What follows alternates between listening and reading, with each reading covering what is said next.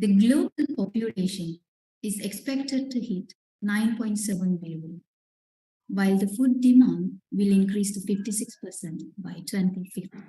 The situation is bottlenecked with COVID-19, one of the critical global pandemics, causing unprecedented economic downturn while amplifying the food insecurity and aggravating the poverty condition. Climate smart agriculture, precision farming, and agriculture 5.0 technologies are the prospective approaches to deal with global food insecurity and reorient our agriculture system. So we are urged to think, discuss, collaborate, and act on the systematic transformation in agriculture food sector. Ladies and gentlemen, a very good morning to you all. It is with great pleasure we welcome you all to the final session of third Undergraduate Research Symposium on Agricultural Engineering and Environmental Technology 2022, hosted by the Department of Agricultural Engineering, Faculty of Agriculture, University of Ruhuna in Sri Lanka. For last couple of days, we had the first two sessions of our research symposium on the timely topics with excellent presentations by our undergraduates. Today, we are staying connected on this virtual platform for the last session of URSAE 2022 that is conducted under the main theme of Innovative Technologies in Agricultural Engineering. Today's, the event is graced with the presence of our keynote speaker, head of the department, professors, our young scientists and students. I warmly welcome you all on behalf of the organizing committee. Ladies and gentlemen, we will begin the ceremony with the university anthem. Let us remain silent in honor of the university anthem.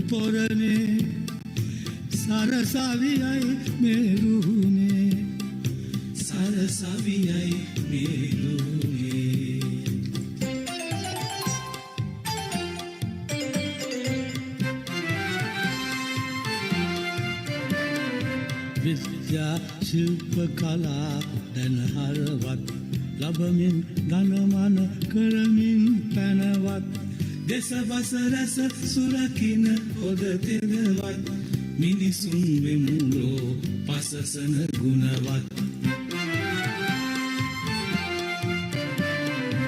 බබලන සීලක දකුණේ නිරවන් පිරිකල තෙරනේ Anuvan orandunu porane sarasaviyai merune sarasaviyai merune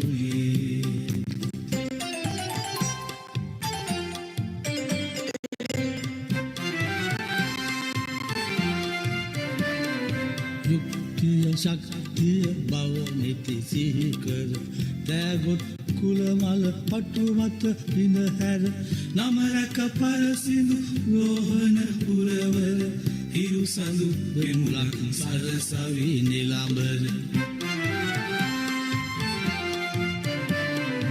බබලන සිරිලක දකුණේ නිරවන් පිරිකල තෙරනේ පනුවන් ඔරඳුණු පොරනේ Sarasaviyai merune Sarasaviyai merune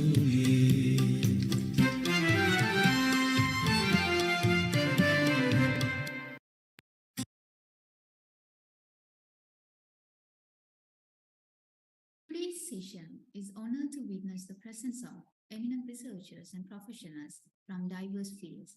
Ladies and gentlemen, each of you who have virtually gathered on this platform today deserves to be greeted warmly. On that note, I cordially invite Dr. BMS Jinendra, Coordinator, URSAE 2022, to deliver the welcoming address. Very good morning to you all, ladies and gentlemen. Professor Kuroki, keynote speaker today, Senior Professor G.Y. Jayasinghe, Chairperson Technical Session, third session of URSAE 2022. All head of departments, senior professors and colleagues, and all the undergraduate presenters, ladies and gentlemen. So I'm pleased to welcome you all to the third day of URSAE 2020 Symposium.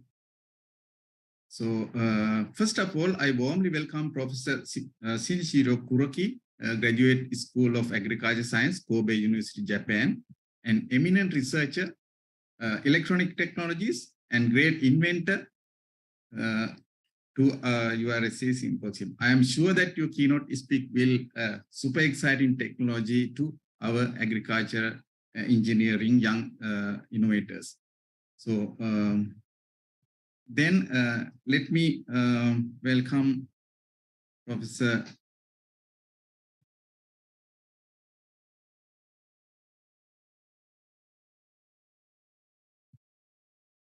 our head of department, Professor G.Y. Jayasinghe. Today our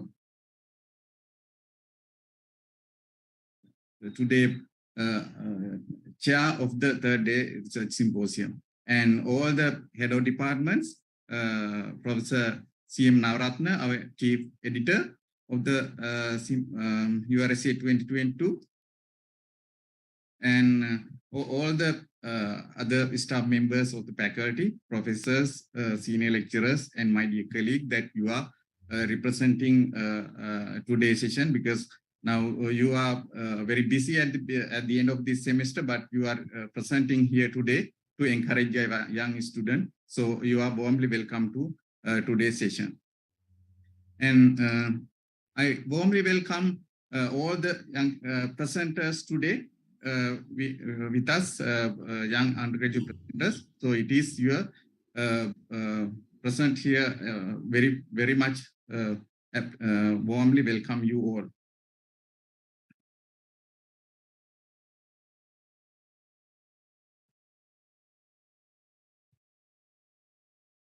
Excuse me for a while.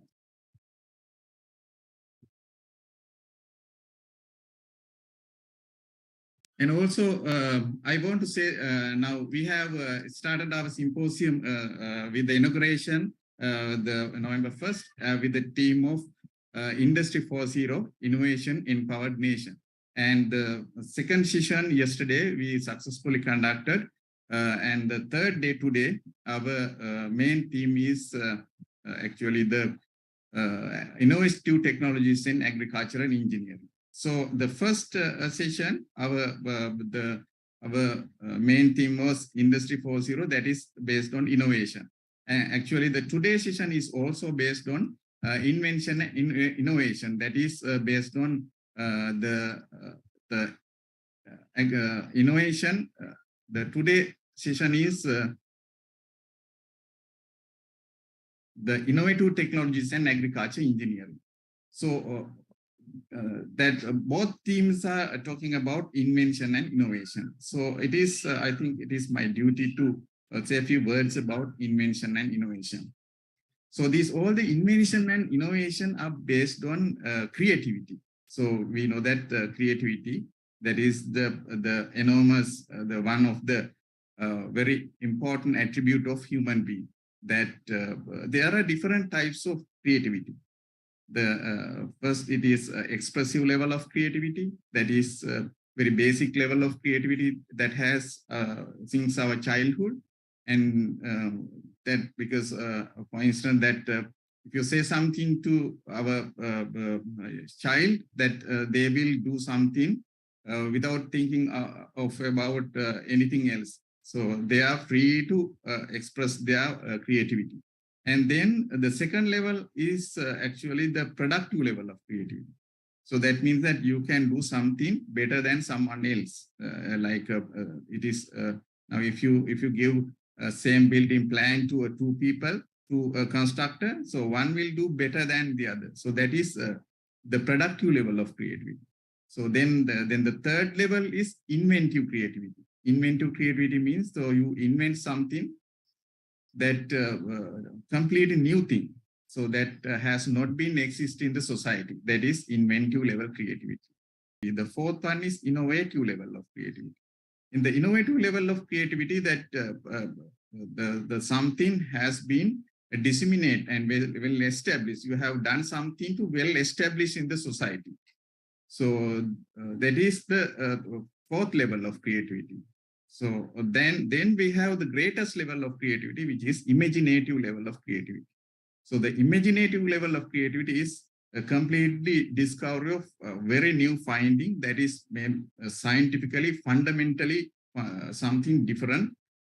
For instance, that Sir Isaac Newton or the Albert Einstein, who did the found the theory of relativity. So this kind of findings are based on imaginative level, rare type of genius creativity.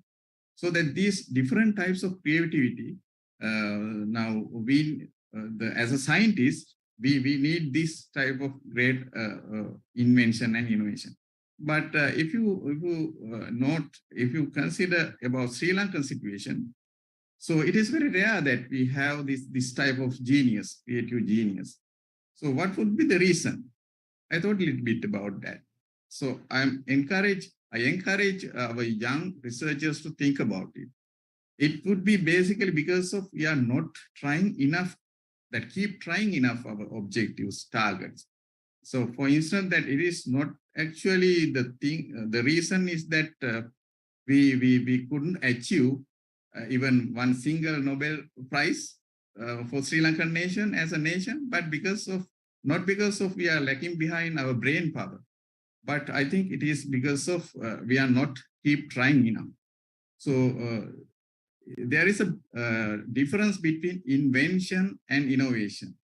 Invention is you are doing something completely different for the first time. For instance, completely different for the first time. For instance, that the discovery of electric bulb first time, Thomas Alva Edison, but it is he is not able to establish it in the society like Suji Nakamura, that he was invented that LED bulb that has been disseminated all over the world. And also sometimes inventors are sometimes not very much popular. For instance, that Martin Cooper that invented the mobile phone. But we all know that the Steve Jobs, so he has tackled the issue. Although we had various mobile phone types, but we had not. So there are shortcomings, especially the speed and the solid structure. But the Steve Jobs observed that shortcoming, and he has innovated. So innovated that so he won that the mobile phone arena. So he is well established. So that is innovation. So we are talking about innovation empowered nation. So therefore we need to keep trying and observing things. So 1886 that the first engine was discovered by Carl Benz. Actually, we even haven't heard that name, but we know that Elon Musk, so he has this Tesla and well established their electric car like this. So it is most of the time you need keep trying.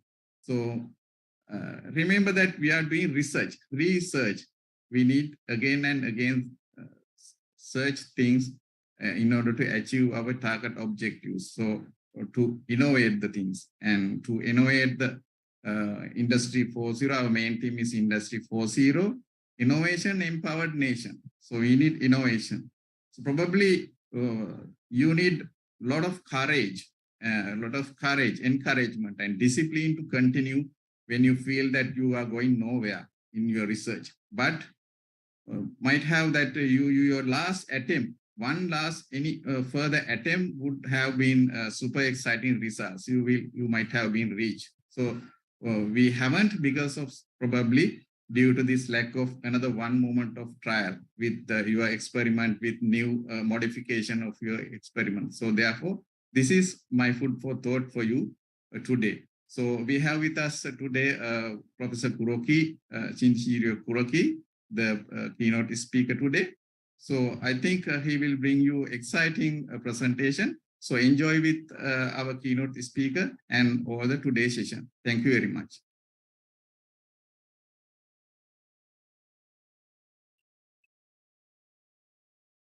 Kirtina?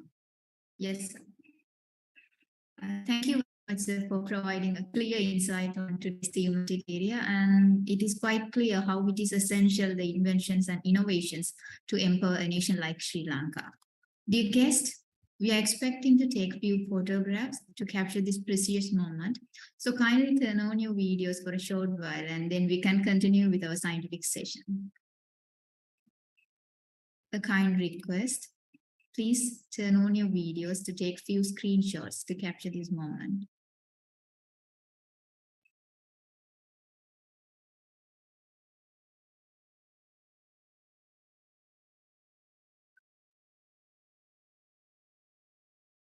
Thank you. To commence the technical session, I would like to invite Dr. BMS Jinendra, Coordinator URSAE 2022, to introduce the chairperson of the scientific session. So over to you. Thank you very much, Kirtina. So let me introduce Senior Professor G.Y. Jayasinghe, Chairperson Technical Session today. Senior Professor G.Y. Jayasinghe achieved his BSc Agriculture from the Faculty of Agriculture, University of Ruhuna, and then Master in Applied Microbiology at University of Kalani, and in Environmental Engineering from, and also another MSc in Environmental Engineering from the University of Ryukyu, Japan. So he completed his PhD in 2010 in Agriculture Science from Graduate School Agriculture Science in Kagoshima University, Japan. So he is a transdisciplinary researcher with the due international recognition for his impeding research finding. So his field of expertise include agroclimatology, climate change, irrigation and water management, crop modeling, green architecture, and environmental engineering, disaster management, and disaster resilient build-up.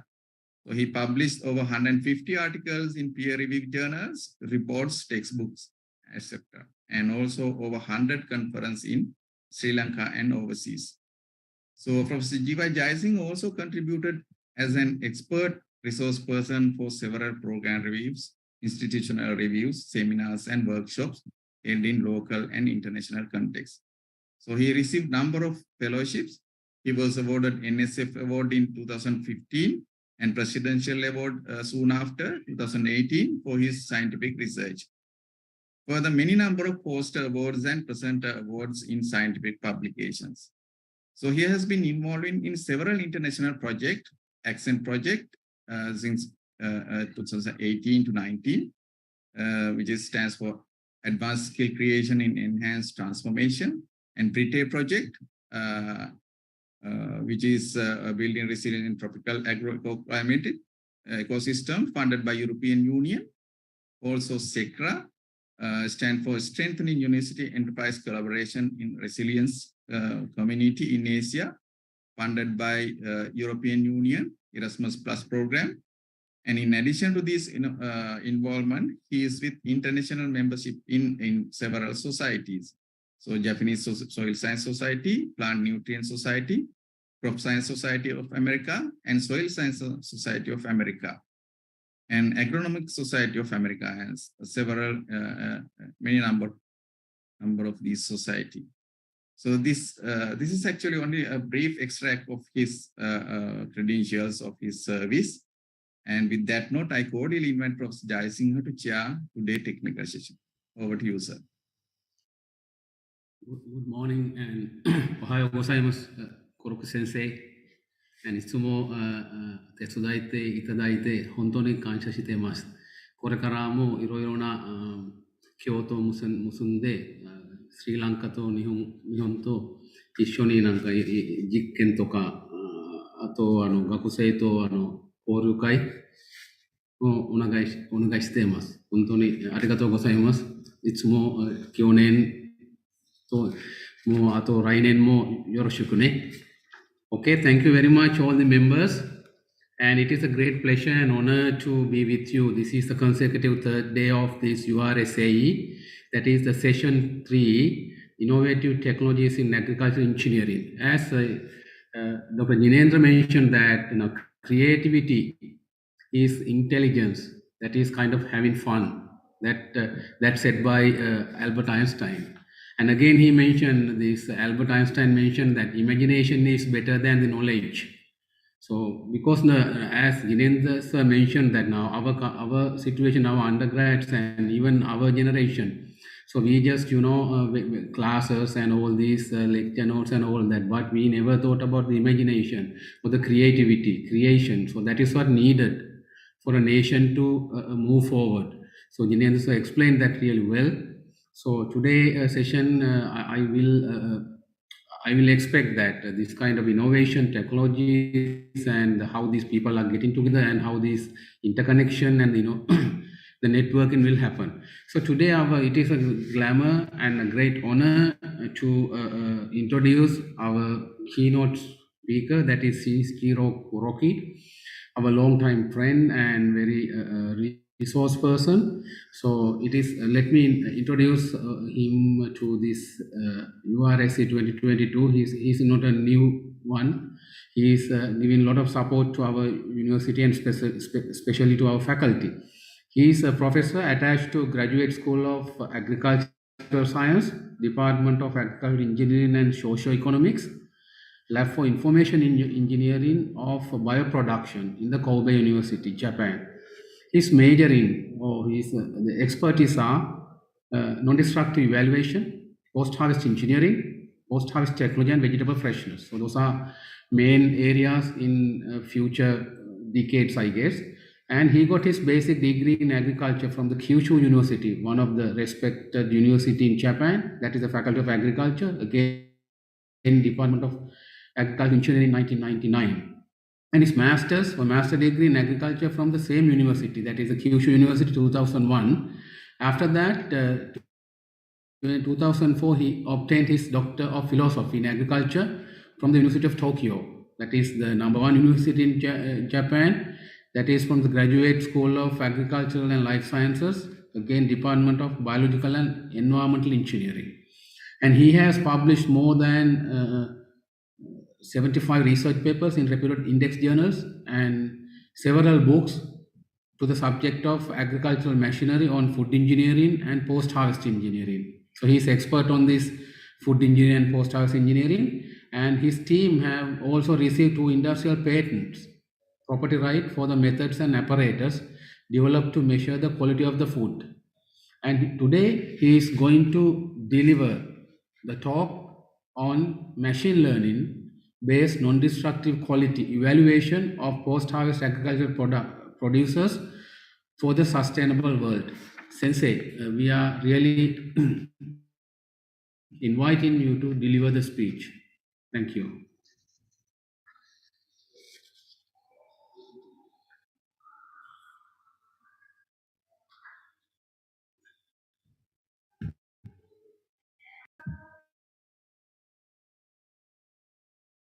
Sensei, you are muted. Okay, sorry. Thank you very much. Can you see my presentation on the screen? All right.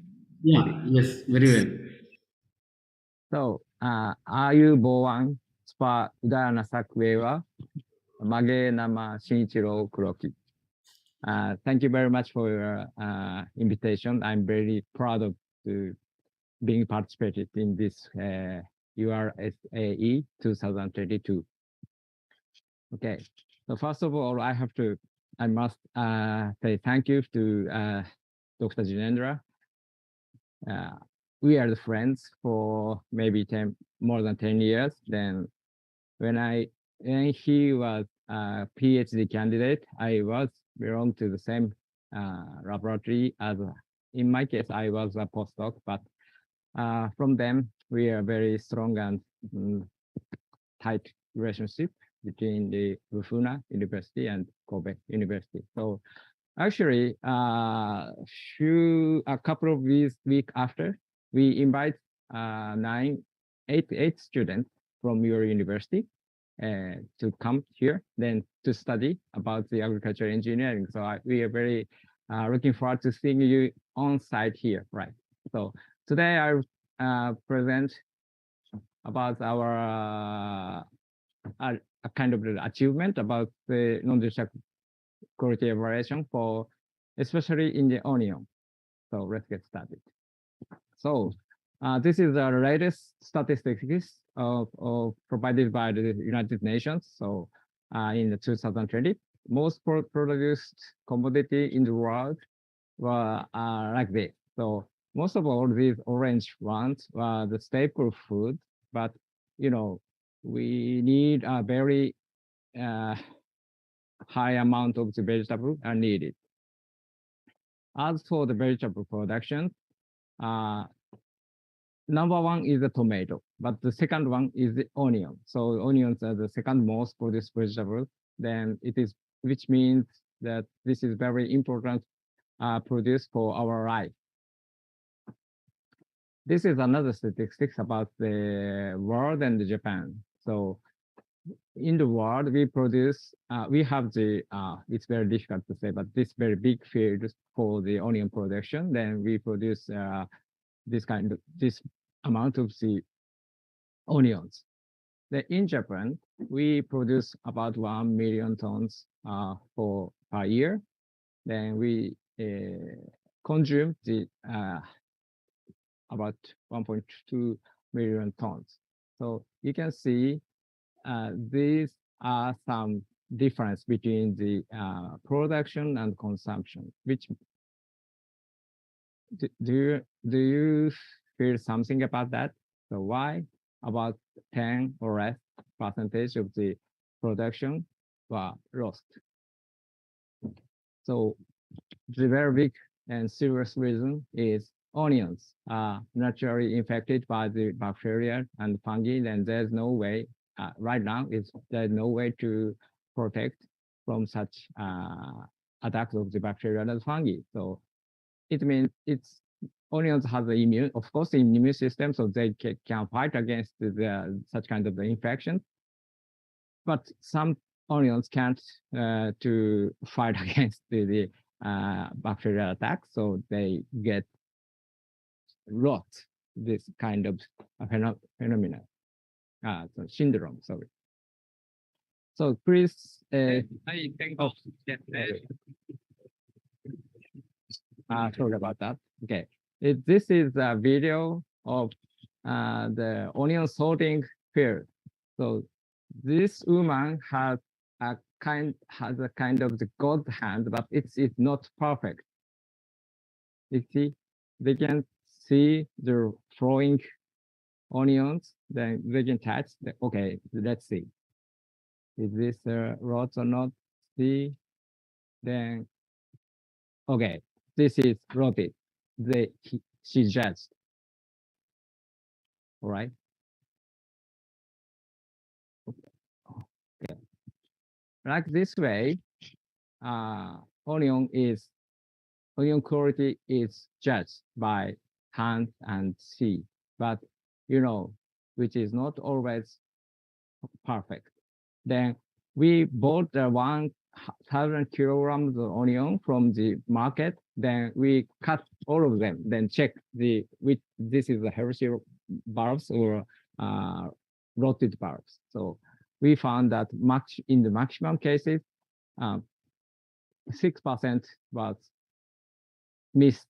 I mean, such woman has a very good hand, can't catch the rotted onion. So this means that those are the missed shipped to the market. So in case if there a rot is outside, it's very easy to sense because of when you touch them, you can feel that this is okay, this is soft. But the rots located in the inside like this, it's impossible to check by like gloves or smell. It's very it's impossible to sense this is a rotated bulb. So this situation potentially force us into the negative spiral loop to the onion production, because producers is regarded as a rotated bulb are regarded as producers' fault. Then for professors, it is very difficult to control the quality of their product by using the Hershey and rotated bulb, because some rotated bulb is contaminated. The production should be thrown away. Then for the consumers also, they can complain, but such complaining discourages the onion production, then resulting in the loss of the stable food chain of the onions. What can I do to solve this problem? Then we use this kind of the technology. So we utilize this, especially for the near-infrared light technology, which interact with the materials. Such interaction can be detected by the molecular vibrations. You can see this video, which shows the molecules absorb light with specific wavelength. This green energy can absorb this molecule, but the other wavelengths, which means the light has different energy, which cannot be absorbed by this kind of molecule. So we can see the difference in the existence of the molecule by sensing the absorbance of each wavelength, light of the wavelength. So, but this kind of range, around 700 to maybe 12 or 1300 nanometers, as called as the first and second biological window. As you can see, this is maybe your beautiful beach in your country, I think. Then you can see the sand under the water through the water. It means the water is transparent against the visible light, okay? But as for the visible light, this is me. You cannot see my right eye through the onion, okay? But near-infrared light, especially around here, can penetrate this kind of the colored material, okay? This is the reason to utilize the near-infrared light to detect the interaction between the rotated molecules and light. So, okay, sorry about that. This is another video. Okay, light pass through the onion. Then you can get the this kind of spectra is the kind of the fingerprints of which wavelengths can be absorbed in the molecule in the onion. So we can analyze this kind of spectra by using the machine learning. So this graph shows the difference in the rotated onion levels. So you can see we have the 6 different rot levels. This is healthy one, then this is the more serious one. Then we can get the different spectrum, which shows we can get the spectra, we may be able to detect the difference in the rotated onion. Then to be confirmed this kind of the technology, we use the machine learning especially. So machine learning is defined as the one internal element of the artificial intelligence. Then, you know, the deep learning is much deeper aspect of the artificial intelligence. So, but we use this range of the machine learning technology. So this is I'm so sorry. This is kind of a classification of the way of the multivariate analysis determined by the Aijima sensei, 1982. These are modified by us to some extent. So there is two main different. This technology is divided the two: supervised pattern recognition, then unsupervised pattern recognition. So we in this case we know the lot.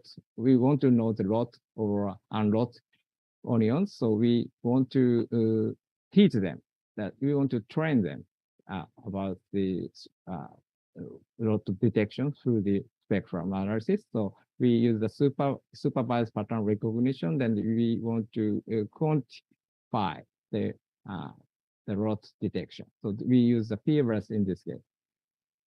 In this PRS model, first we divided the data for the calibration. I mean the training data set. Then for the validation data set, then first we trained the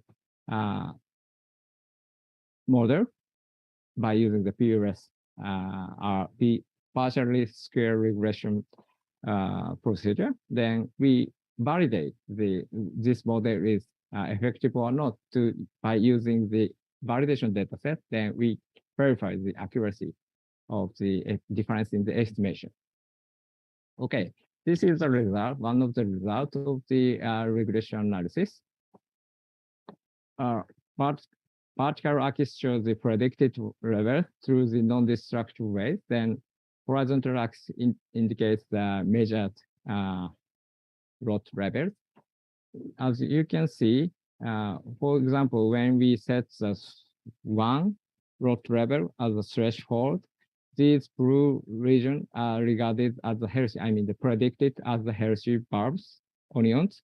Then the red area is regarded as a rotted onion. So maybe you can find some misclassification, like this is the level 0, which means the healthy, but it's regarded as the rotted one. Then this one, for example, was rot level 2 onion, but it's regarded as a healthy one. Anyway, you can find some misestimation. There is, but it looks working so well. Then you may think machine learning can train everything. Then machine learning is almost omnipotent. But are you sure? I show it's not true. First, I show the successful cases. When we mix the varieties, it's possible to, it may affect the accuracy for lot detection, but it doesn't affect at all. This graph shows the symbol is a variety, circles, square, and triangle. Then number indicates the lot level. So you cannot observe any difference between the variety or lot level. So spectral features are not affected by the variety. So this is very good things for our objective. But in other words, near-infrared light can tell lot features between the variety. So this is good for us, but this may not good for some. The second one is the temperature. When measuring the lot onions for if the lot or not, the spectra is affected by the temperature. Then especially for the OH band of the molecule can be affected by the difference in temperature. So you can see when we establish the model by using the onion with 30 degrees Celsius, of course, it can be effective to predict the 30 degrees Celsius, but it's get worse to when we measure predict the 10 degrees Celsius of the onion. So, but when we train the model by all mixed data set, including the 10, 20, 30 degrees Celsius, such model can predict all temperature. So it means we can train the model when mixing the temperatures data set. Okay. The same thing happens in this side. We can, the size, if size is different, the amount of the penetrated light of the onion is changed, of course. But then such a difference in the light absorption can affect the model accuracy. But anyway, when we mix the data set, including the middle size, large size, and double large size, it overcomes such difference in the size problem. So these are the good successful story, but positioning is not overcome. Anyway, so please see this graph. This barrel's bottom graph shows the same graph as I showed you before. The level 0 to 5, we can get the different features of the spectra. But when we measure the level 0 onion in different position, we can, unfortunately, we can get this kind of difference in the spectra.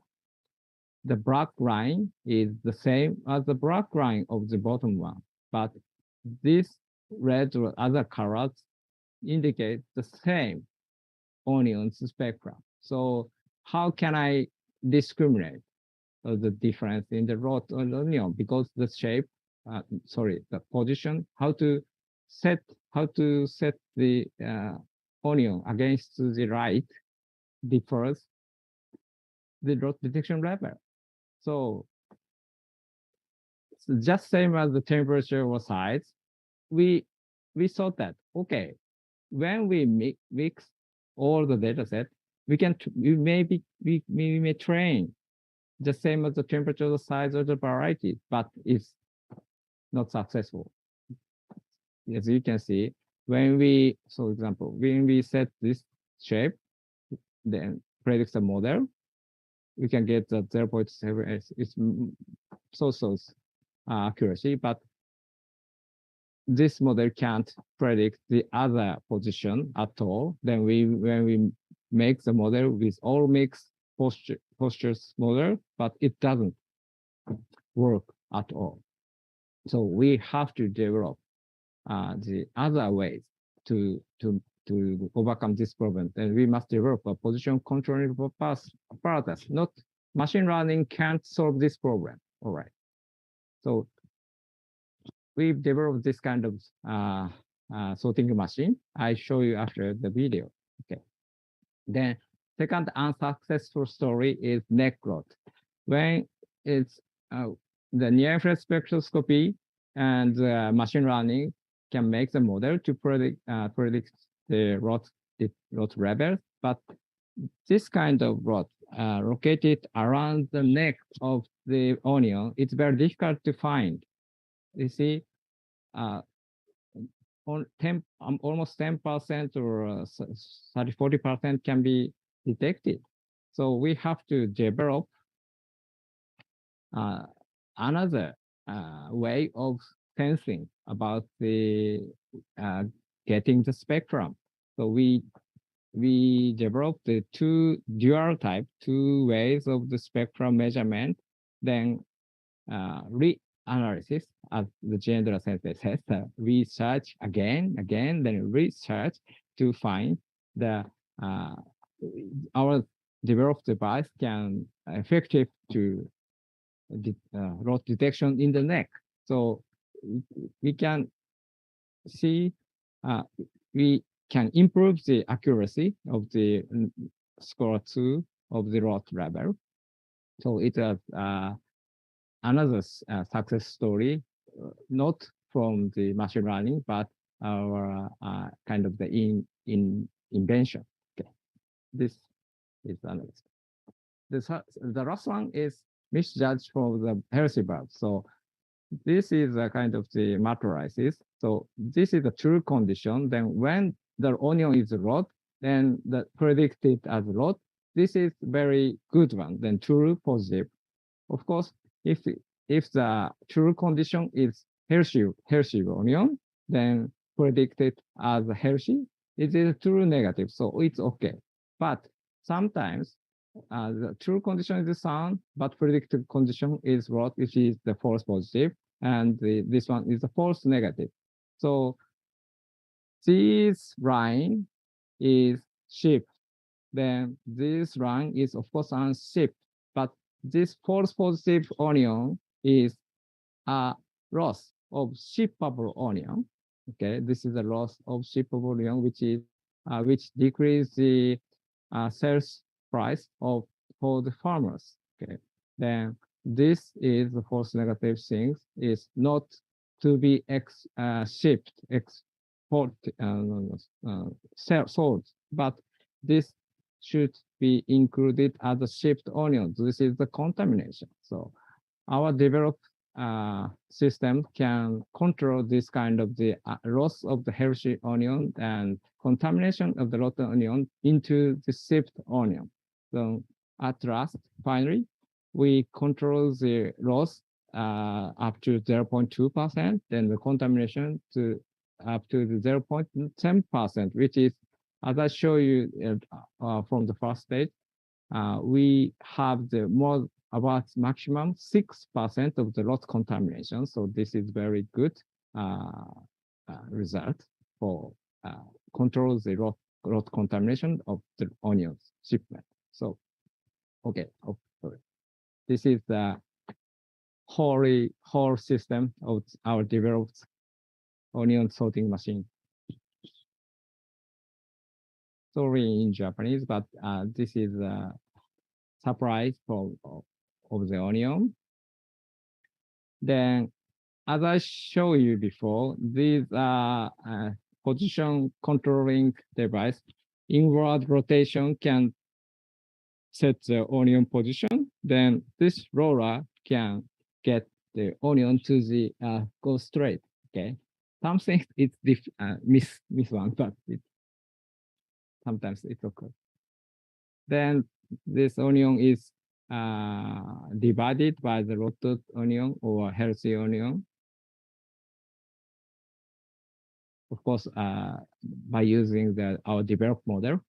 Then let's check if it works or not. This is cut. Oh, there's no rot. It is a mistake. No way. This is rotted onion. The other one is all right.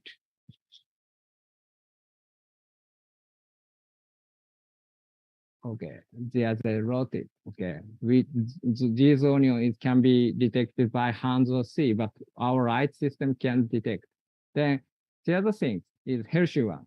So is it truly healthy? Let's cut it. Then check it. It's all right. So it is not contaminated by the rotted onion. So we can divide the rotted or unrotted.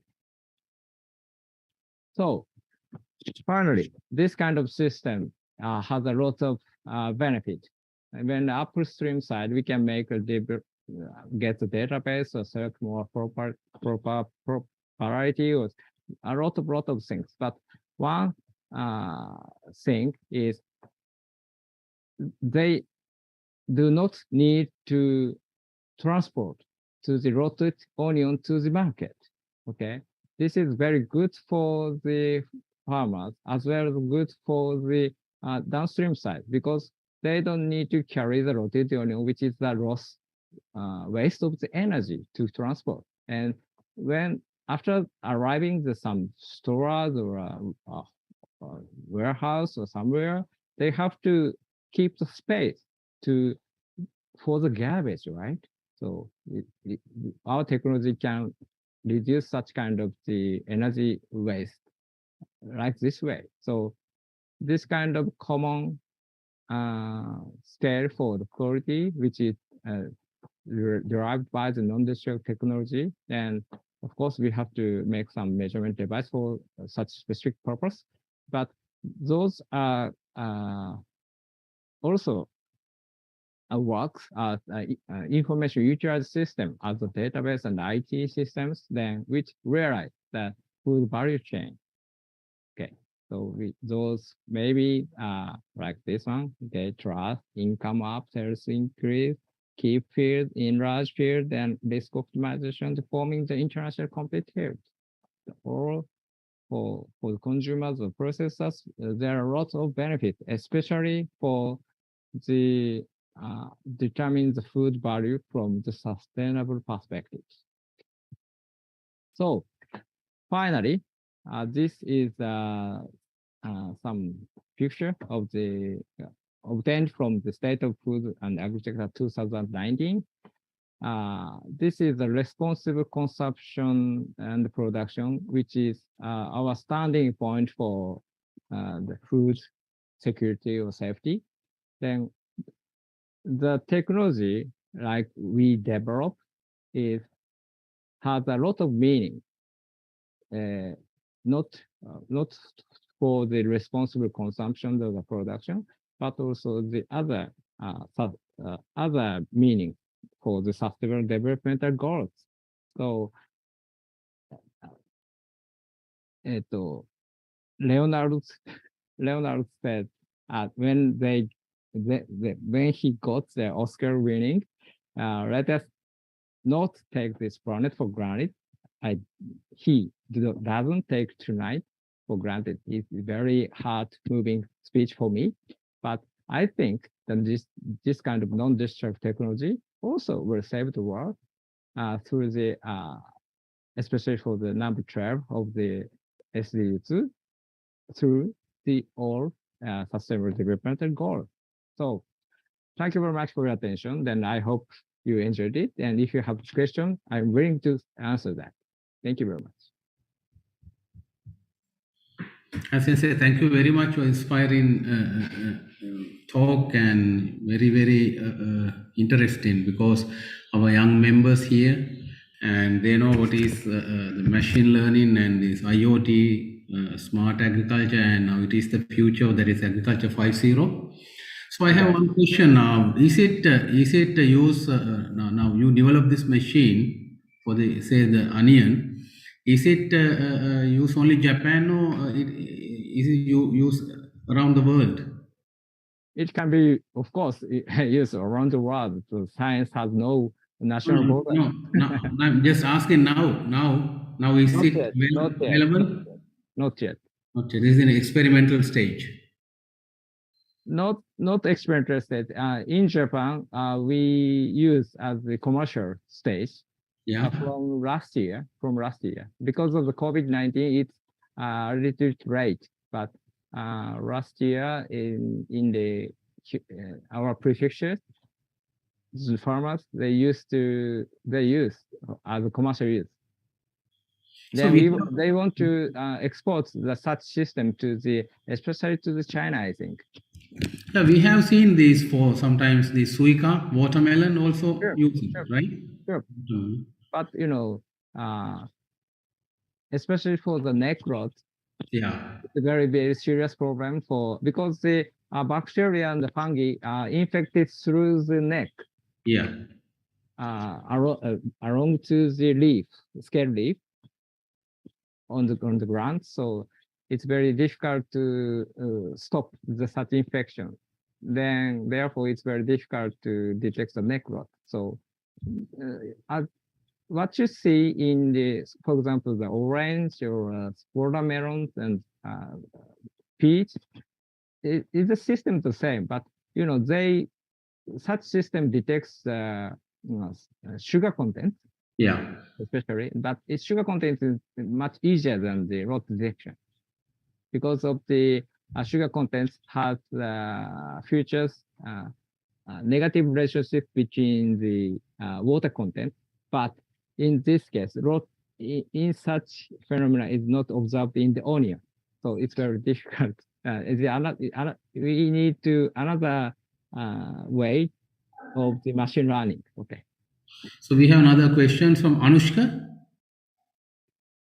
Ohayou gozaimasu, sensei. So, I have a small question. So, so how about the impact of each variety of this onion for the accuracy of this machine learning method? variety doesn't affect the accuracy of the detection. We can tell the variety by using this technology, but in otherwise, how to say?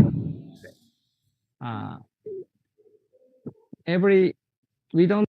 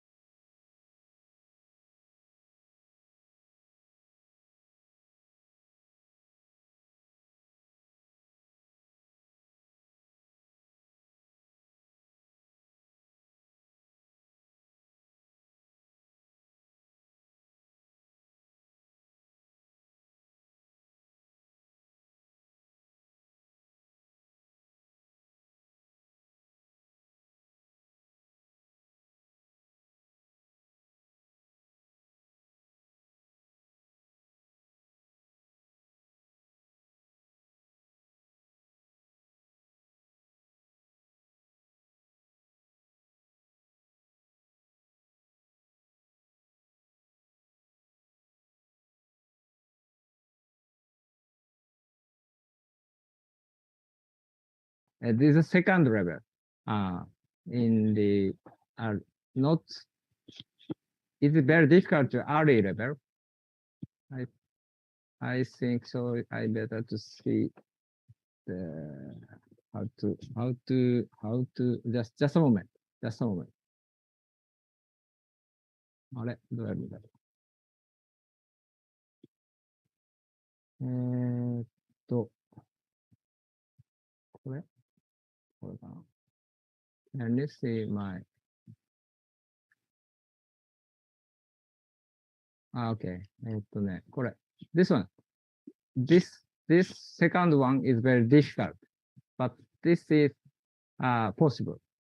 Actually, we divided the 6 level 0, 1, 2, 3, 4, 5, but the commercial complaints comes from the second one. We don't care about the, of course, 0 and level 1, which is because this is, not used for the cooking, right?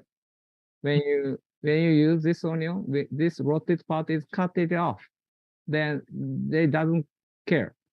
So therefore, our technology is very commercial. Okay. From here, this is very difficult. Welcome. Yeah, thank you very much, Sensei, and thank you very much for this very real experience, hands-on experience about these real innovations and the machine learnings. And we know it is promising to Sri Lanka because we are yet to start these levels, and we are looking forward to your continuous support and assistance throughout. And we have a great honor to be you every year. So this year we started to invite some other university students to present. So next year, please send some Japanese students as well, because then we can blend the people. This is not a Sri Lanka or Japan; it's a global event. So therefore, we are looking forward. So sensei, hontoni arigatou gozaimasu. Itsumo kancha shitemasu. Arigatou gozaimasu. Bohoma stuti. Thank you, sensei. Thank you very much. So now let's move to the sessions. So we have 15 presentations today. So first one, first research title is the development of a charcoal evaporative cooling chamber for extending the shelf life of leafy vegetables. That is Alternanthera sessilis. So will be presented by T.D. Karunatilaka, and another co-author is the C.P. Rupasimha. So please present your presentation.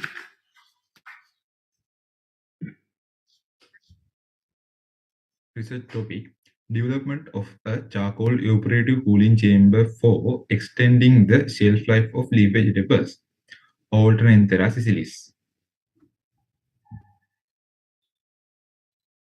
Outline of the presentation. Introduction.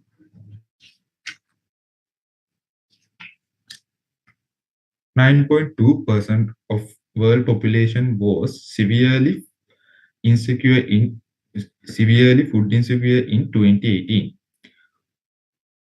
20% to 45% of fruit and vegetables were losses because of the poor post-harvest handling. Leaf vegetables contain mostly vitamin C, minerals, and proteins. Problem statement: quality of leaf vegetables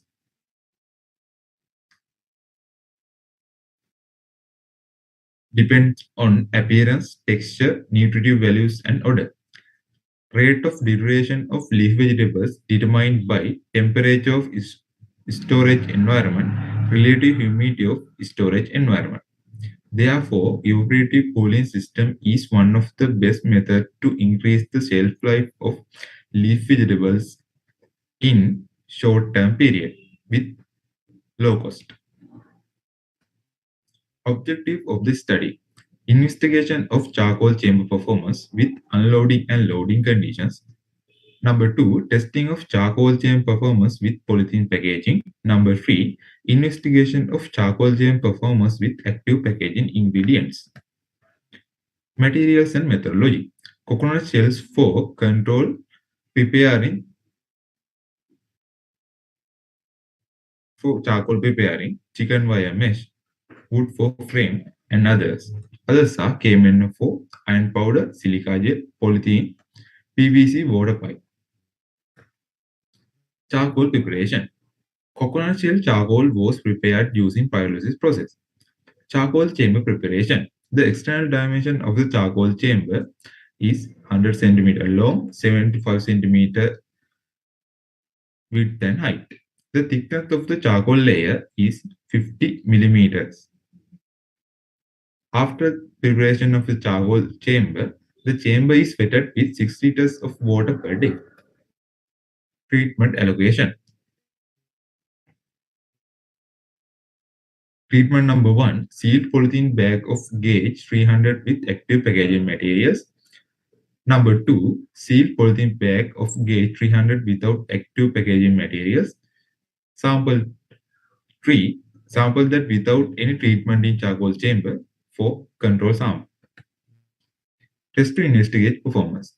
Temperature and relative humidity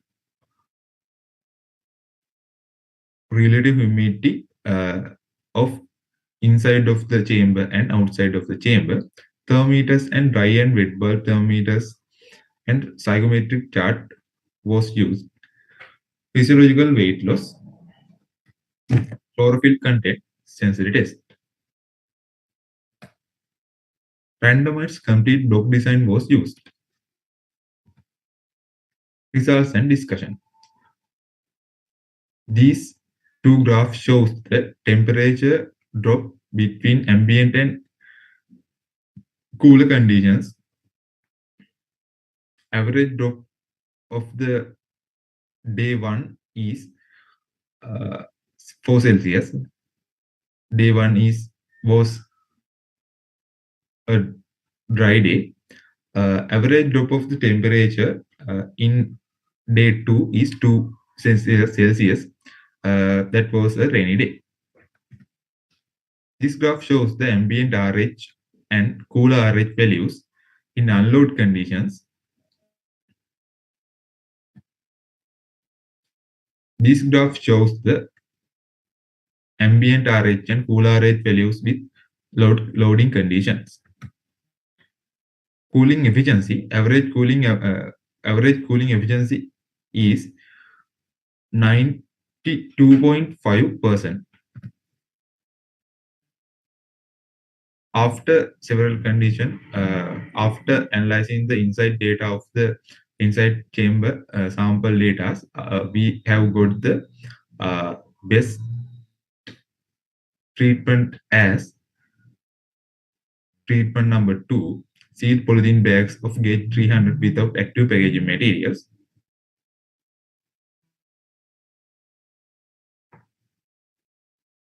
Physiological weight loss inside chamber. There is a significant difference among pre-treatments in 3rd, 6th, and 9th day. Highest weight loss, treatment number 3, lowest weight loss, treatment number 2. Inside and outside of the chamber comparison. There is a significant difference between control sample and sample treatment 2, 3rd, 6th, and 9th day.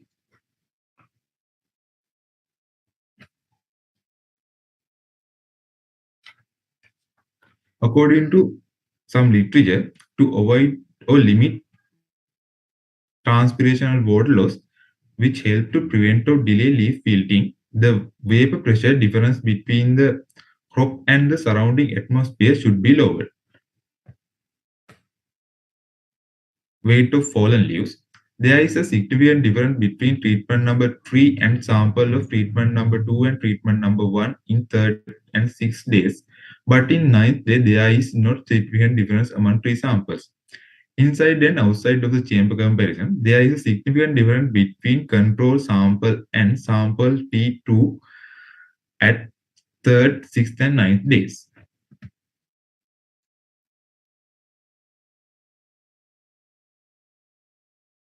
Exposure to ethylene can cause enhanced yellowing as well as leaf drop or abscission. Chlorophyll content of leaves. There is not any significant difference among treatments in 3rd, 6th, and 9th days. Inside and outside of chamber comparison, there is a significant difference between control chamber sample and sample T2 at 3rd and 6th and 9th day.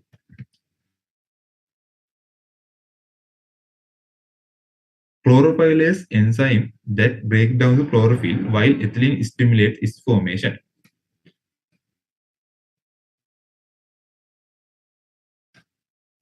Sensory test. There is not any significant difference among treatment 1, 2, and 3, there is a significant difference between control and every treatment in the chamber.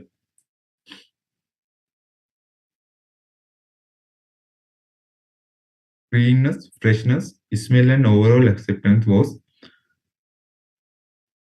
recorded. Conclusion. The charcoal evaporative cooling chamber cools according to the principle of evaporative cooling. Charcoal evaporative cooling chamber is best for areas that are very dry. Considering water loss, sensory test, and weight of broken leaves, best sample is treatment number 2. Rapidly quality of the treatment reducing day 3 to day 6 without deterioration can keep for 3 days. These are the references, and thank you very much. Yeah, thank you very much. Now, it is about charcoal evaporating cooling, specifically for the leafy vegetable. So, members, it is open for your clarifications, comments, or questions. We'll have 5 minutes. So while people are getting ready, I can just start because this evaporative cooling, it has been happening around the world. So lots of people doing, there are different materials, in your case charcoal. So I have seen this done for the spinach or several set of vegetables as well. What's your main finding and the recommendation? Why did you want to do it into this Alternate sessilis? Because there are lot of researchers conducted. So what is the specialty of this research? Sir, in Sri Lanka, there is not very there are very few research going on the evaporative cooling chambers, especially for leaf vegetables. Therefore, Engineering-UOR series is there is not any literature to Engineering-UOR series about Engineering-UOR series inside shelf life the using a charcoal chamber. Apart from that, what is your dimensions of this chamber? Dimension is 100 length, width, and the height. 100 centimeter long and 75 centimeters height and width. So what total volume inside? Nearly 1 cubic meter. So what's the thickness? Now charcoal laden walls there. What's the thickness? 50 millimeters. 50 millimeters. That is 5 centimeter, right? Yeah. And what is your maximum cooling you obtained? Maximum. I have got maximum cooling in 6 Celsius drop. There in that day there is 6. And RF difference between inside and outside, the maximum? Average 30% difference between inside and outside in maximum day. So how long the shelf life increased? Normally in our normal conditions, we can 1 day or 2 day we can keep these leaf vegetables, right? So with this your chamber, what's the duration? Shelf life increased? Without sealing polythene and without with active packaging, we can increase shelf life in 3 days to best quality. But within 3 days to 6 days, there is a rapid deterioration without active packaging and sealing condition. With sealing condition, we can increase the shelf life to averagely 5 days. Yeah, and again, how about this vitamin C or color or moisture? Is it increased, decreased? Have you done that kind of? You have some idea? I have not check the vitamin C value of the leaf vegetables. But I have done color and TSS, total soluble solids condition, but there is not any differences within the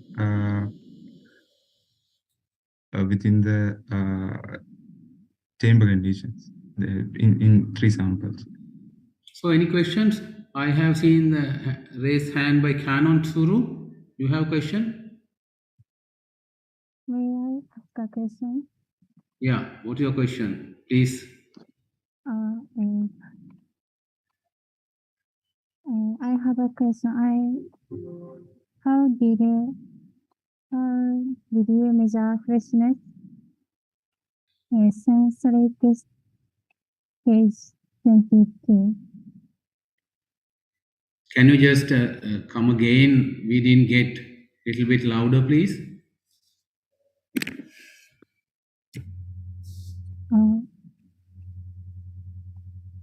Sorry, how did you measure freshness? Did you measure the? Measure freshness.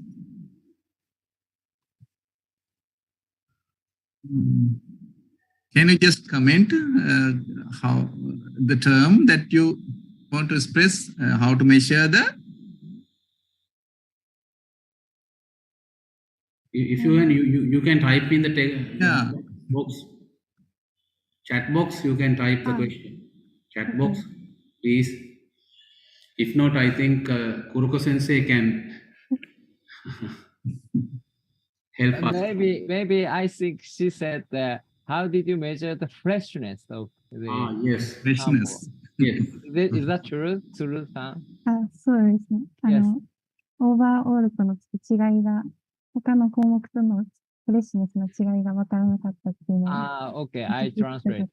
She doesn't understand the difference between the overall quality and the freshness. So can you explain that? Okay, overall quality means colors, and if you think in my presentation,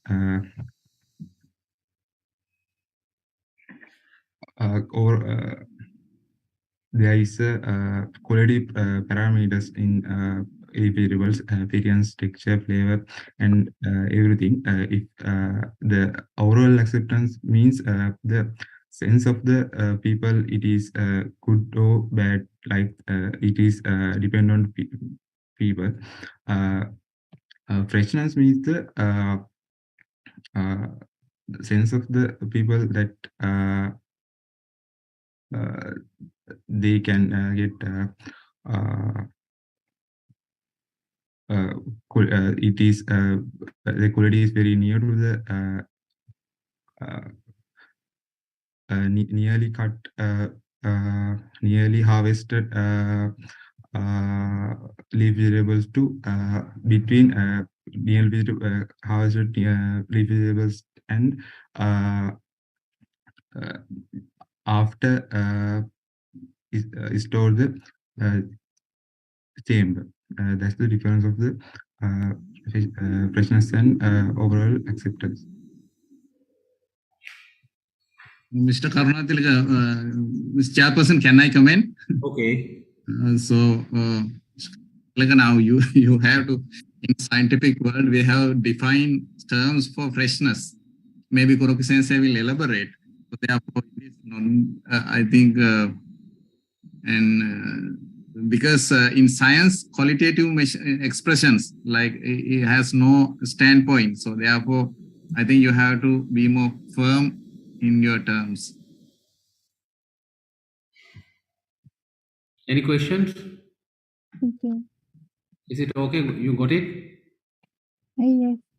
So here the freshness, that is the it is the quality of being in new, the natural conditions, or no any preservation source. That is the freshness, and overall total quality in that freshness you can get the visual appearance, and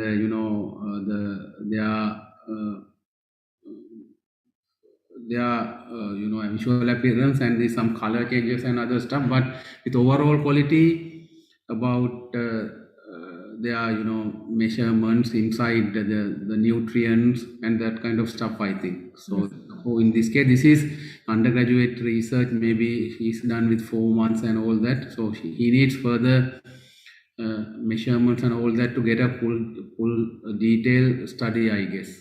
Isn't it, Karmadil, right? Yes, may I comment? Actually, we measure the chlorophyll he measured the chlorophyll content. It's a greenness, and with the chlorophyll breakdown also one of the reason for loss the freshness.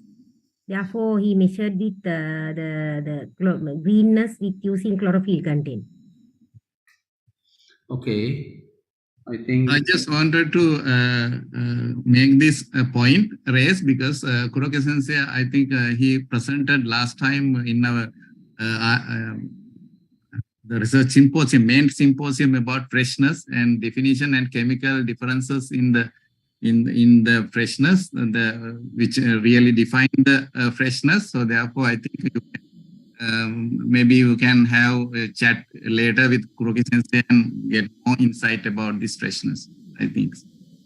Thank you very much. That is really appreciate about Sensei's involvement, and we can develop that further. And thank you very much because it is interesting. We can discuss hours, but the time is the limitation. And the second presentation by Madhu Shankar and C.P. Rupasinghe, Pereira, and the Balasurya on development of a cost-effective paddy dryer for small-scale farmers, paddy drying. Please present your presentation. Today I'm here to present my final year presentation. My research topic is development of cost-effective paddy dryer for small-scale farmers. This is the outline of my presentation. Let's move on to the introduction. Rice is one of the staple food grown in Sri Lanka. There is a 20 to 30% loss of rice throughout the post-harvest processes. Therefore, drying is used to reducing moisture content to acceptable level for storing paddy. At harvesting period, paddy has 21 to 24% moisture content, and drying is repeating until moisture content becomes 13%. According to the 2021 Central Bank report, local production of rice was 150,000 metric tons, and the imported rice amount was 147,000 metric tons. And per capita consumption was 107 kilograms per annum. Let's move on to the problem statement.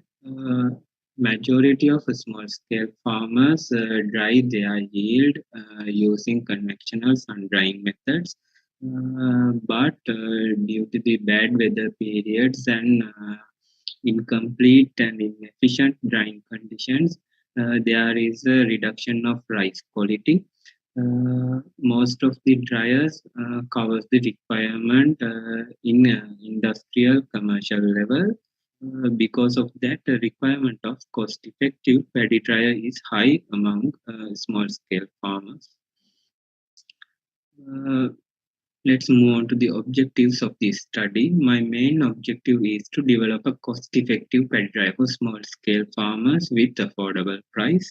And the other objectives are to develop a mechanism to agitate paddy grains, to evaluate paddy dryer performance with different bed height, agitation rate, and blower speeds.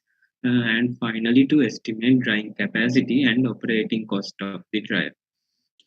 This is the methodology, and this is the outline of my methodology. First, I was studied about the drying mechanism of the dryer, and I was designed a mechanism to agitate paddy. After that, I was decided to fabricate a prototype of the dryer. After fabrication, performance testing was done, and collect data and analyze that data using statistical software. Those are the equipment I used throughout the study. Grain moisture meter was used to determine determine moisture content of paddy each and every trial of drying, before and after drying. Digital tachometer was used to measure different blower speeds of the blowers, and the clamp meter was used to measure the current flow at the optimum conditions of the dryer. First of all, I gathered information of existing dryers in Gampaha area. Here's the drying mechanism of the dryer. Solar radiation is the heat source, and moisture content of the paddy is removed using blowers through perforated flow. For drying capacity estimation, first I was determined bulk density of paddy at 24 moisture content as 428.5 kilogram per cubic meter. Then I decided to develop a prototype with 100 kilogram capacity. According to that, I was determined the dimensions of the drying chamber as length is 150 centimeter, width is 75 centimeter, and height is 25 centimeter. After that, according to the dimensions, I was designed the paddy dryer using SolidWorks. This is the isometric view of the dryer, and this is the two-dimensional drawings of the dryer. Let's see about the agitating mechanism of the dryer. Agitating shaft is rotating using motor, and screw also rotating using another motor. Agitating shaft is coupled into screw. Because of that, screw is supplied to move shaft along the longitudinal axis, and the motors are programmed using Arduino circuit. This is some captures of fabricating prototype at FMRC in Mahailuk Pallama, and the end product of the prototype. After fabrication process, first I was determined two blower speeds as 1260 revolutions per minute and 1000 revolutions per minute. After that, each and every drying trial, I was determined moisture content before and after drying as several random samples and get average values. Data collection was done as 4 different tests. In test 1, I was compare 2 different drying methods as with mixing and without mixing, and test whether what is the most effective drying method. For that, experimental design was a 2 sample t-test with 3 replicates. Then as test 2, I was compared 3 different bed heights to find out the optimum bed height for the dryer. For that, I used 10, 15, 20 centimeter bed heights. Experimental design was RCBD with 3 replicates. After that, the test 3 was used to compare 2 different bed heights with 2 different agitation rates and find out the most effective bed height and agitation rate combination. For that, bed height was used as main plot, and mixing rate was used as subplot. Two bed heights used as 15 and 20 centimeter, and two mixing rates were used as mixing with 15 minutes intervals and 5 minutes intervals. Experimental design was a split plot design with 3 replicates.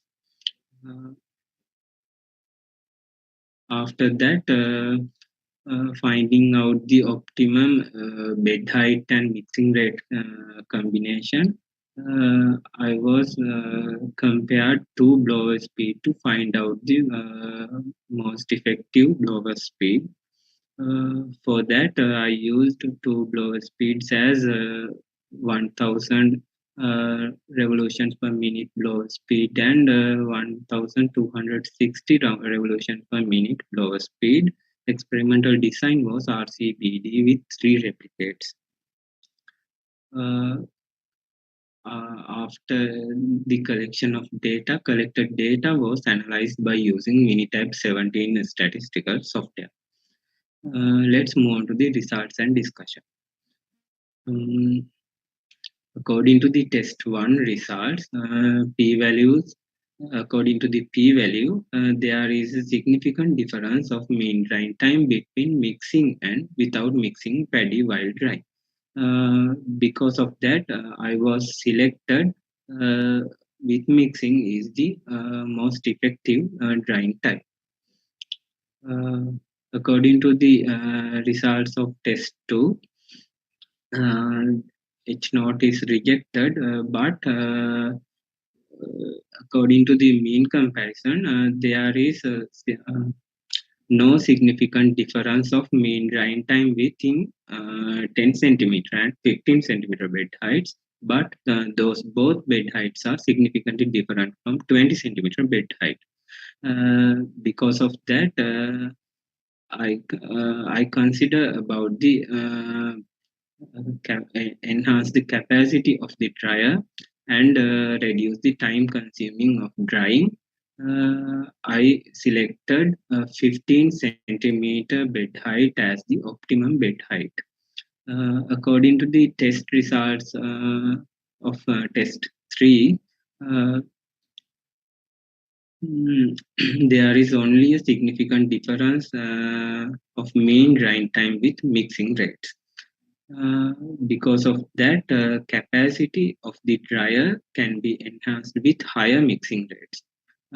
Therefore, I selected 20 centimeter bed height and mixing with 5 minutes intervals as the optimum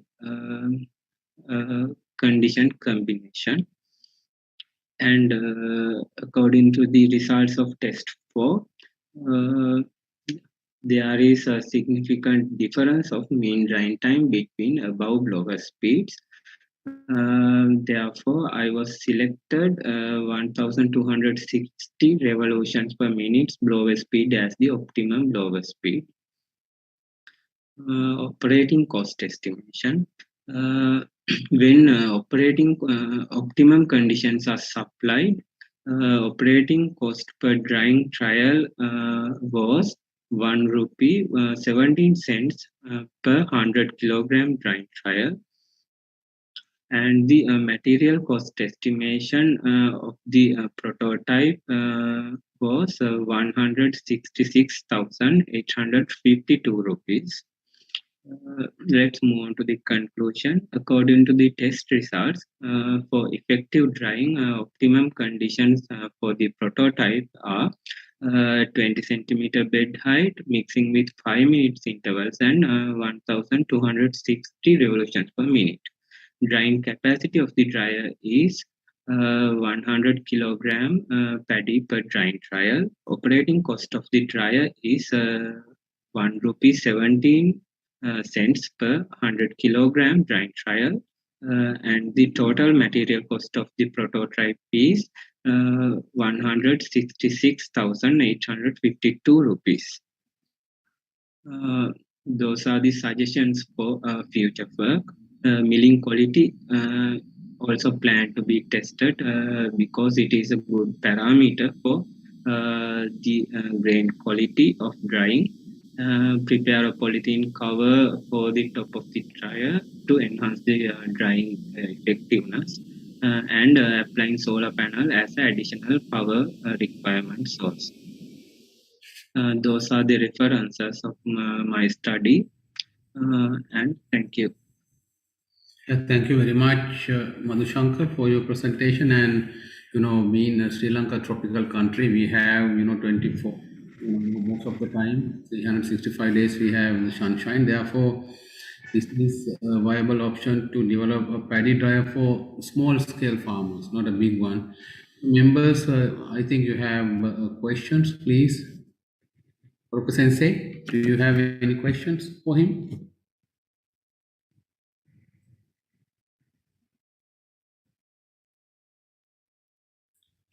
So until other members are getting prepared, so I can ask one question about this. So what is the capacity of this your dryer? So this is a prototype. Because of that, I plan to do it with 100 kilogram capacity of paddy. And the depth you are going with, you are recommended only 20 centimeters, right? Yeah. Yeah. Have you checked the required energy for your 100 kilograms, say megajoules or joules, whatever? Required energy for this drying process, because you are going to reduce 22 or moisture 22 or somewhere to 14%, right? Yes, sir. So within what's the total days you are taking to reduce this moisture content or remove the moisture from 22 to 14? How many days you are taking? So 96 minutes required for per trial, according to the optimum conditions. So if you are taking in Sri Lankan context, the monthly average sunshine hours from the January to December, right? You can calculate average sunshine hours, and then based on that you can calculate what is the megajoules or joules per day. What's your collecting area? The collector. No, area of your collectors, solar collector area, cubic meters or square meters. What is the area of collecting the sunshine?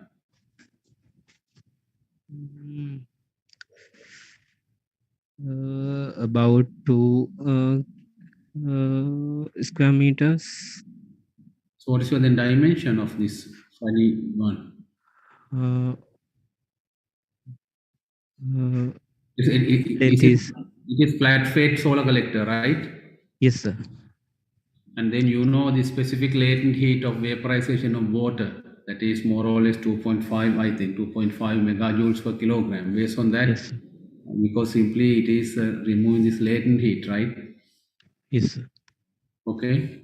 So in energy wise, it is better you can add per day requirement, and you have these 30 days. So it will give a good scientific in-depth about what is the energy needed. That is why you are using these, green energy or the solar to remove that one. Based on these days and other stuff, you can get some values from our weather stations, and then you can add this month, this much of one. So reduce 22 to 14. This is the latent heat we need. So think that as well. So any questions, members? Kanan, or other members? If not, are there any questions?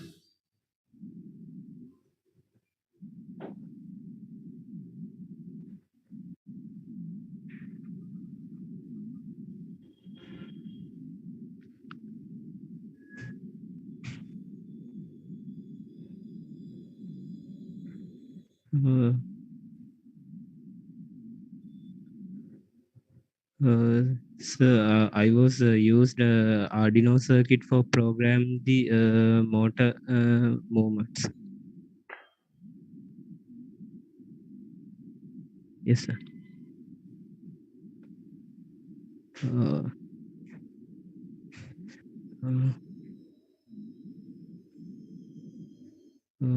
So I used the rotations of the screw, number of rotations of the screw as the.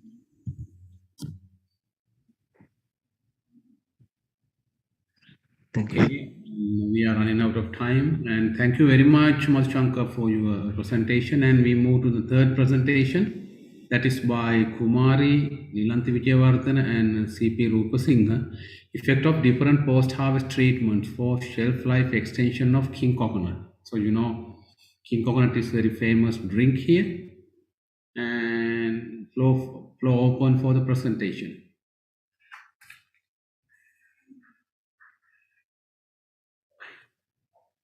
Good morning, all of you. Today I am going to present my final year research project, Effect of Different Post-Harvest Treatments for Shelf Life Extension of King Coconut. I am NALDM Kumari.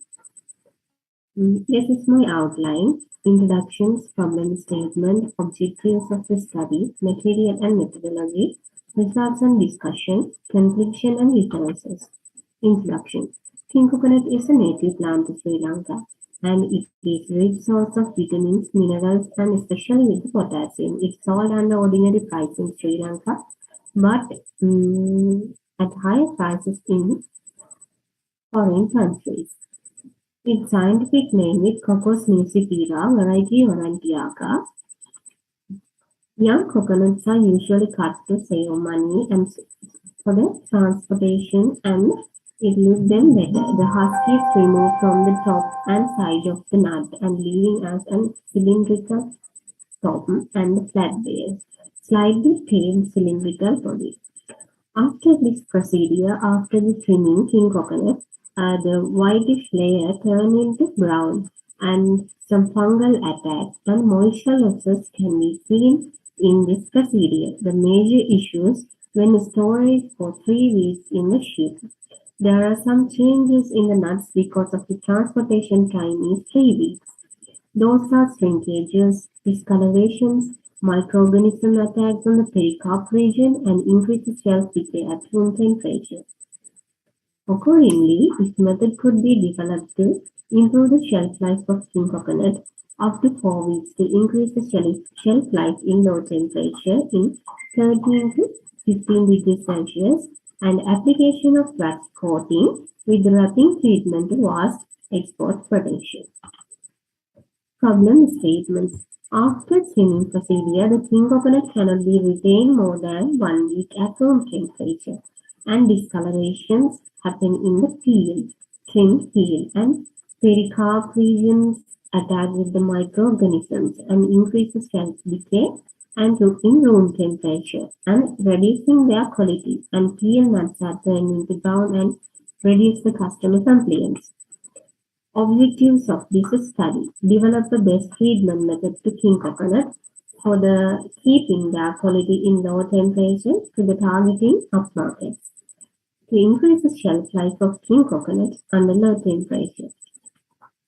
Material and methodology. I was conducted 2 experiments, experiment 1 and experiment 2. In the experiment 1 was carried out for the pre-treatment optimization. First, I was prepared biovac. It is patent wax of my external supervisor, and after the containers, all are vaporization in Institute of Post-Harvest Technology. After this procedure, I visit suitable cultivation and pig bunches. I do pig bunches and nuts to the transport to the Institute of Post-Harvest Technology, and I was selected 33 nuts, and it's divided into 11 groups. 10 goes to the treatments, and 1 group goes to as a control sample. And I was prepared all anti-browning treatment solutions with different kind of concentrations: ascorbic acid, citric acid, sodium metabisulfide, and ascorbic acid with citric acid. I mentioned here what are the concentrations, and trim all the nuts after gathering color values using chromometer, and after this procedure, dip 3 nuts in every anti-browning treatment solution for 5 minutes. After air drying procedure, applications of wax. After the air drying, it goes to low temperature in 13 degrees Celsius in the cold room in 3 weeks, and also in 85% relative humidity. In this period, I was gathering color values using thermometer. In experiment number 2, visit previous cultivation, king coconut cultivation, and select 60 nuts and transport into the IPST. And I use 4 treatments in this experiment. The first one is wax coating treatment to king coconut. The second one is wax coating treatment with sodium metabisulfite 1.5% and string wrapping treatment to king coconut. The third one is wax coating treatment and sodium metabisulfite treatment to king coconut. And the fourth one is a control sample. In this procedure, I use sodium metabisulfite according to the experiment number 1, because the experiment 1 results as sodium metabisulfite is the best treatment in the experiment 1.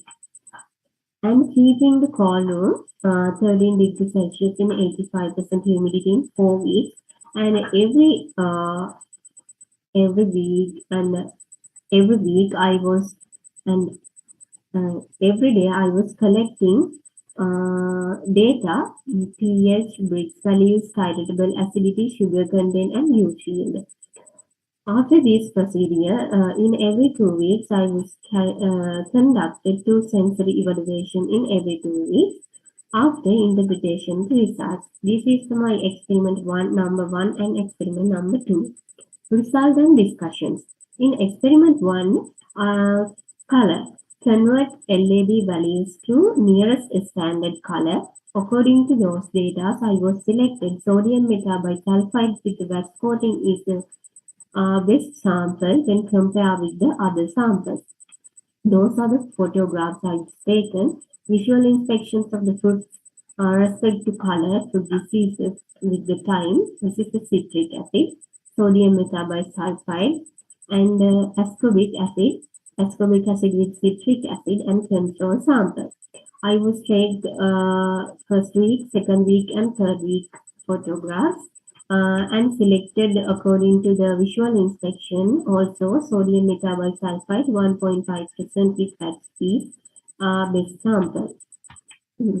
And experiment number 2, pH versus treatment with time. There is no effect with the treatment in pH, no any effect to king coconut water with the treatment. Brix versus treatment and time, no difference of king coconut with treatment, but there is a difference of king coconut with time. Brix values increase due to time and no effect with the treatment. Titratable acidity versus treatment and time, no difference of king coconut with treatment according to the p-values, but difference available with time. Titratable acidity increase due to time as normally, and no effect with treatment. Juice yield versus treatment and time. There is no difference with the treatment. Juice yield is increased with time as normally and no effect with treatment.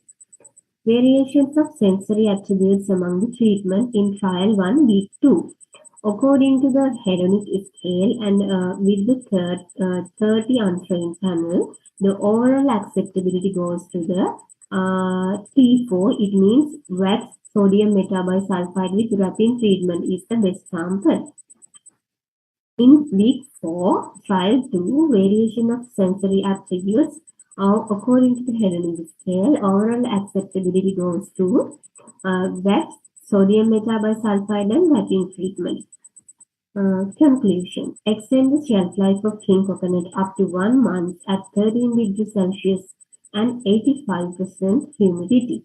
Considering sensory evaluation, results for each and every sensory attribute and overall acceptability, wax, sodium metabisulfite, and wrapping treatment is the best sample. T4 is the best sample, and The product is naturally as a king coconut and no any effective inside water, safe to consume within 1 month of period from the date of trimmed. Those are the references, and thank you.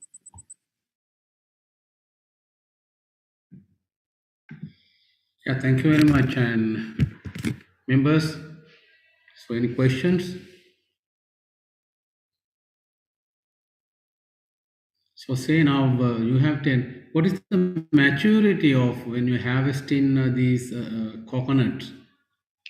6 month old king coconut. 6 months means after flowering, right?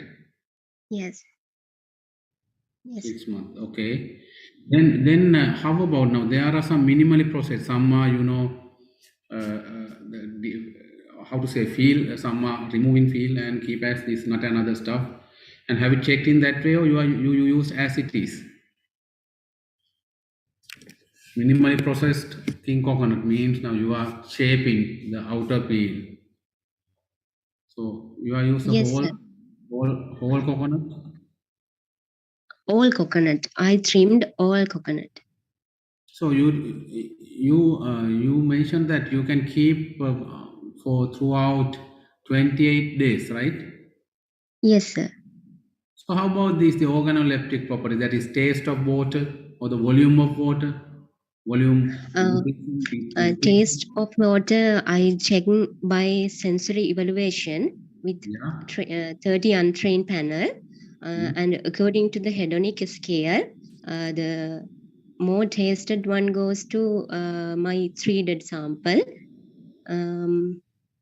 Organoleptic properties I check by the sensory evaluation with the 30 untrained panel. I'm just asking now, you only use no dehusking, right, as it is, and you kept that for 28 days. And can you assure that from day 1 to 28, the taste is okay, same, more or less no problem?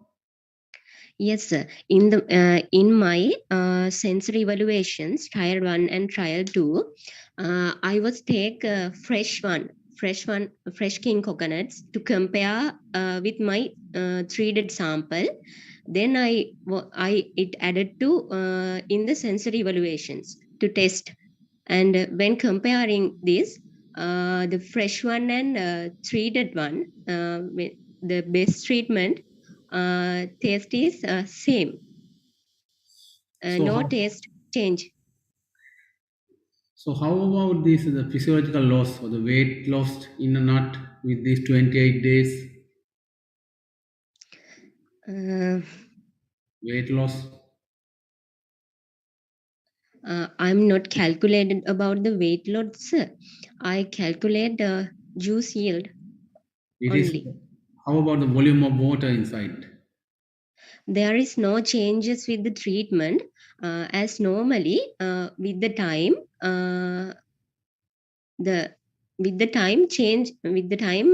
the king coconuts juice yield increased. So normally now during this is a normal average thinking. So sometimes in sugar content, because to convert this starch and polysaccharide into soluble sugars, or sometimes dehydration of fruits. How about those things? Have you checked the amino acids or sodium and potassium? So there are some research people might be, if I'm correct, sodium and potassium decreased during the storage time period. How do you get support, literature support from your peers? Any literature support? The reduction of sodium, potassium, or inside the amino acids or anything? So according to the literature review,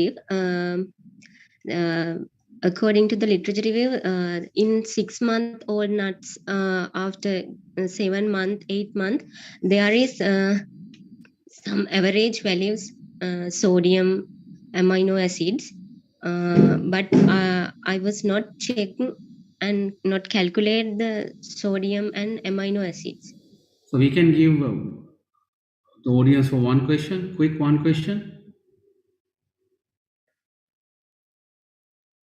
Miki Arakawa, you have? Arakawa-san, any questions? Rista-san?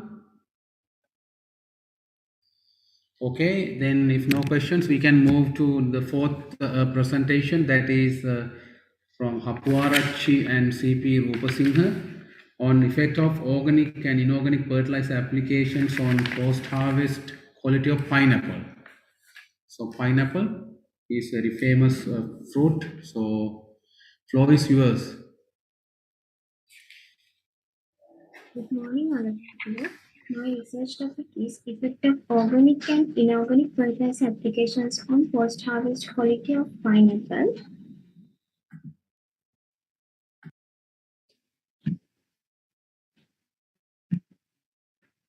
This is the outlines of my presentation. First, introduction. Pineapple is the most popular fruit in Sri Lanka. It is under Bromeliaceae family.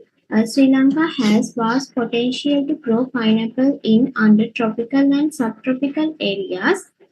Reproduction of pineapple is made in vegetative form using the crown or the suckers or stem shoots of healthy and productive plants. These materials must be properly selected by size to assure crop uniformity. So, pineapple quality was not improved after harvesting. The fertilizer type can differ from the post-harvest quality of pineapple.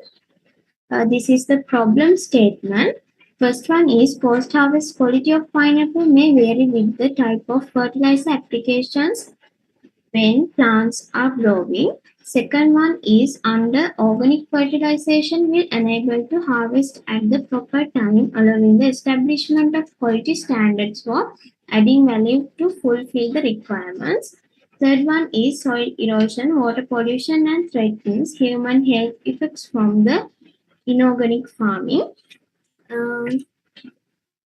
Fourth one is using chemical fertilizers. There is some effect to the environment and the human health. This is the objectives of my presentation. First one is to investigate the post-harvest physicochemical quality of pineapple with organic fertilizer. Second one is to evaluate the sensory properties of pineapple as affected by application of organic fertilizer. Third one is to evaluate the health benefits of pineapple as affected by application of organic fertilizer. This is the materials and methodology part. First one is the study area. The agriculture faculty farm of Wyoming University is my research location, where there are two blocks of pineapple. One is organically cultivated pineapple and other one is inorganically cultivated pineapple. Each block consists of 30 plants. These are planted with 25 centimeter to 60 centimeter spacing. All plants are uniform size and expect the fertilizer application. All the other agronomic practices were done equally. While planting, organic manure was mixed with soil only in the organic block. For the conventional planting, Department of Agriculture recommendations of chemical fertilizer was mixed based on the recommendations. These are the harvested organic and inorganic pineapple fruits. This is the qualitative and quantitative attributes of pineapple. The quantitative attributes are total soluble solid, titratable acidity, total antioxidant acidity, pH, peel color, development and flesh color, weight and length. Qualitative attributes are sensory evaluation, natural disease incidence and shelf life. This is the methods and units of these parameters. Next, move to the data collection part. First one is determination of total soluble solid using handheld refractometer. Second one is determination of total titratable acidity using titration. Firstly, measure 20 gram of pineapple and then mixed with 100 milliliter of distilled water and making a pulp and titrate with 0.1 N sodium hydroxide and phenolphthalein using as an indicator. This is total antioxidant activity measured by using DPPH free radical scavenging method. Then determination of pH, peel color development and flesh color measured using the colorimeter. Next one is sensory evaluation. 2 independent sensory evaluations were conducted to determination of effect of best fertilizer type of pineapple. Appearance, color, taste, odor, texture, and overall acceptability was evaluated. 30 members of untrained panelists and 5-point hedonic scales are using. This is natural disease incidence and shelf life. For natural disease incidence measured using a score, it gets 35 days and observe the natural disease incidence. Using a visual quality evaluation, shelf life was calculated as the number of days to reach the maximum marketability. Then move to the statistical analysis part. The quantitative attributes are arranged by statistically true sample t-test and the non-parametric data analyzed by using Wilcoxon and sum test. Then move to the results and discussion part. First one is soil sample analysis. This is the NPK and pH levels of soil and compost samples. Then table 3 shows the NPK levels of Department of Agriculture recommended fertilizer. This is the total soluble solids, titratable acidity, pH, total antioxidant activity results of organically and inorganically planted pineapple. The highest total soluble solid has inorganic pineapple. Highest total antioxidant activity has inorganic pineapple. Highest pH has organic pineapple. Highest IC50 value has organic pineapple. All physicochemical parameters were significant difference between organic and inorganic fertilizer types of pineapple fruits. Our finding shows that in comparison to organic fertilization, the conventional treatment which used just chemical fertilizers and the maximum amount of nitrogen had the highest level of acidity.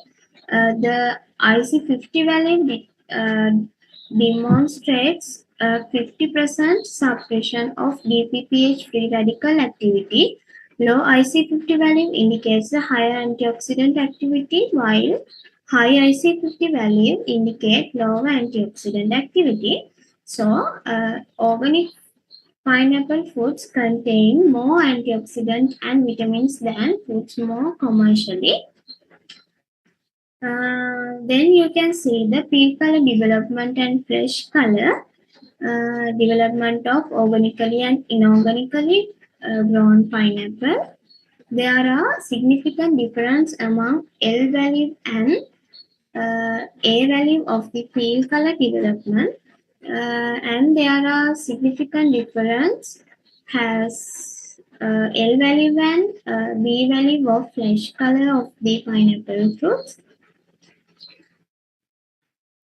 This is the weight and length of the pineapple fruits of grown organically and inorganically. Highest weight and length has inorganically grown pineapple.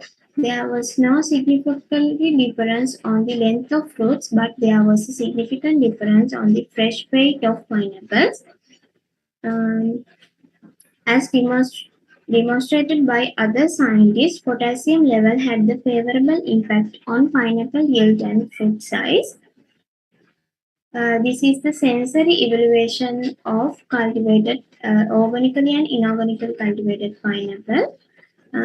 So organic pineapple was selected as the best sample out of 2 showing high mean rank for appearance, color, taste, texture, odor and overall acceptability.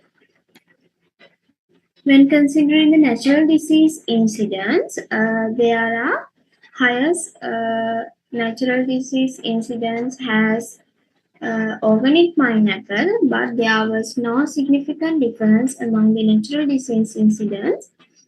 There is higher shelf life has inorganic pineapple. It is 16 days. So, in this study, we observed lethally pocket and fruitlet corrode fungal diseases. The shelf life of fresh pineapple we planted getting high potassium and nitrogen ratios having longer shelf lives than those receiving low potassium and nitrogen ratios. Further studies should focus on inorganically cultivated pineapple had the highest shelf life. This is the conclusion of my research. The effect of fertilizer practices such as organic fertilizer and inorganic fertilizer on the fruit quality are important in the pineapple cultivation. This study concluded that the inorganically cultivated pineapple fruits have higher total soluble solids, titratable acidity, peel color, LAB values, high fresh color, AB values, high yield parameters, and long shelf life of the fruits than the organically cultivated pineapple. Organically cultivated pineapple fruits have high total antioxidant activity, high pH and high peel color H value and high flesh color L value and H values. Total antioxidant activity may help reduce the risk of a variety of chronic degenerative health disorders. So the organic cultivated pineapple is healthier than the inorganic pineapple. There were no significant difference on the length of fruits and natural disease incidence of the inorganically and organically cultivated pineapple fruits. From the sensory evaluation, organically cultivated pineapple was selected as the best one. This is the references, and thank you. Thank you very much. Members in the audience, any questions? So our Japanese friends, so you may know about this now around the world. なんか雪肥料と化学肥料の影響はどうやっていろいろな作物についてなんか化学肥料のいろいろな影響があるんだからみんながなんかどんどん雪肥料には変わってます。だから日本でこういうこと実験とかこういうなんか雪肥料のについてなんとかあったらちょっと教えていただけますか。カノンさんの三木荒川さん。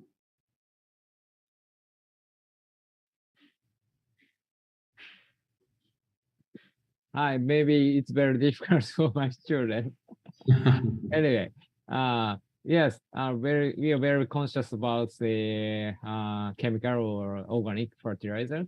Yeah. But not only for the applicable minerals, but also we maybe focus on about the microorganisms and interaction between the plants under the soil. So maybe it's very cutting edge science theme of Sensei, now in your area now you are dealing with this food engineering. No, you're not dealing. We cultivate our material as a hydroponically, which is a very chemical way. So maybe it's very difficult question, but very interesting research. May I have a question? Yes, Sensei. I'm wondering the maturity of the pineapple. I think I missed here that. Yeah. How about the maturity? Is it compared to organic and inorganic? Pineapple is You can answer. One, so they get ripened. I gotten The sensei asking about the maturity difference. I gotten 25% maturity. Just after harvest, I mean, because the pineapple is get sweet and soft after the storage, right?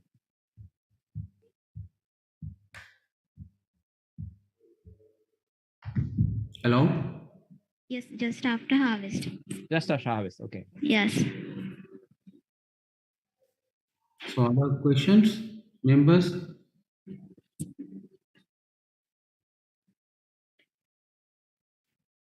Now after this one, now you know how many acres. Now you done this research.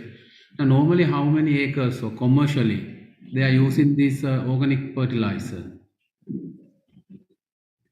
Are they sending in export market, or how they are the consumers perception? How these consumers are buying? Any idea about that? Apwarachi? Yes, sir. I haven't.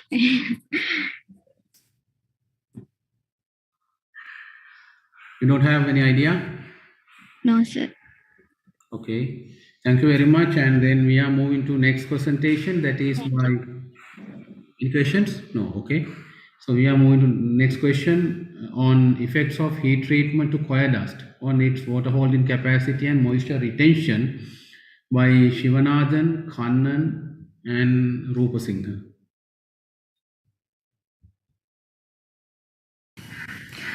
Have a nice day to you all. I am going to present about effects of heat treatment to coir dust on its water holding capacity and moisture retention.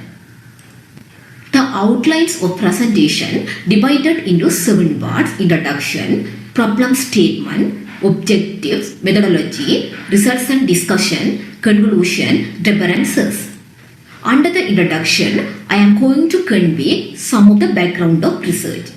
When the thickness of a coconut is dragged during the processing of coir, light fluffy coir dust will come off.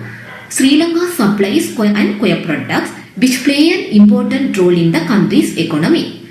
Sri Lanka is the world's largest supplier of brown fibre with yearly export exceeding 100,000 metric tons. Coir dust has high market value because of properties like moisture retaining in potting mixes for nursery and farming applications. 10 properties of coir dust. Coir dust from a variety of sources has been discovered to have physical and chemical qualities that are within acceptable ranges and appropriate for use as a growing medium. The bulk density, water holding capacity and porosity of coir are the most important physiochemical parameters for it to be regarded as a growing medium. Mostly comprises of particles with a size millimeter. Those 3 are the major identified problems. The applications of coir dust spread over the soil surface has not been truly investigated. Only a few studies have been carried out to quantify evaporation from the soil surface as a result of the influence of various organic mulch types. Therefore, there is a need to investigate the coir dust mulching with various key treatment processes to find out the changes of physical properties of coir dust. There are objectives under this research to investigate the effect of heat treatment on coir dust properties, to determine the effective mulch for good plant growth, to increase the water usage efficiency and reduce the environmental impacts, to reduce irrigation days by using different heat-treated coir dust in potting mixture, to identify wetting pattern through the transparent polythene bags of each pot, to evaluate the water retention characteristics of heat-treated coir dust. The following are the steps used in the methodology: preparation of the coir dust, heat treatment, preparation of foley bags, field establishment, data collection and analysis, results and discussion. Then research side. The research was conducted at the Faculty of Agriculture, Palm, University of Jaffna, Kilinochchi. Here are the progresses. First one, preparation of the coir dust. Coir dust was obtained from local pond located at Parandan in Kilinochchi town. Coir dust was dried under solar radiation. Coir dust and fiber were separated through these steps to remove impurities. This picture shows that activities done during the drying of the coir dust. These steps show how the impurities were removed by using sieve. Then heat treatment. Heat treatment was done in each temperature using by oven through this process 60, 100, 140 degrees Celsius. These pictures indicate the different temperature level. Heat treated coir dust was kept in air sealed bags. These pictures show the sealed bags which contain the heat treated coir dust of different temperatures. Then moisture content test. Oven dry method was used. Samples were kept inside the oven at 105 degrees Celsius for 24 hours. Initial wet weight and the dry weight of the samples were taken after 24 hours. This table shows, as we all know, the moisture content of the coir dust decreased when increasing the heating temperature. Then preparation of the potting mixture. This table shows the ratio of preparing the potting mixture. Ratio between topsoil and compost 3:2. Then bulk density. The bulk density of coir dust was determined by using mass over volume relationship using the following equation. Coir dust called 0.04 gram before the heat treatment, and it was the 3.6 gram after the heat treatment. Then saturation volume. The saturation volume measured through these followed steps. Saturation volumes was found when all the portions of footing mixture filled with water. Then water holding capacity. Bonsai test method was used to measure water holding capacity. Water added to saturation volume in each potting mixture. Then immediately after the saturation volume, each potting mixture were kept on the container. After 24 hours, released water was measured. How much water the potting substrate handhold measured. Then moisture depletion level and plant growth rate. Saturation volume of water for each potting level was added. Moisture content was measured through moisture meter until 50% depletion level for every 1 hour. Then it was measured per day. Plant growth rate was measured using ruler. Then results and discussion. Saturation volume. For all the three rations of saturation volume was high for the coir dust heated to 100 degrees Celsius. It was the least 140 degrees Celsius. This graph showing for all three rations water holding capacity was high for the coir dust heated to 100 degrees Celsius. It was the least 140 degrees Celsius. Then moisture diffusion pattern. The moisture diffusion pattern of the coir dust heated to 100 degrees Celsius can be considered as the maximum, and its pattern slightly overlaps the patterns of 140 and control. In these graphs, the moisture diffusion pattern of the coir dust heated to 140 degrees Celsius can be considered as the maximum, and its pattern highly overlap with the control. This graph shows the 140 degrees Celsius can be considered as the maximum, and its pattern slightly overlap with control. 60 degrees Celsius can be considered as the maximum, and its pattern slightly overlaps the patterns with the 140 degrees Celsius and 100 degrees Celsius. In this picture, so the 140 degrees Celsius can be considered as the maximum, and its pattern overlaps the pattern with 100 degrees Celsius. 140 degrees Celsius can be considered as the maximum, and its pattern slightly overlaps the pattern with control. Then bedding pattern. Bedding pattern plots didn't indicate any common patterns in between treatments. Coir dust treated to 140 degrees Celsius saw higher bedding pattern for 6:4, 7:3, 8:2 ratios respectively, but the 160 and control lower wetting patterns. Then moisture depletion level. Coyotes treated to 100 degrees Celsius, so the higher moisture depletion level.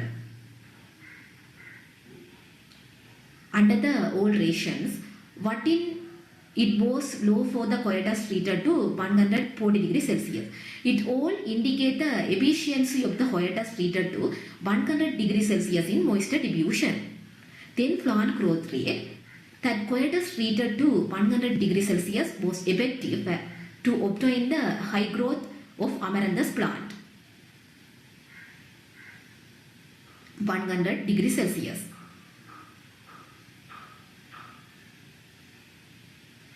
Also, we obtain the same effective temperature.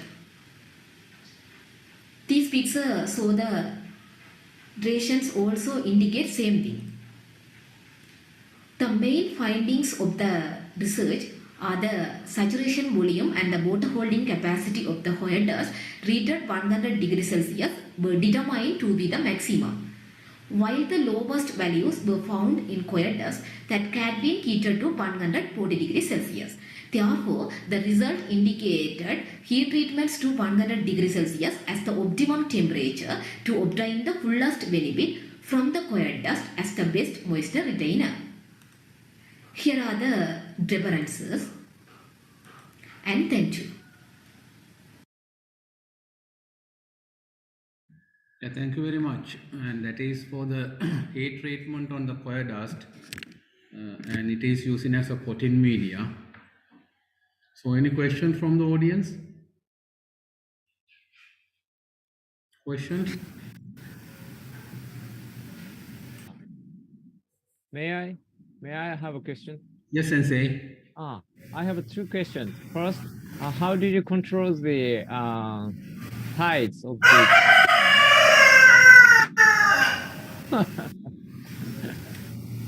Manuja, you can. Yes, sir.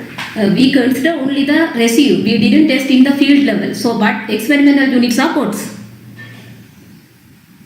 What? Again, we didn't get you.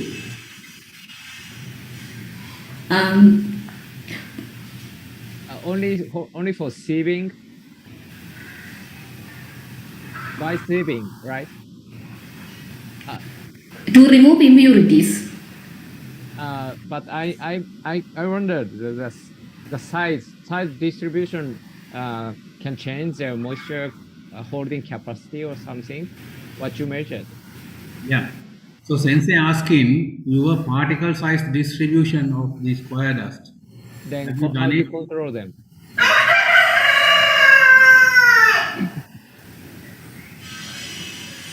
Hello?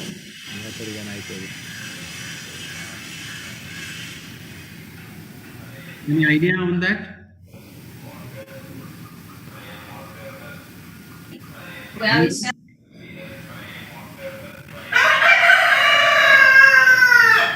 hello, sir. Yeah, asking how you control the particle size. We got same particle size through driving, sieving. Sieving only. Yeah. Oh, yes, sir. Particle size range. What is that particle size? Yeah, what size of the sieving do you use? We didn't measure, sir. You didn't measure. Okay. Yes, sir. Okay. Maybe it's better to control the sieve. Maybe you have different types of the sieving size. You can get a different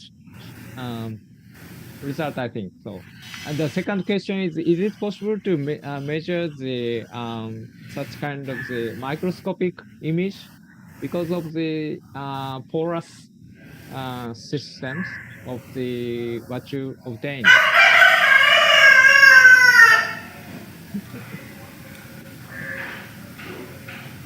Maybe not, but it's possible. I think we can. There were no facilities, sir, for us to measure. Yeah, yes, sir. All right. Please consider to trying. Thank you very much. Thank you very much, Manuja. Okay, thank you, sir. Thank you, sir. And you can and sensei now it is there scan electron microscope waves really will give this, as you mentioned about their porosity and the variation and all that. I think that now when she conducted, the facilities were not there. So therefore, if the facilities are there, very good study can be done with these different particle sizes and how this porosity and microscopes are changing. Thank you for your discussion and all these things. And then we move to next presentation. Madhura Peruma, Subodhini and C.P. Rupasinghe on evaluation of physicochemical, microbiological and sensory properties of ripened jackfruit, that is Artocarpus heteropilus, preserved by canning and osmotic dehydration. So Madhura Peruma, you can present your presentation now.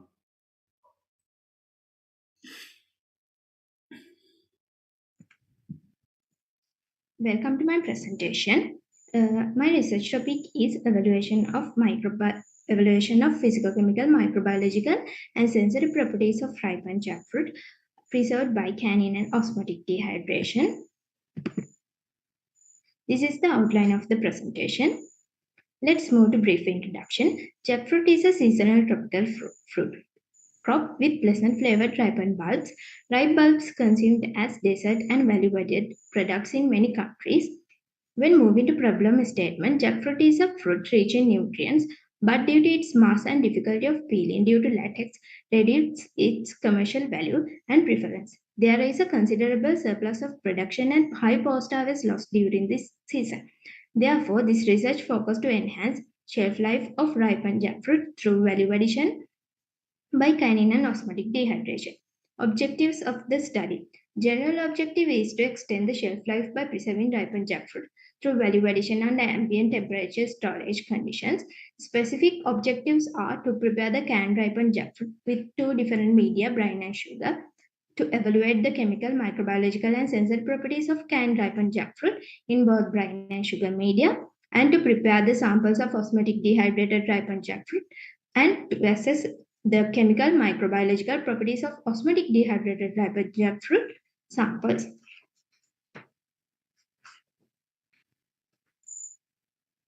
Materials and methodology. Research was conducted at Faculty of Agriculture, University of Ruhuna. Ripened jackfruit, white sugar, salt, and glass bottles were used as materials. These are the equipments used during raw material preparation in laboratory and in microbiology lab. Film medias were prepared according to these concentrations as shown in the tables. Sterilization of bottles and primary processing of jackfruit were done prior to canning and osmotic dehydration. Preparation of canned ripened jackfruit. First, prepared slices were blanched, then jars were packed with blanched jackfruit slices and filling media poured leaving headspace of 4 inches. After that, jars were sealed after removing air bubbles. Then packed jars were processed for 15 minutes at 100 centigrade in hot water bath. Then processed jars were kept for cooling in air. Finally, jars were labeled and stored in dry cool place. Preparation of osmotic treatment for osmotic dehydrated ripened jackfruit. Saturated sugar solution was prepared as osmotic treatment. Preparation of osmotic dehydrated ripened jackfruit. First bulbs were cut into longitudinal slices. Then slices were dipped in saturated sugar solution for 12 to 15 hours. After that, drain well and dry in 60 centigrade until constant weight gain. Finally, dried products was packed and stored in dry cool place. Evaluation of sensory properties of canned ripened jackfruit was done using 30-member semi-trained panel using color, texture, taste, odor, and overall acceptability as parameters using 5-point hedonic scale. Shelf life analysis. was done using physicochemical microbiology parameters by 2 weeks interval up to 2 months. For osmotic dehydrated jackfruit, analysis of proximate compression and shelf life analysis was done. Data analysis. Data was analyzed using Kruskal-Wallis one-way ANOVA was used to analyze sensory evaluation data. Physicochemical data was analyzed using ANOVA Dunnett's multiple range test. Results and discussion. Results and discussion. First, I move to results and discussion part of canned ripened jackfruit. According to analyze sensory data of canned ripened jackfruit in sugar solution, sugar 50% concentration sample was the best after 2, 6, and 8 weeks. But in week 6, sugar 25 sample was the best according to mean rank. In this slide, radar diagrams indicated sensory analysis data. Sugar 50% sample was the best accordingly. Sensory evaluation data of canned ripened jackfruit in brine solution were shown in this slide. After 2 weeks, all brine concentrations were accepted.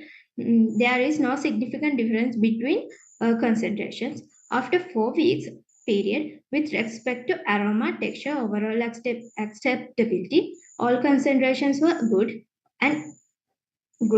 Only significant difference can be observed in color and appearance parameters.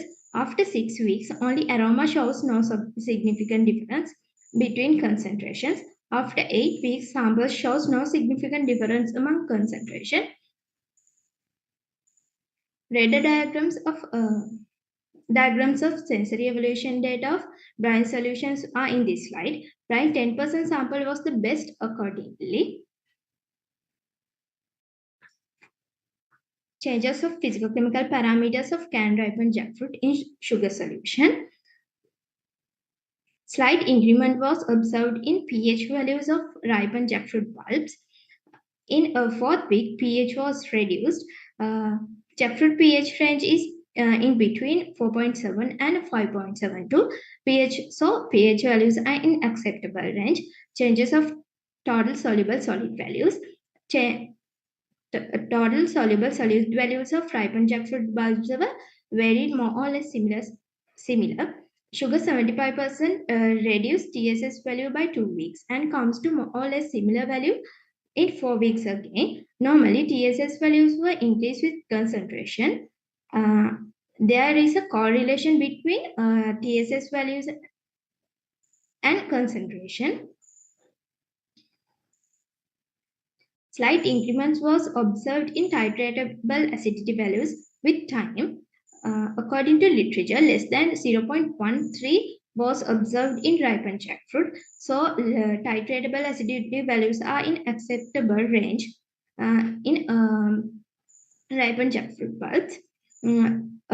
According to graph, titratable acidity values bulbs in 50% concentration in 4th week show drastical increased value respect to other concentration. Changes of vitamin C values. Slightly reduction was observed in vitamin C values in ripened jackfruit bulbs. Changes in physicochemical parameters of canned ripened jackfruit bulbs in brine solution. Slight increment is observed in pH values. Brine 5% has highest pH values than other samples. pH values are in acceptable range. When moved to TSS values were varies more or less similar. There is no slight increment. When moving to titratable acidity values, a slight increment was observed with the time period. Changes of vitamin C values.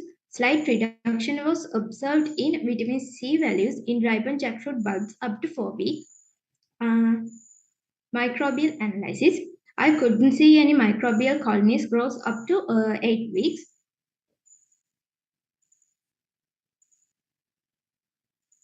Yeast and malt count.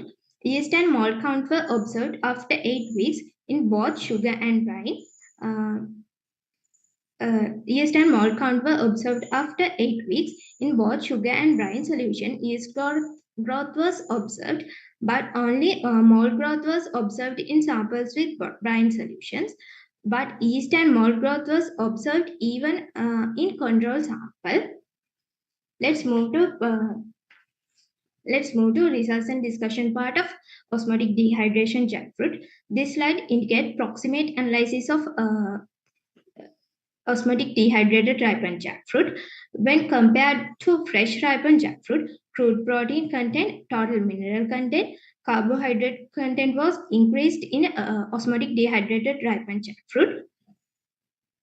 Changes of physicochemical parameters of osmotic dehydrated ripened jackfruit, changes of moisture content. Moisture content of osmotic dehydrated ripened jackfruit bulbs in room temperature was increased while refrigerator condition moisture content remained constant. When moving to hardness of osmotic dehydration bulbs in both room temperature and refrigerated conditions were reduced. Changes in color shows significant difference with the time. Conclusion. Application of canning. When moving to conclusion, application of canning and osmotic dehydration of preserving ripened jackfruit was successful. Among different concentration of sugar and brine solution, sugar 50% and brine 10% were sensorily and chemically acceptable. Proximate data were revealed that osmotic dehydrated ripened jackfruit contained high crude protein and high mineral content when compared with those fresh ripened jackfruit bulb. Shelf life data revealed that the developed can-ripened jackfruit could be stored 8 weeks of period at room temperature conditions. Also, the shelf life data revealed that developed osmotic dehydrated ripened jackfruit could be stored for 8 weeks of period cost effectively at room temperature conditions.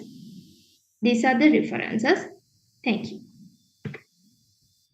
Thank you very much for your presentation. Any questions or clarification, comments? So now, this is in Sri Lankan context, we can see a lot of these Artocarpus heterophyllus, that is jackfruit. So normally we are not, there are some untreated stuff. Sometimes we are treating in the room temperature. So in most of the cases, increase in microbial count, very quick decay in pH changing happening, and the color changes there. And sometimes we are moving for the low temperature, that is storage into 2 degrees Celsius or minus 20 degrees. If you can go minus 20 degrees, you can keep it for, maybe 200 or 300 days there. So in that case, the energy and all these things coming up. And then some are using the blanching or the dipping in some, ascorbic or citric acid. So that a lot of things are going on, right? So in here, you are using the osmotic dehydration and and canning, right? So how about now? Is it now? Can you recommend those things with this now present retailers or the wholesalers in the country? How about your findings going to impact to your fellow citizen in the country? Madhura Peruma? Sir? Yes. Yes, we can introduce osmotic dehydrated jackfruit as a product to people, and can ripened jackfruit also can introduce as a product. So in your osmotic dehydration, so how you immerse that into a sucrose solution, or how you done it? Is it in a sucrose solution? So I use white sugar saturated solution as a osmotic treatment. And then how was this total titratable acidity and as well as TSS increased during this whole days? What is the total length of store in time? For osmotic dehydrated jackfruit, I stored up to 2 months. I only checked hardness, color, and moisture content. How about the flavor? Tasty? sensory evaluation was not done for osmotic dehydration jackfruit. Why? That is most important, right? Because after that Yes, sir. you eat it and you feel it. So without eating and getting that, how you going to recommend? So you can do it, you have time, right? So other questions? Yes, sir. Kuroki Sensei, any questions on this jackfruit? Oh, I love the jackfruit. So my question is, you use a sucrose solution for the 50% and natrium chloride solution for 10%, I guess. Is it right? Then those Yes. are the same osmotic pressures have? I mean, you can use different types of the material for making the osmotic pressures. Then the effect of the osmotic dehydration is only controlled by the osmotic pressure difference or some other effect or not. My question is, how do you, how much is the osmotic pressure of the concentration you use? Hello, Madhura Peruma. The sensei is asking about this, your sucrose solution and osmotic pressure, asking the values. Yeah, because the dehydration is occurred by using the difference in the osmotic pressure between the inside the jackfruits and outside the solution you use. So I did not measure osmotic pressure. you can calculate by using the I forgot the name. Boyle-Charles, not Boyle-Charles. Pantoff, okay, Boyle-Pantoff equations. You can calculate the osmotic pressure from the concentration of and molecular weight. Okay, you can please use the Boyle-Pantoff equation to calculate the osmotic pressure. Maybe you can get a similar osmotic pressure when using the sucrose 50% and natrium chloride 10%, I think. Please check it, please. Yeah, you can use and you can calculate these equations, and because you have these solutions and other stuff. So any questions? If not, we are moving to next presentation, that is by P.A.P.P. Pereira and S. Vijaytunga, that is polio application of banana pseudostem sap based liquid organic fertilizer on chili plants.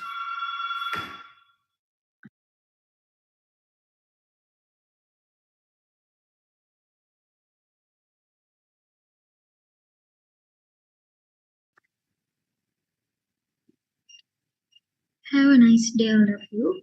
I'm Pavitra Pereira. My supervisor is Professor Vijay Tunga. I conducted a research on the topic of foliar application of banana pseudostem sap-based liquid organic fertilizer on chili plants. This is the outline of my presentation. Firstly, I will give you a brief introduction about my research. Today, most of the farmers use liquid organic fertilizers because synthetic fertilizers have more negative impacts on the environment and people. Therefore, I also decided to make a liquid organic fertilizer. Banana plant is the main raw material source. Banana crop is the main fruit crop in Sri Lanka. Banana pseudostem is the agricultural waste that are derived from banana plantations.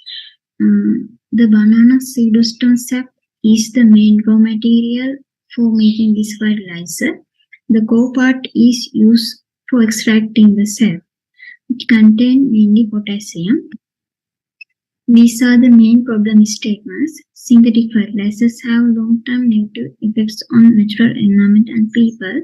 And waste accumulation and disposal is the major problems of banana plantations. And solid organic fertilizers take some time duration to absorb the nutrients to the plants.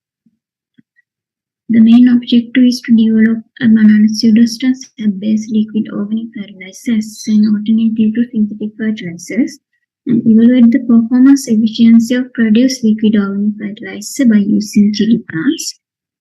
Main raw materials are banana pseudostats, fishes, fresh cow dung, and molasses. There are mainly 5 treatment and 4 replicates. Completely randomized design is used as the experimental design. These are the main treatments. These are the main steps that I followed through my study. Firstly, I prepared the banana pseudostat-based liquid organic fertilizer. I used these references to calculate the required raw material amounts. This is the main flowchart of that calculation. This is the final ratio between raw materials, 8:1:4. Firstly, I mixed all raw materials together and covered it and kept it for 21 days and started in each day. After sieving the fertilizer mixture, I got the liquid organic fertilizer. And these are the main images of first day, 7th day, 14th day, and 21st day. Then I dilute it to 110 ratio and apply it to the plants. Chili seeds are sown in nursery medium, and after 3 weeks of germination, I transplanted them into poly bags. Then after 7 days of transplanting, I applied the fertilizer to the plants as foliar application. These are the main parameters that I collected data. These are the main methods that I used to analyze the soil medium and fertilizer. This is the main steps of the Delta method for nitrogen testing. UV spectrophotometer was used for the phosphorus testing and flame spectrophotometer was used for the potassium testing. My fertilizer had 6.4 pH value and 12.98 millisiemens per centimeter electrical conductivity value and 2.43% nitrogen, 0.94% phosphorus and 2.6% potassium, and the soil medium had a sand-loam texture, and these are the NPK values of the soil medium, and it had 8.16 pH value before the transplanting and 8.3 pH value after the transplanting. When we consider about the plant height and number of weeks for fertilization, there was a significant difference between 100% resolution applied treatment and 100% banana pseudostat-based liquid organic fertilizer applied treatment, and 75% banana pseudostat-based fertilizer and 25% Albert solution applied treatment combination as the second highest performed treatment. And when we consider about the branches, number of branches and number of weeks for fertilization, there's also a significant difference between 100% Albert solution and 100% banana pseudostat-based fertilizer applied treatment. The highest performance was in 100% Albert solution applied treatment, and 100% banana pseudostat-based liquid organic fertilizer applied treatment was the second highest performed treatment. When we consider about the number of tests, there's also significant difference between number of tests. Difference between 100% Albert solution applied treatment and 100% banana pseudostat-based liquid fertilizer applied treatment. 50 to 50% applied treatment was the highest performed treatment. When we consider about the tasseling time of the chili plants, 50 to 50% applied treatment has had the lowest testing time. It is 43 days. And there's also a significant difference between 100% wet solution and 100% banana pseudosubstance based liquid fertilizer applied treatment. When we consider about the fresh rate of chili plant shoots, there's also a significant difference between 100% Albert solution applied treatment and 100% banana substance based liquid organic fertilizer treatment. 50 to 50% applied treatment was the second highest performed treatment. When we consider about the dry weight of the plant shoots, there's also a significant difference between 100% banana pseudosubstance applied treatment and Albert solution applied treatment. And the highest performance has in Albert solution applied treatment, 50 to 50% applied treatment as the second highest performed treatment. When we consider about the yield per hectare, there's also a significant difference between 100% applied treatment and 100% banana pseudosubstance based liquid fertilizer applied treatment. 50 to 50% applied treatment was the highest performed in this experiment. And these are the main conclusion. 50 to 50% fertilizer applied combination has the good potential to affect the flowering stage of the chili plants, and plant height branches were affected by 100% chemical fertilizer. And banana pseudosubstance based liquid organic fertilizer has the potential to improve the productivity of the chili plants. These are the main references that I used throughout my research study. Thank you all. So it is interesting. It is about the foliar application of banana pseudostem sap. So they are going to prepare this liquid organic fertilizer by the banana plant pseudostem, we call that, and they are using that fertilizer on the chili plants. So I have interesting questions now. If the members having, you can raise hand. So the question is now, what's the pathway or the mechanism of penetration your fertilizer? Because we know that the structure of the leaf, there are cuticle, that is cuticle, and then there are different wax layers, sometimes we call as epicuticular, right? So how you going to assure that the spraying, you are doing the spraying on the leaf, so, right? And how this pathway going on? What is the mechanism of this is? Now normally we know the root system and it is taken up and then translocation and those things we know. How this poly application, what is the mechanism? So what are the barriers you have? Maybe some cuticle layers, they are hydrophobic, right? So what's the mechanism?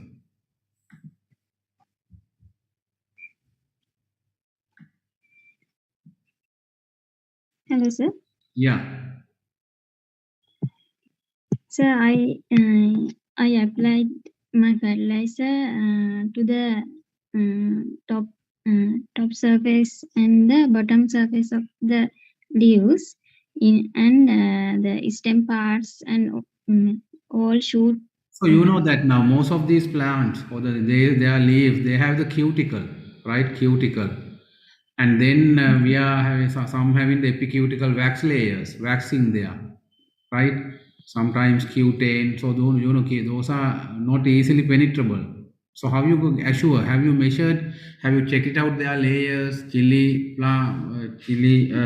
leaves, the permeability of them. I did not measure those. Yeah, in that sense, the permeability of the hydrophobic, hydrophobic, yeah, and So it is interesting if you can get, because otherwise you just put in, because sometimes stomata, stomata and plant surface, different structures there. So Yes. anyone here having some idea on that? Bandara? Anushka? So there are some emulsifiers and different chemical compounds to speed up this penetration. In my for Albert solution, we have some emulsifiers in agent, very small amount. My question is, what do you expect from this sap, banana sap? Is that only potassium or any other special? It is rich in potassium, sir. Therefore, I use this for as the base for the fertilizer preparation. Most of the liquid fertilizers use the water as the base. In my experiment, I use the sap as the base for making this liquid fertilizer. Yeah, so you should. I did not use water. No, the fertilizer now. Maybe that you have to understand the requirements of chili plant. Yes, sir. Usually, Albert solution, and so what is the composition of your solution, and then yes, I calculated the required raw material amounts to fulfill the nitrogen requirement of the chili plants. By using those calculations, I calculated the final raw material mixing ratio 8 to 1 to 1 to 4 ratio. Okay. Okay, and my last question now it is really important of the solubility. Before applying a polymer spray or the formulation, it is really vital or the crucial that the compounds in that your solution contains or your nutrient appropriately dissolved or suspended. So normally these polymer fertilizers are commonly dissolved, as you mentioned, in the water, right? Yes, sir. So now, how you assure that your solubility of the chemical compound? Then, if not soluble, then how these things are going to penetrate? Any solvent? Any solvent? The sap, the pseudostone sap also contained already water in high percent. Therefore, I decided I think it will be okay to make my fertilizer as for using as the base.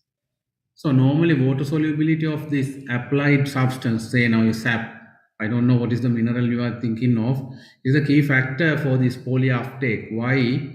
Since the absorption will occur only when the applied compound, that is sap, is dissolved in this liquid phase. So then the plant surface will subsequently diffuse into the plant organ. So that is what really important of this solubility. So you can do your further research on that. So Okay. then, having said that, thank you for your presentation. And next one by Jayanathan, CP Rupasinghe and the Kannan.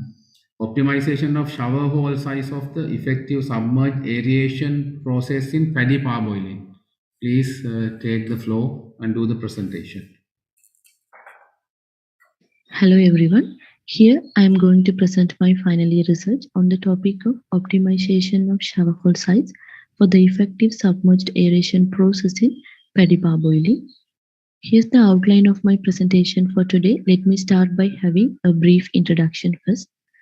Rice is considered as a main food for more than half of the global population, and it contributes for more than 20% of caloric intake all around the world.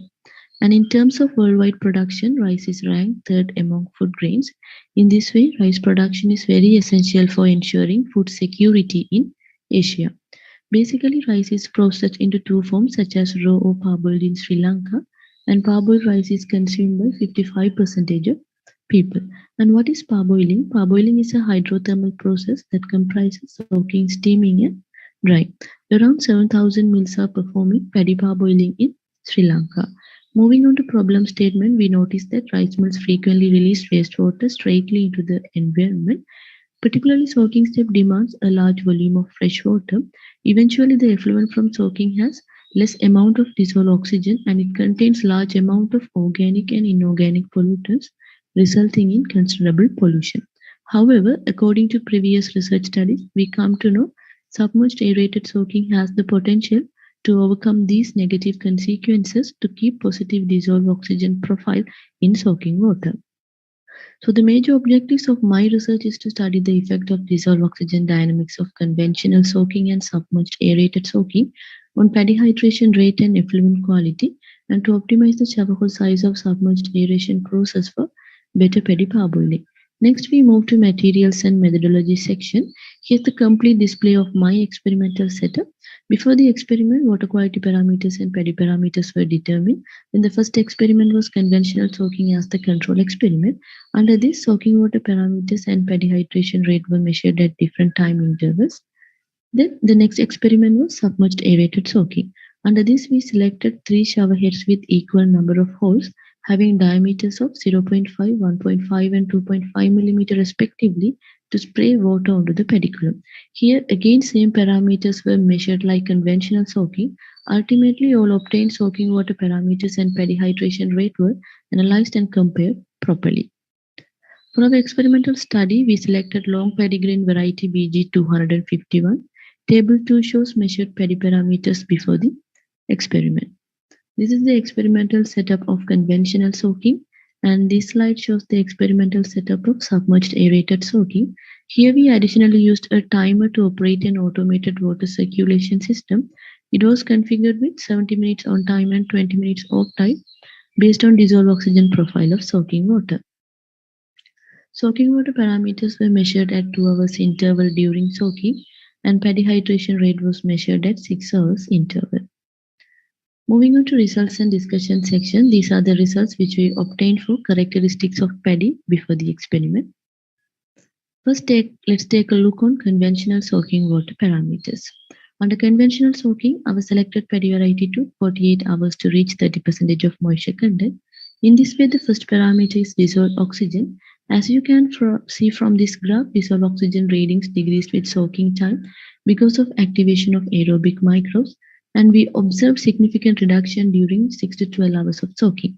At the end of soaking, it was recorded as 0.84 milligram per liter, which indicates an excessive oxygen demand in the system. This leads me directly to the next parameter, which is pH. pH values also reduced with soaking time due to proliferation and activities of microbes, resulting in formation of phenolic compounds. At the same time, electrical conductivity of conventional soaking increased with soaking period, but it was gradual and did not rise significantly because of reduction concentration gradient of soluble ions. Then, total dissolved solid values also increased with soaking time because of the formation of dissolvable solids and ions by the activities of microbes. Coming to total solids, initially we observed significant rise because of higher concentration of solids. After that, these values increased in different pattern due to microbial activity. This graph clearly indicates that the percentage increase in moisture content was relatively high during first 24 hours due to high level of moisture gradient. Anyhow, during 24 to 48 hours, the rate of increasing moisture content was slower with the formation of boundary layer. Next, let's turn our attention to the first aeration cycle of submerged aerated soaking. Usually, aeration process increases diffusion of dissolved oxygen into soaking water. Hole size of 0.5 millimeter yielded higher dissolved oxygen values, and during off time, dissolved oxygen values reduce rapidly due to microbial activity. As you can see on this graph, dissolved oxygen readings did not reach initial values, so addition of oxygen is higher than depletion. Coming up next, we will see comparison of soaking water parameters between submerged aerated and conventional systems. Under submerged aerated soaking system, our selected paddy variety took 24 hours to reach 30% of moisture content. And here the aeration process was initiated after 12 hours of soaking based on dissolved oxygen profile of soaking water. When we consider dissolved oxygen, we observed sudden rise during 12 to 14 hours in all 3 hole sizes due to initiation of water circulation that caused atmospheric diffusion of oxygen. In this way, at the end of soaking, shower hole size of 0.5 millimeter yielded comparatively high dissolved oxygen values due to formation of fine droplets with large surface area that increased the rate of atmospheric diffusion of oxygen. At the same time, pH values also increased after 12 hours of soaking in all 3 hole sizes due to recirculation and aeration of water. So hole size of 0.5 millimeter had the highest pH value due to high dissolved oxygen concentration. Therefore, aeration increased the pH values. Then we observed increasing trend of total dissolved solid after 12 hours of soaking due to the effect of aeration on solid dynamics. Usually there was the highest suction force in submerged aerated soaking that leads to higher leaching rates. However, at high dissolved oxygen concentration, aerobic microbes were active and there was high chemical degradation resulting in lower TDS concentration. So hole size of 0.5 millimeter had relatively lower TDS values than the other 2 hole sizes. After 2 hours of aeration, we observed sudden rise of electrical conductivity in all 3 hole sizes due to circulation of soaking water that increased the ability of soluble ions leach from paddy grains. There is a linear relationship between total dissolved solid and electrical conductivity. Therefore, 0.5 millimeter hole size showed comparatively lower EC values than the other 2 hole sizes. Coming to total solids, hole size of 0.5 millimeter had relatively lower TS values than the other 2 hole sizes due to difference in microbial population, which is influenced by the dissolved oxygen dynamics of soaking water. When we consider correlation analysis between pH and dissolved oxygen, we observed positive correlation between them. An aerated soaking system showed weak relationship, so addition of oxygen had a significant impact on pH. This slide shows correlation analysis between total dissolved solid and dissolved oxygen. Here we observed an indirect relationship. An aerated soaking system showed weak relationship. Therefore, dissolved oxygen concentration influenced TDS concentration. Coming to hydration rate, we observed rapid increase of moisture content in submerged aerated soaking of all 3 hole sizes due to water circulation and aeration. At the same time, after 24 hours of soaking, the highest moisture content was observed in 0.5 millimeter hole size due to high dissolved oxygen concentration. Moving on to conclusion, the hole size of 0.5 millimeter used for submerged aerated soaking system gave dissolved oxygen concentration of 2.58 milligram per liter and paddy hydration rate of 31.76% after 24 hours of soaking. Based on dissolved oxygen and paddy hydration profile, the hole size of 0.5 millimeter is considered useful for submerged aerated soaking system. And dissolved oxygen concentration in soaking water is influenced by hole size of shower head of submerged aerated system. In addition to that, outcomes of correlation analysis showed that substrate concentration in soaking water had been influenced significantly by dissolved oxygen dynamics. Further, submerged aerated soaking system yielded very quick moisture absorption by paddy grains compared to conventional soaking process. Therefore, it can minimize significant amount of effluent generation. These are the references that I followed. With that, I conclude my presentation. Thank you all for your attention. Yeah, the process of the paddy parboiling, here the aeration process. So here they are going to check this shower hole size to Yes, increase this process. And questions for the Jayanathan?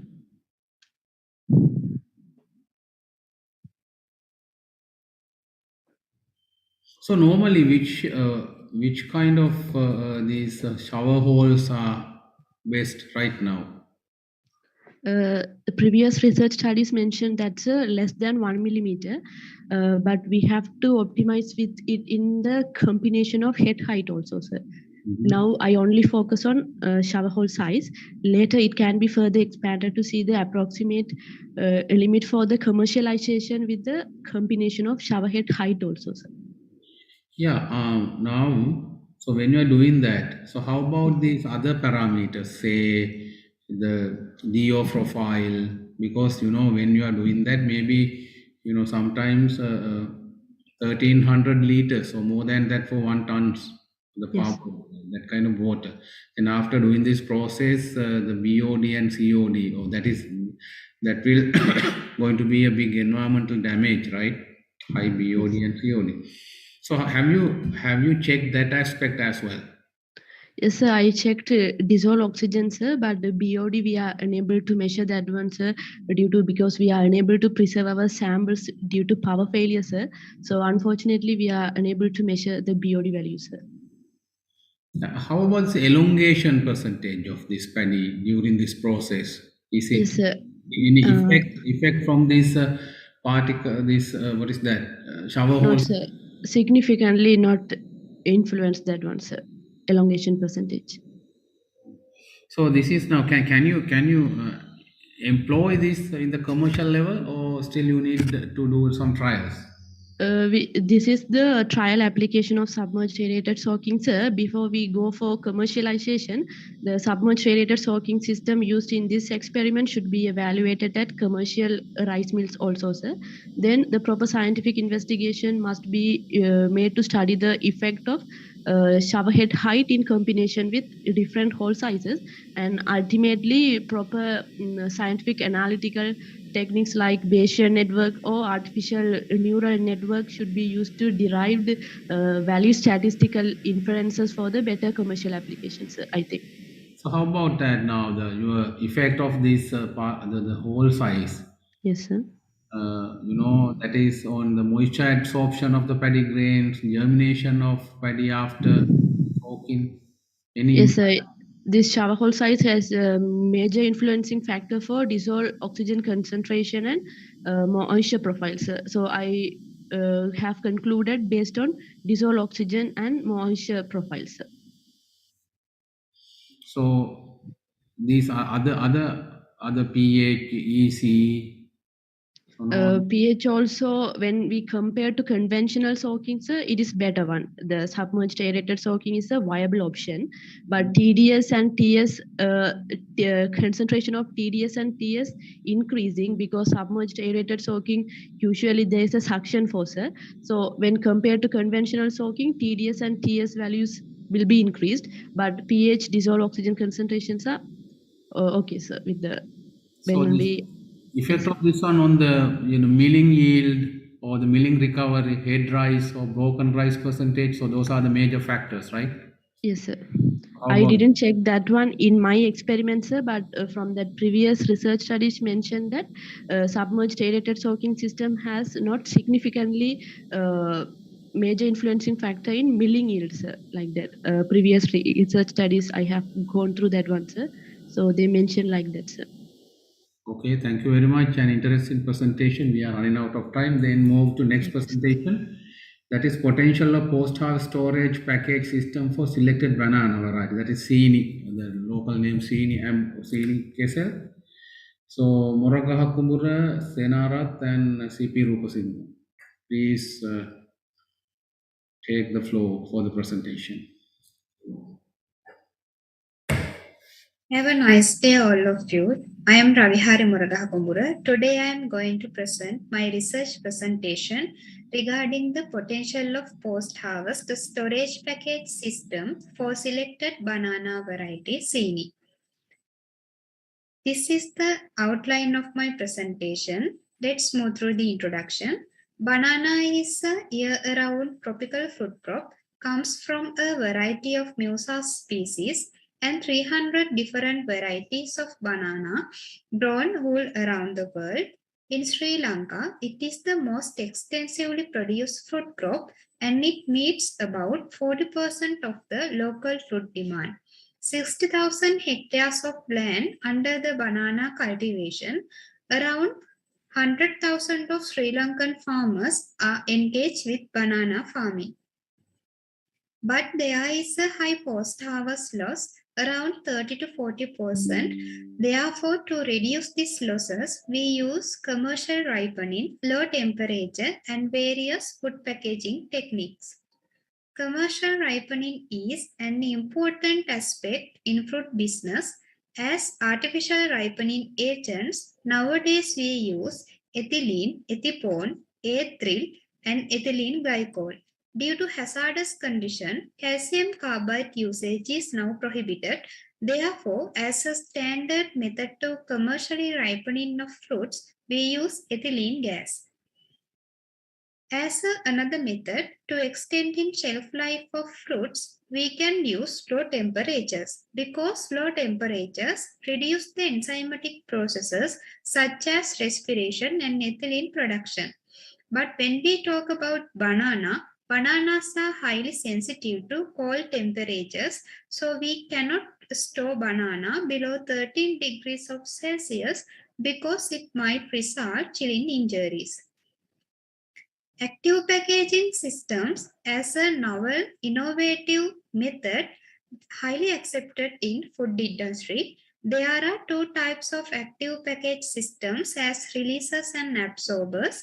They are mainly focused to extending shelf life while maintaining quality of foods by providing gaseous and moisture barrier to the food.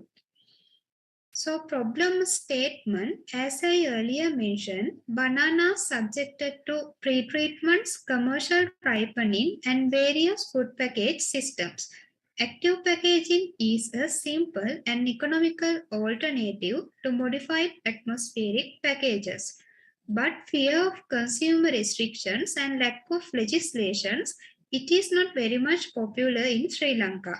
Other than that, we have 55 local banana varieties. Among them, Kolikuttu, Abul and Sini has higher demand. But in most researchers are focused on Cavendish banana variety. Therefore, lack of studies has been conducted to investigate the effect of different active package system with commercial ripening on quality and shelf life of these local varieties. Objectives of the studies are to evaluate the quality of Sini banana with active packaging techniques, low-density polyethylene, carbon dioxide scavengers, oxygen scavengers, and ethylene absorbent, and also to measure the chemical composition and physical parameters changes in Sini banana when ripening. These are the materials and methodology. As active ingredients, I use potassium permanganate, silica gel, and iron powder. As artificial ripening agent, I use ethylene gas.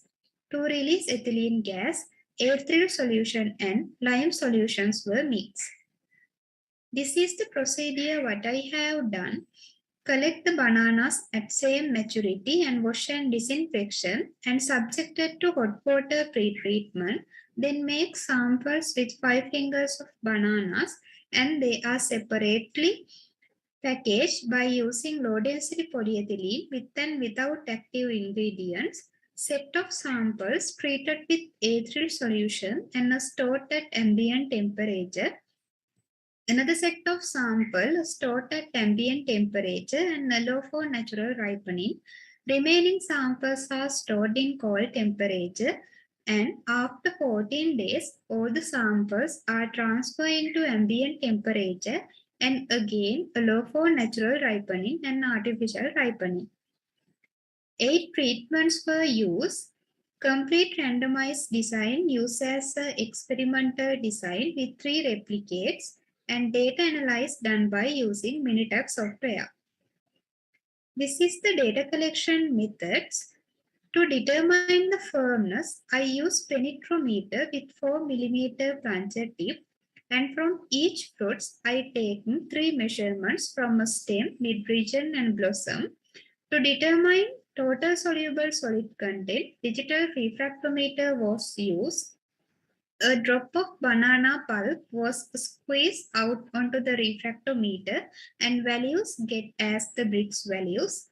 To determine the titratable acidity, 10 gram of banana pulp mixed with the 40 milliliter of distilled water and then 10 milliliter of liquid was taken from the solution and titrate against 0.1 normality sodium hydroxide. As indicator, I use phenolphthalein, and titratable acidity was calculated using this equation and expressed based on the malic acid percentage. After determination of titratable acidity, remaining solution was used to measure pH by using a pH meter. Color chart was used to observe the color changes, and weight loss is calculated using this equation. Each samples are weighted before and after ripening. These are the results. So changing of firmness values get continuously decreasing throughout the storage period for all the samples of bananas.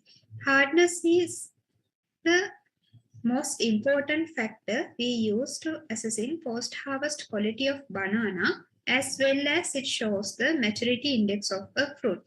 So this firmness values getting decreased because during ripening, all the pectin components are break down, starch converted into sugar, and water migration from fruit skin into flesh. So all of these are contribute to the fruit softening. Samples stored in ambient temperature have lowest firmness value compared to the samples stored in cold temperature. Total soluble solid content values get increased during ripening period. Increasing of soluble solid content linked with the decreasing of firmness values. The major carbohydrate component in bananas is the starch. During ripening, this starch converted into sucrose, glucose, and fructose, which all of are water soluble. Therefore, soluble solid content values getting increasing. The highest values are observed from the samples stored in ambient temperature compared to the samples stored at cold temperature. And changing of pH values. All the organic acids contained in banana during maturation period getting reduced because they are used to respiration process and finally converted into sugar.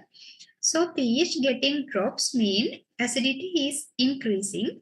The samples stored in cold temperature have higher pH values compared to the samples stored in ambient temperature. So this is the titratable acidity changing. As I earlier mentioned, the pH drops mean acidity content getting increasing. So for most of samples, titratable acidity values get increased. The malic acid, citric acid, and oxalic acid are the major acid components found in banana. Malic acid and citric acids are responsible for the tartness in unripe banana, while oxalic acid is responsible for the astringent flavor in banana. Therefore, these titratable acidity values are calculated based on the malic acid percentage. The weight loss for all the samples during maturation period getting increased. Samples stored in ambient temperature have higher weight loss values compared to the samples stored in cold temperature. This is due to high temperature differences. High temperatures cause to evapotranspiration and higher loss of moisture content. So finally we can conclude storage of Sini banana at room temperature can only reach up to 6 days, and at 13 degrees of Celsius cold temperature, Sini banana can store up to 14 days after harvesting without getting ripening. And 4th day after ripening is the optimal eating time for Sini banana with full yellow peel color. These are the references, and this is the end of my presentation. Thank you very much. And thank you very much for your presentation, Moragaha Kumbura. So you are talking about potential post-harvest storage package system for a banana variety. So members, questions or any clarifications or any inputs? So what do you think? Is it for the Sini banana? Now, which kind of storage mechanisms right now working on the people, and what is the gap you want to do? Why you need to introduce this? So at normal temperatures, we can only store sini banana up to 4 6 days. Therefore, I want to check whether if we store at cold temperature, I can found 14 days we can store at cold temperature. And again, But around I am doing my research. There was many flower failures. They are yes. Hello. hello, sir. Yeah, Navihari, now you know there are around the world there are a lot of these kind of Yeah. packaging systems around the world. There are several packaging systems, right? So some they are using light, some are using different agents, some are using active packages, right? So there are tens or the thousands of different combinations and all that. So you think your this innovation is effective? Yes, sir, because active packaging systems are not very much popular in Sri Lankan condition. So I think it is valuable. So what do you think about the physiological loss of weight, PLW? So how is it?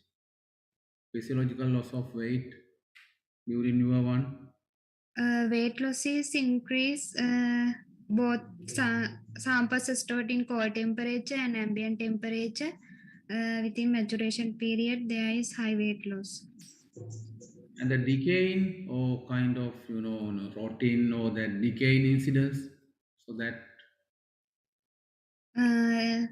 There is not very much difference. All samples packaged with active ingredients and without active ingredients. After 4th day of ripening, black spots appear in the banana peel. both. Yes, sir, both samples. So how about the total sugar, ascorbic, phenol content? I didn't measure ascorbic content, sir. The pH and TSS? TSS value getting increase and pH values difference. Samples stored in ambient temperature have low pH values compared to the samples stored in cold temperature.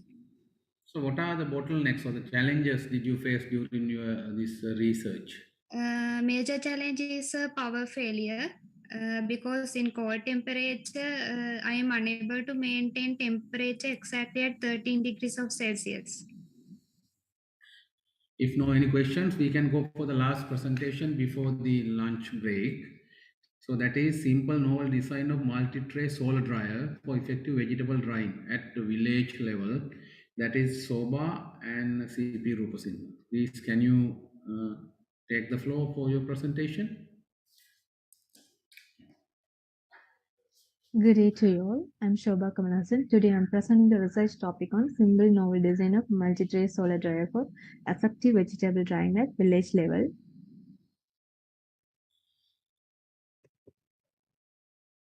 These are the contents. So first move the brief introduction.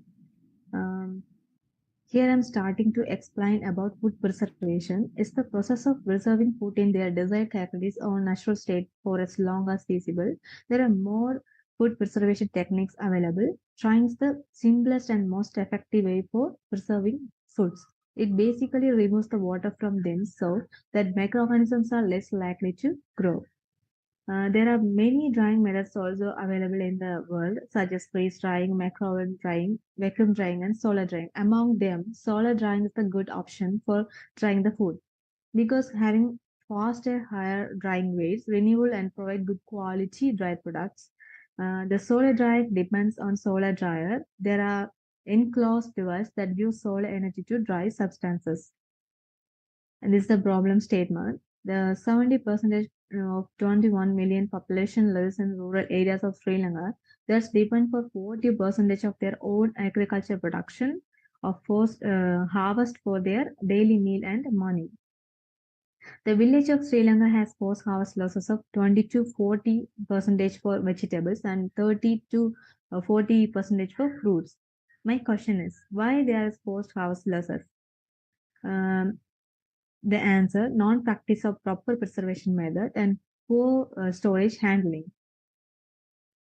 So reduce these losses. Some of farmers find the simplest and cheapest traditional sun drying methods, but that require large space, non-hygienic practices, and that provide poor quality dry products and immediately exposed to all type of weather condition. So this study presents the simple design and effective of the solar dryer as a solution for all of those problems, because the solar dryer was constructed by locally available material, and it can minimize the post-harvest losses, flavor and most of the nutritional values preserved, provide income for village farmers by value-added price for dry produce. These are the objectives of the study: to design a low-cost, effective solar dryer which is suitable for rural area, to evaluate the performance of multi-tray solar dryer, to test the drying characteristics of a local available vegetables using the solar dryer. These are the material methodology. First, development of new design, then construction of solar dryer, then measurement of parameters related to drying mechanism. And read first measurement of parameter related to drying mechanism of a dryer, then evaluation of drying characteristics of two vegetables, bitter gourd and potato. This picture shows the development of new design of multi-ray solar dryer. After get the design, the solid air components was fabricated. The first picture shows the frame of the structure is made by square steel pipe. It's lightweight and has a low price. Then the drying chamber that is made by high density painted chipboards. The first picture shows solar collector. Here, the wasted beverage cans used as a heat absorber medium, black painted and assembled into the solar collector, then covered with polythene. Drying ways made by biomass, then solar chamber top made by glass for better transparency, then chimney of heat remover made by PVC pipe. This is the view of mixed mode solar dryer. This table shows the reason of this material choose to construct this solar dryer. The main reason depends low cost. These are the parameters used to evaluate the dryer performances: moisture content, volume flow rate, mass flow rate air in the collector, the moisture losses, the collector efficiency, the dryer efficiency, average drying weight, amount of water to be evaporated, and this picture shows the experimental setup for bitter gourd. It started on 30th April 2022. The drying procedure for bitter gourd. The good quality of bitter gourd selected for the drying purpose. The bitter gourd cleaned with water. Then bitter gourd cut into thin and even slices. The bitter gourd underwent for the pre-treatment salting. Before the loads, the tray cleaned well and put the bitter gourd slice on the drying trays. After the bitter gourd slice underwent for drying purpose, the parameter recorded weight losses and temperature and average relative humidity. This picture shows the experimental setup for potato. It started 5th April 2022. This is a drying procedure for potato. The good quality of potatoes selected for the drying purpose. The potatoes cleaned with water. The potatoes cut for even slice using even slice cutter. The bitter gourd underwent for the pre-treatment, blanching. Before the loads, the trays cleaned well and put the potato slice on the drying trays. After the potato slice underwent for the drying purpose, the parameter recorded weight losses and the temperature. These are the results and discussions. The experimental start bitter gourd and potatoes. So to measure the solar dryer performances, the temperature and relative humidity recorded. The temperature recorded 1 hour interval, and the average relative humidity also recorded. This table shows the day 1 measurement of temperature. And this table shows the day 2 measurement of temperature. This table shows moisture content of bitter gourd with 1 hour interval. It's just started 8:30 a.m. and finished 5:30 p.m. It's have gone for 2 days. And this is a drying curve for bitter gourd. This is an observation of dried bitter gourd.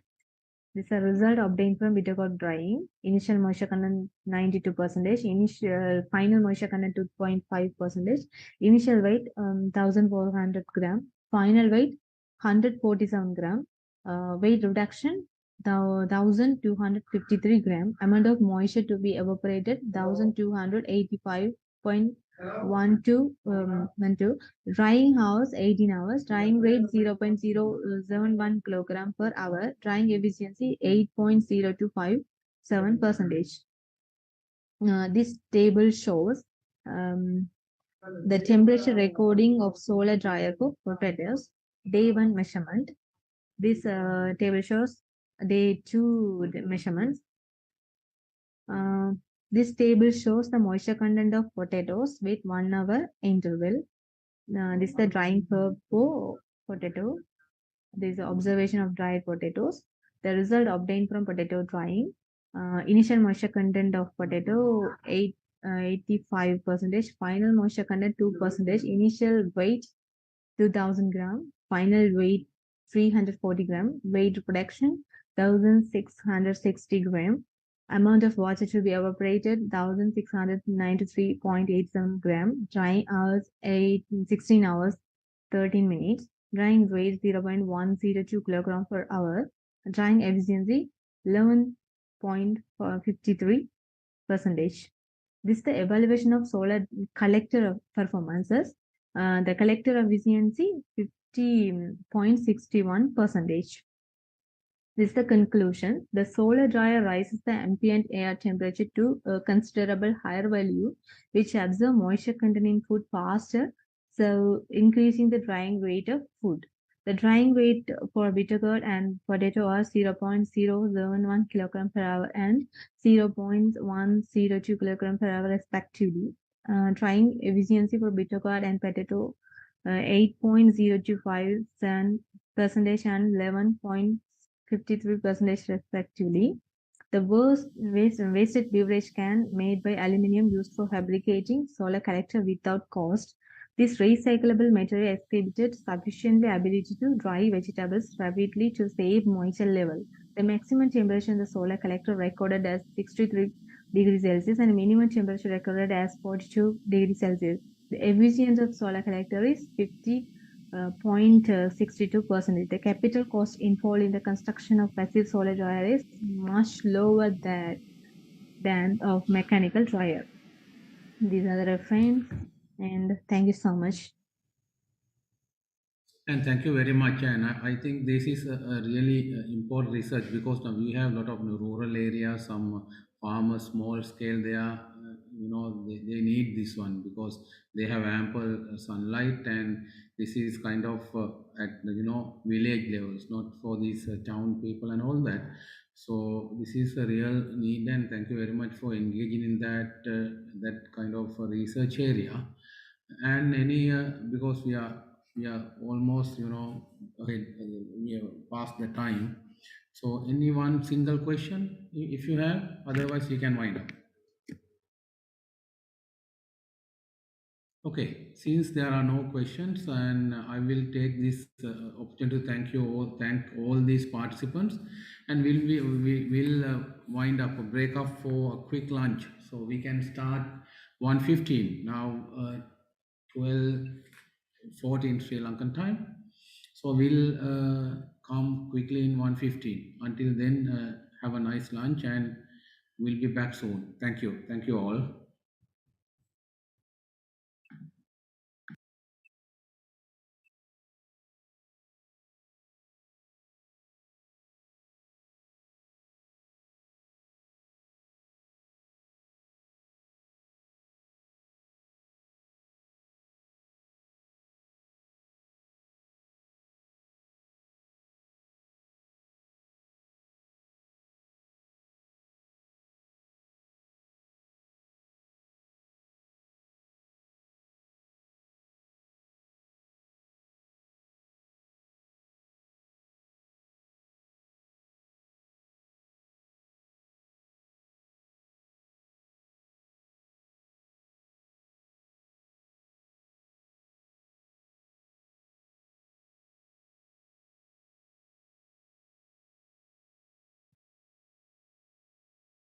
黒木先生、ありがとうございます。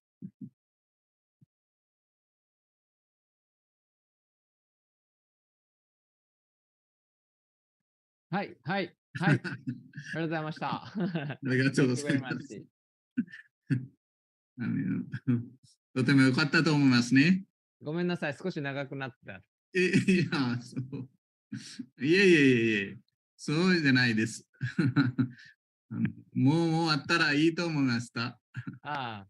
もうよく時間が取ったらもう。よかった。エンドラさん、ビザはどうですか？今、アプリケーションプロセスいますね。WhatsApp でも、エンバシの人と仲良くやって、私たちの学生も行っていますね。はいはいはい。私たちのルフの大学の学生も行っていらっしゃい。よかったと思います。大丈夫と思いますね。よかったよかった。今日、インドネシアのアリスさんも、やっとサブミットできたって言ってて、結構トラブってるんですよ、あちこち。よかったです。でも今までもよく、そうね。はいはいはい。Yesterday, so I got called. I actually in the online portal we couldn't submit it. Right? So it indicates that there is no such slot available for that type of visa. Yeah. Same as Indonesia, as far as I heard. That Visa Global Center, but I think now it doesn't work at all. OK。まあ、よろしくお願いします。ありがとうございました。ちゃんと取ってください。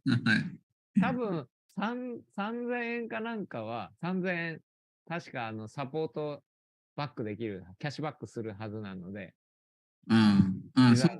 はい、ビザアプリケーションにかかる。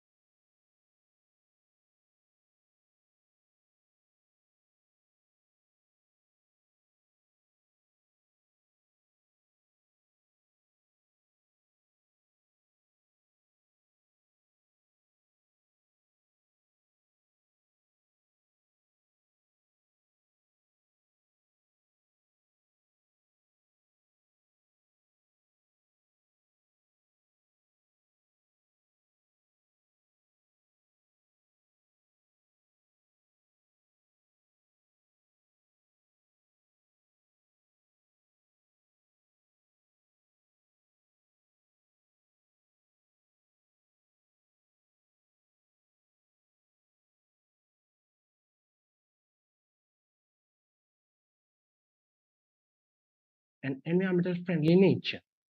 The effectiveness of wastewater treatment depends on absorption capacity of the biochar. I think you would have a better understanding about the paddy husk, H2O2 treatment, and utilization of biochar for wastewater treatment. With that, let's move on to problem statement. Think why paddy husk is considered to be a waste product because of its high CN ratio, low total digestible nutrients, bulk density, and calorific value. So most of the people open dump or burn the paddy husk.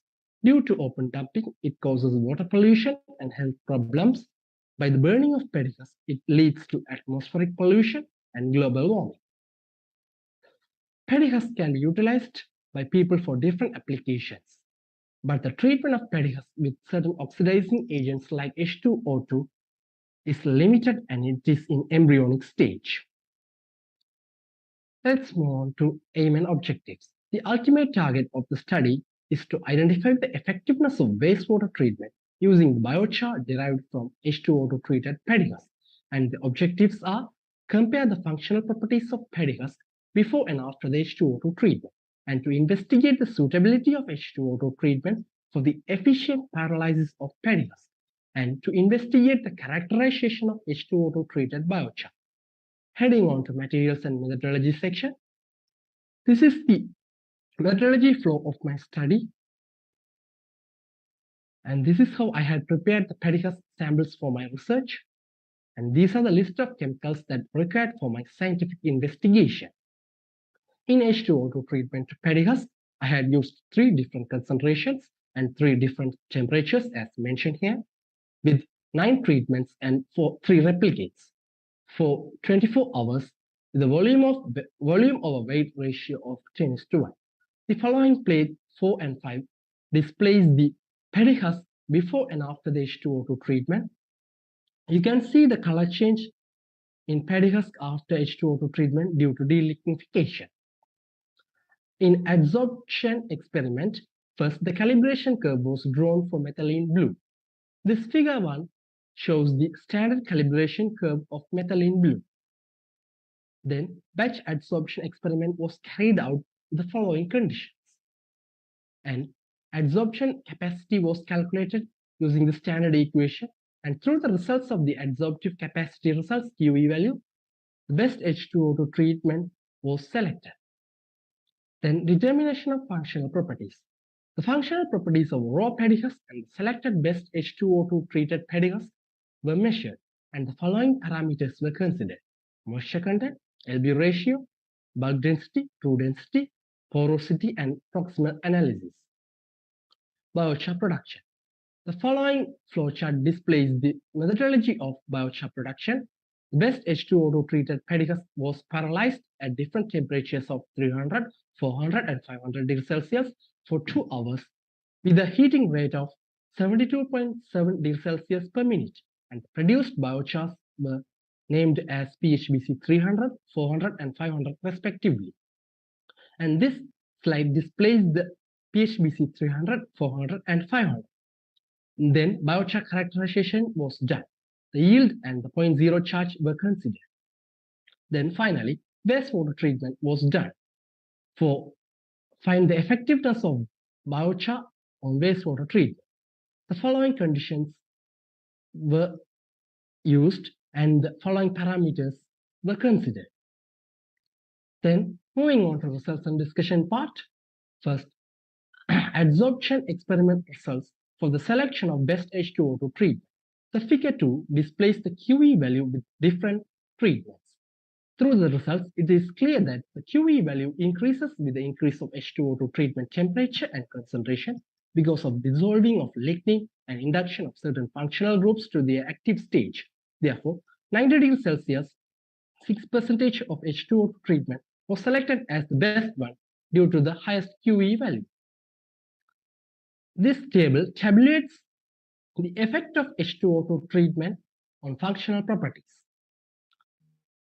Through the results of the statistical analysis, it is clear that there's a significant increment in moisture content, true density, porosity, cellulose, hemicellulose, while there's a significant decrease in the lignin content. Biochar characterization. First characterization is yield. The biochar yield decreased with the increase of pyrolysis temperature due to destruction of components like cellulose and hemicellulose and diffusion of some organic matters. Then PZZ analysis. The figure 4 shows the PZZ of PHBC 300, 400, and 500.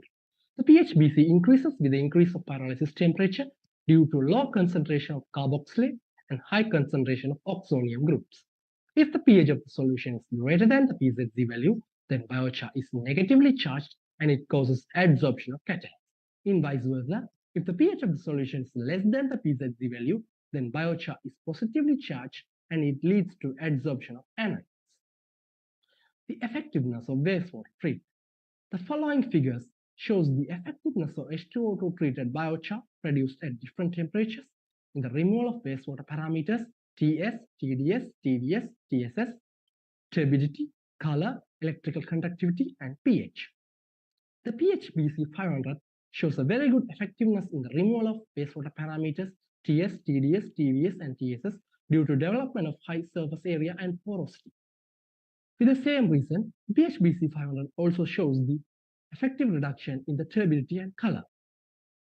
The PHBC 500 also shows the highest electrical conductivity value because of the well-organized development of carbon rings at higher temperature. It also shows the highest pH value due to its ability to efficiently adsorb the substance that is responsible for acidic conditions. Through the statistical analysis of p-value pair t-test of raw wastewater and the best treatment of PHBC 500, it is clear that the TS, TDS, TVS, TSS, color, and the turbidity values were significantly decreased, while the pH and EC values were significantly increased. Through my research findings, I conclude that the H2O2 treatment utilizes the oxidative delignification, not only the H2O2 treatment, H2O2 concentration, but also the treatment temperature have an effect on the functional properties. The 90 degrees Celsius 6% of H2O2 treatment shows the highest QE value because of the development of surface functional groups. The PHBC 500 shows a better removal of pollutants due to improvement in functional properties. These are the references that I have referred for my study. And this is the end of my presentation. Hope you like my presentation and thank you for listening. Yes, Arumugan, thank you very much. Because now a lot of research around the world, not in this part of the world, even these developed countries, they are making this biochar and using for different purposes. Sometimes soil amendment, sometimes kind of soil remedial actions, sometimes using for the wastewater treatment, sometimes these dye and other cases as well.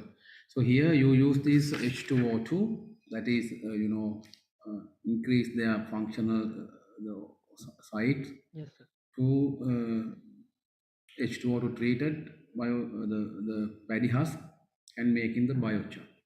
Yes. So the floor is open for these present comments and questions. So normally we in these agricultural people, so we can use these agricultural residues, right, for these removal of aqueous solution or the heavy metals. So I have a few questions here. Did you check the cation exchange capacity of this biochar? No, sir. Only the characterization of PZC and yield were considered. Yeah, when you are going with this functional, so your title show that the functional properties, right? Yes, in that case, what you are doing, you are putting this H2O2 into the normal char, and you are modifying. That means modifying the biochar with increasing the oxygen containing functional groups, yes, particularly carboxyl groups, right? Yes, yes. As a result, then your biochar is modified and it can enhance the absorption ability. So what is the absorption capacity?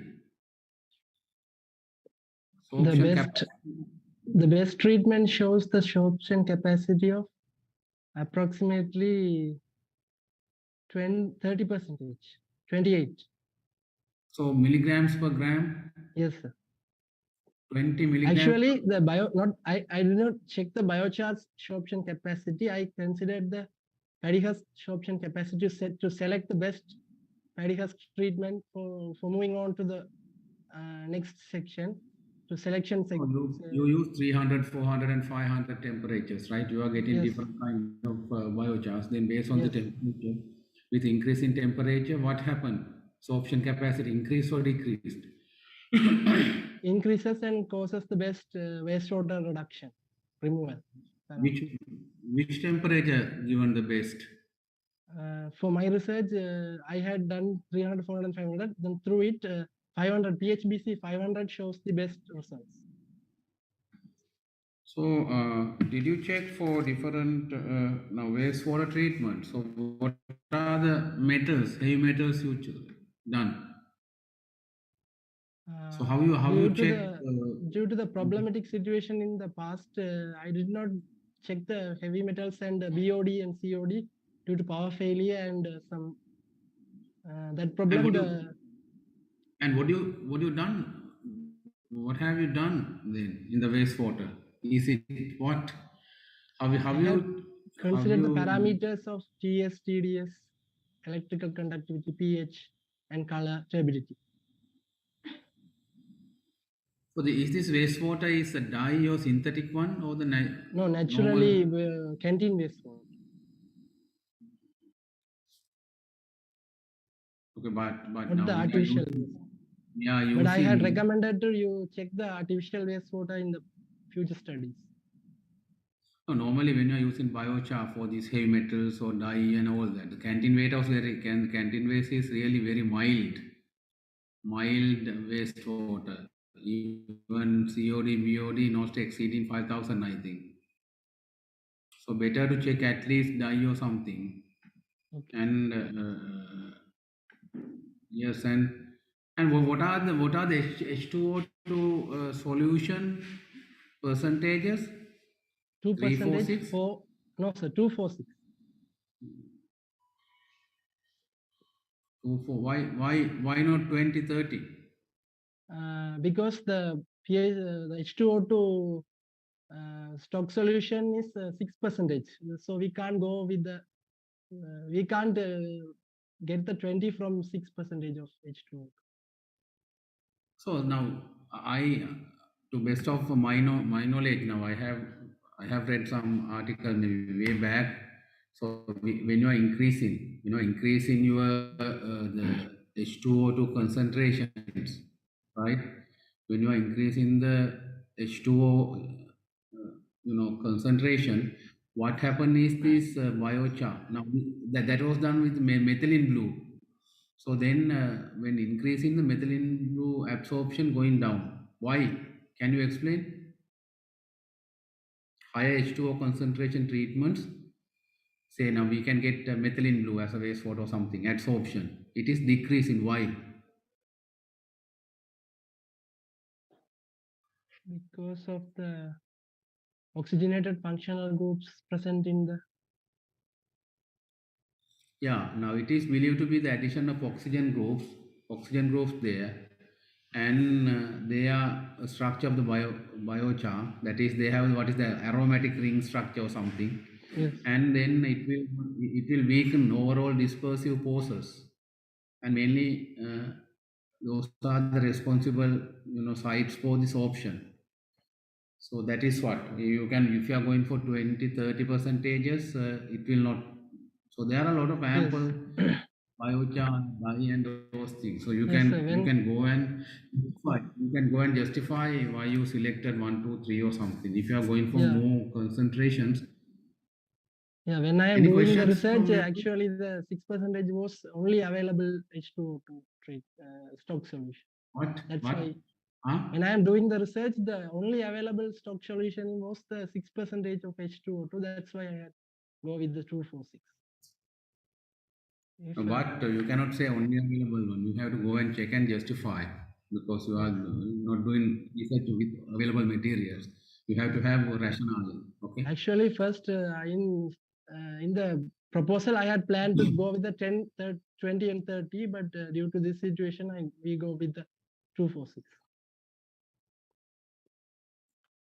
Okay, thank you very much. And next presentation Thank by you. Shanika. Shanika Chintaka Vidhanapatirana, CP Rupasinghe, HMTT Madhurangi, and GG Jayasinghe.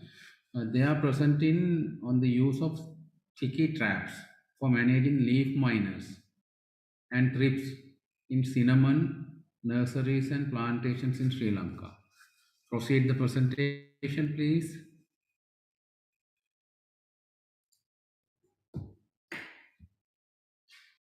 Hello everyone. I'm here to present my research on the topic of the use of sticky traps for managing leaf miners and thrips in cinnamon nurseries and plantations in Sri Lanka. This is the outline of my presentation. Let's see a brief introduction. Ceylon cinnamon is a high-value perennial crop, and there are series of insect and mite pests attacking cinnamon under both their nursery and plantation level. We can divide those insect pests into major insect pest and minor insect pest. Here I have mentioned some of those insects. Cinnamon thrips. It belongs to order Thysanoptera and family Thripidae, and identified as an occasional pest. It has a slender body and 2 pair of narrow long wings. Their damage to cinnamon plants can be easily identified based on symptoms. Initially, minor dark green spots appear on leaves, and with the time, those spots turn into white or silver color. Cinnamon leaf miner. It belongs to order Lepidoptera and family Crasillaridae. Their larvae make an irregular shaped tunnel inside the immature leaf, and it negatively affects the development of young leaves. To control those kind of insect pests, ecological pest management has been recognized as a preventive strategy.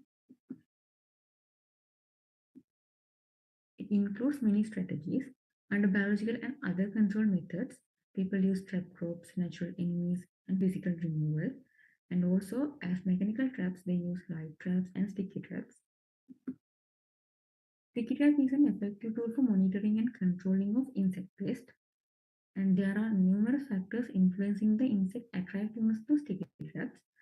Some of them are trap color, different trap shapes and heights, and location of the traps in the field. It minimizes the pesticide pressure and provides an early warning of pest presence, and also affects quantity and quality of the yield. The problem statement. Cinnamon thrips and leaf miners cause severe growth retardation at nursery and young stage of cinnamon, also during emergence of new flush. No any research carried out yet to identify effective eco-friendly techniques to manage cinnamon thrips and leaf miners. Objectives of the study. Main objective is to identify effective and suitable eco-friendly technique for managing major pest of leaf miners and thrips in cinnamon nursery and plantation in Sri Lanka. And specific objectives are to identify the most effective color and height for establishment of sticky traps, and to identify the effectiveness of sticky traps in managing leaf miners and thrips in cinnamon nurseries and plantations. Materials and methodology. These are the materials that we have used in our research. Under methodology, initially we conducted a preliminary study, and we prepared our sticky traps. Then we selected 3 commercial cinnamon nurseries and plantations, and we placed our sticky traps on there. After that, we conducted the data collection and the replacement of grease layer and insect identification. And use those data, we analyze the data, and finally the result and discussion part. This slide shows how we prepared the sticky traps. We used empty cylindrical plastic bottles and yellow and blue color papers. Those papers separately attached inside the bottles, and 2 lids were separately attached to the upper and lower edges of sticky traps. And then a thin layer of grease uniformly applied on the surface of those sticky traps. In cinnamon nursery, experimental design was randomized complete block design. And the factors are height, level, and color. As height level, we selected ground level and 5 centimeter above the canopy level. And as colors, we selected yellow and blue color. So these are the 4 treatments, and we use 3 replications. One location considered as 1 replicate, and in each location, data were recorded at 3 days interval for 3 times. These are the RCPD design. These are the locations in the nursery study. The first location was National Cinema Research and Training Center in Tihopada, and the second location was Central Plant Nursery, Department of Export Agriculture, and the third location was Commercial Cinema Nursery at Nepalpudi. Cinnamon plantation study, the experimental design was RCBD, and we considered 2 factors. The first one is height level and the other one is color. As height level, we selected about 30 centimeter from the ground level and 120 centimeter from ground level. And as color, we selected yellow and blue color. And these are the treatments that we have used. And we used 3 replications, and 1 location considered as 1 replication. And in each location, data were recorded at 3 days interval for 3 times. These are the RCBD design for the replications. These are the locations for the plantation study. The first location was NCRTC at Thiyapada, and the second location was Commercial Cinema Nursery at Taluna, and the third location was Commercial Cinema Nursery at Palivani.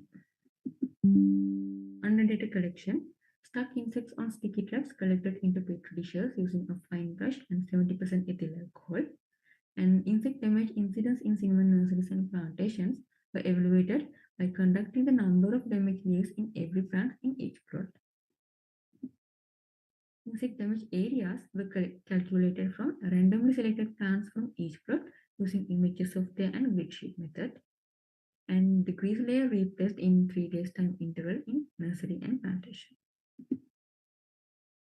Insect identification conducted using stethoscope to identify those insects up to their order level. In this table, I have mentioned some major insect orders and their characters that we have used to categorize them into their order level.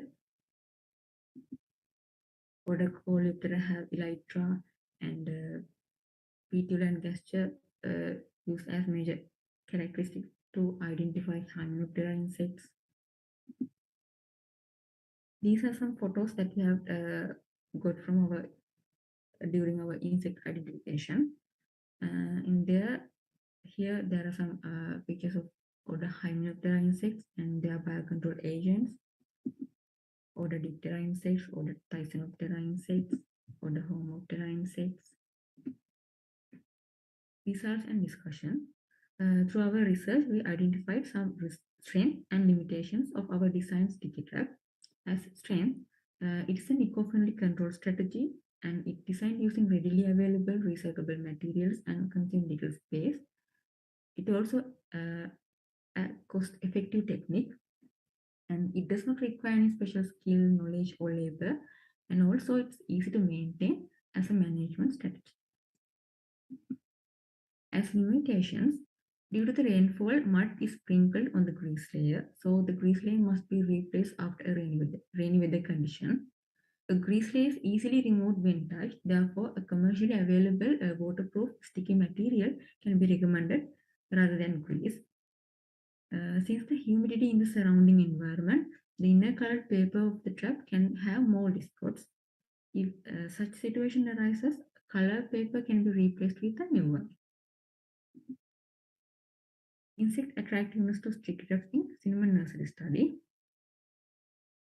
Using Minitab, two-way ANOVA conducted to identify the significant difference, and two-way test conducted for the mean separation.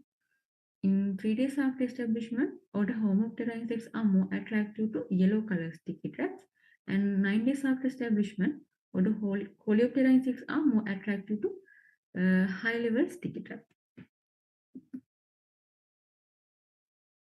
In cinnamon plantation study, by conducting two-way ANOVA, there is a significant difference between trap color and trap height in order Hymenoptera insects in 3 days after establishment. And through mean separation, yellow color high sticky trap identified as most attractive sticky trap, and order homoptera insects are more attractive to yellow color sticky trap. 9 days after establishment, by analyzing cinnamon thrips insect count, there is a significant difference between trap height levels. Through the mean separation, identified that the high level sticky trap was most attractive sticky trap for cinnamon thrips. In 6 days after establishment and 9 days after establishment, all the homoptera insects are more attractive to yellow color sticky trap. Damage list percentage in cinnamon nurseries. A two-way ANOVA conducted to identify the significant difference. This graph shows the p-values of 5 different leaf damages in 3 days after establishment, 6 days after establishment, and 9 days after establishment. Since all these p-values are more than 0.05, there is no any significant difference between treatments and damage leaves percentage. Damage leaves percentage in cinnamon plantation.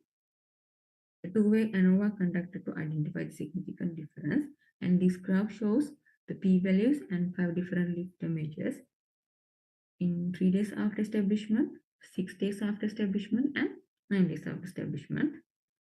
Since all these p-values are more than 0.05, there is no any significant difference between treatments and damage less percentage. This conclusion. For the cinnamon nurseries, order homoptera insects are more attractive to yellow color sticky trap, and order coleoptera insects are more attractive to sticky trap, which hunt on 5 cm above the canopy level. And for cinnamon plantation study, order hymenoptera insects are more attractive to yellow color sticky trap, which hunt on 120 cm above the canopy level, and order homoptera insects are more attractive to yellow color sticky trap, and also cinnamon thrips are more attractive to sticky traps, which are on 120 cm above the canopy level. And there were no any significant difference between treatments and damage is percentage in cinnamon or nursery or plantation. And also no leaf miners captured to any sticky traps in this research. These are the references that I have used.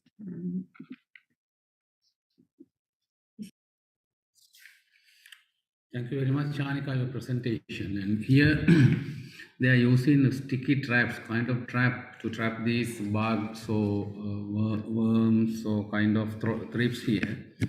So in this case, they are using in the nurseries, cinnamon nurseries. Cinnamon, that is, cinnamon is widely used for different beverages, cakes, biscuits, and you name it.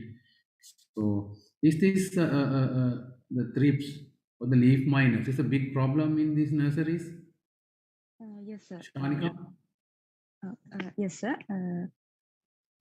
Leaf miner and thrips mostly damaged in their young stage, and also during the emergence of mold they damage to young leaves. And again, now you said the yellow color is more attractive for them, right? So, how long you are keeping now? Changing now in the nursery? What is the time period in cinnamon nursery? I got results from 3 days interval, sir. So you are changing the trap once in every 3 days? No, sir. I only change the grease layer. The outer grease layer, I replace it in 3 days time interval.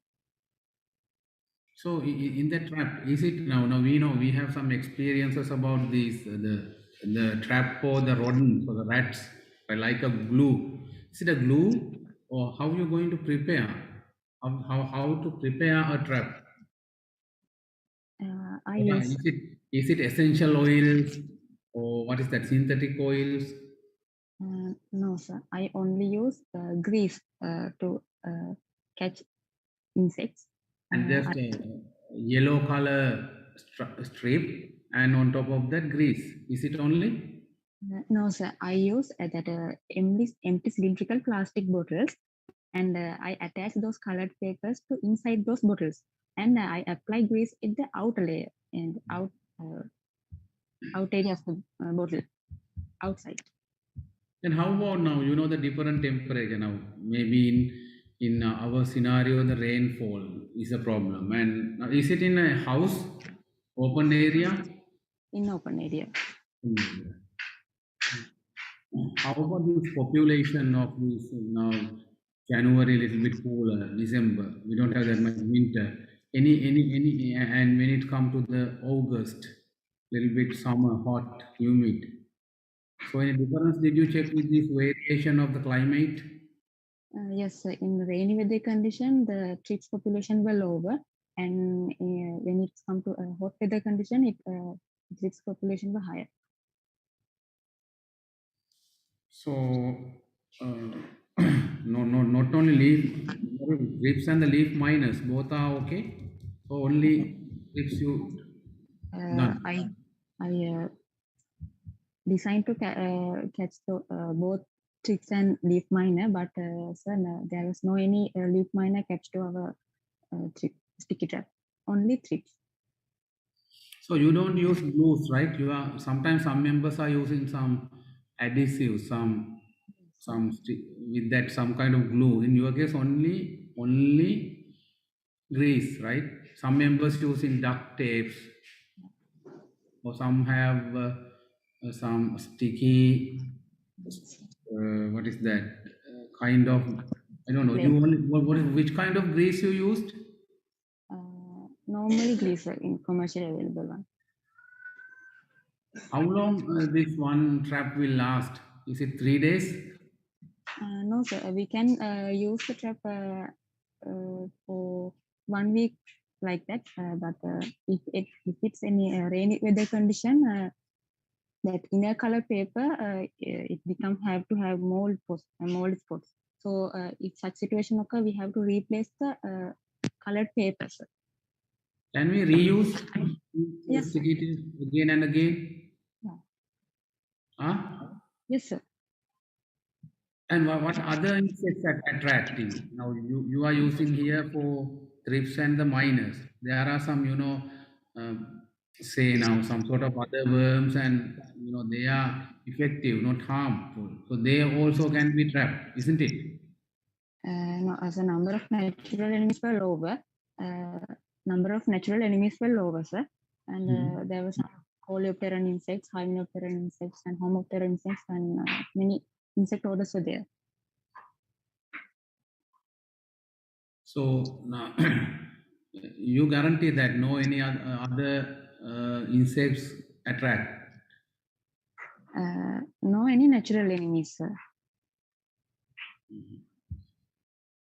Okay, see now some sort of other, other flies or some, those are not coming, right? So therefore, it is guaranteed that with no any. Now, some people are talking that these traps are inhuman. There are some, some sort of mistakes there. So how you think? At the last question, is it okay? Not inhuman. So I have seen that some rats and rodents. They are people are putting that glue there when they are trapped there. So they try to escape, and it is little bit inhuman. So what do you think? I agree. Yeah, I agree to your opinions, sir. I also felt. I agree to the opinions. I also felt that. So therefore, ethically, you cannot conduct this research, right? You have to get the ethical clearance as well next time. Yes. Okay, thank you very much. Any questions, Sensei? Moroku Sensei? Any? All right, it's okay. Thank you very much. Okay, and then the next. You don't use the fan. Thank you very much. Thanks. And then next presentation by Kolabarachi and Halvatura on the indoor air quality, enhancement performance of different varieties of herbs in Sri Lanka. So they are trying to grow herbs indoor and enhancing the air quality. So Kolabarachi, please present your presentation. There, I'm Shopini Kolambarachi. My research work is based on indoor air quality enhancement performance of different varieties of herbs in Sri Lanka. This presentation contains these parts. Let's move on to the introduction. As we all know, urban residents spend 80 to 90% of their lifetime in indoor environments. Indoor air quality and the indoor air environment has become a critical factor to be concerned.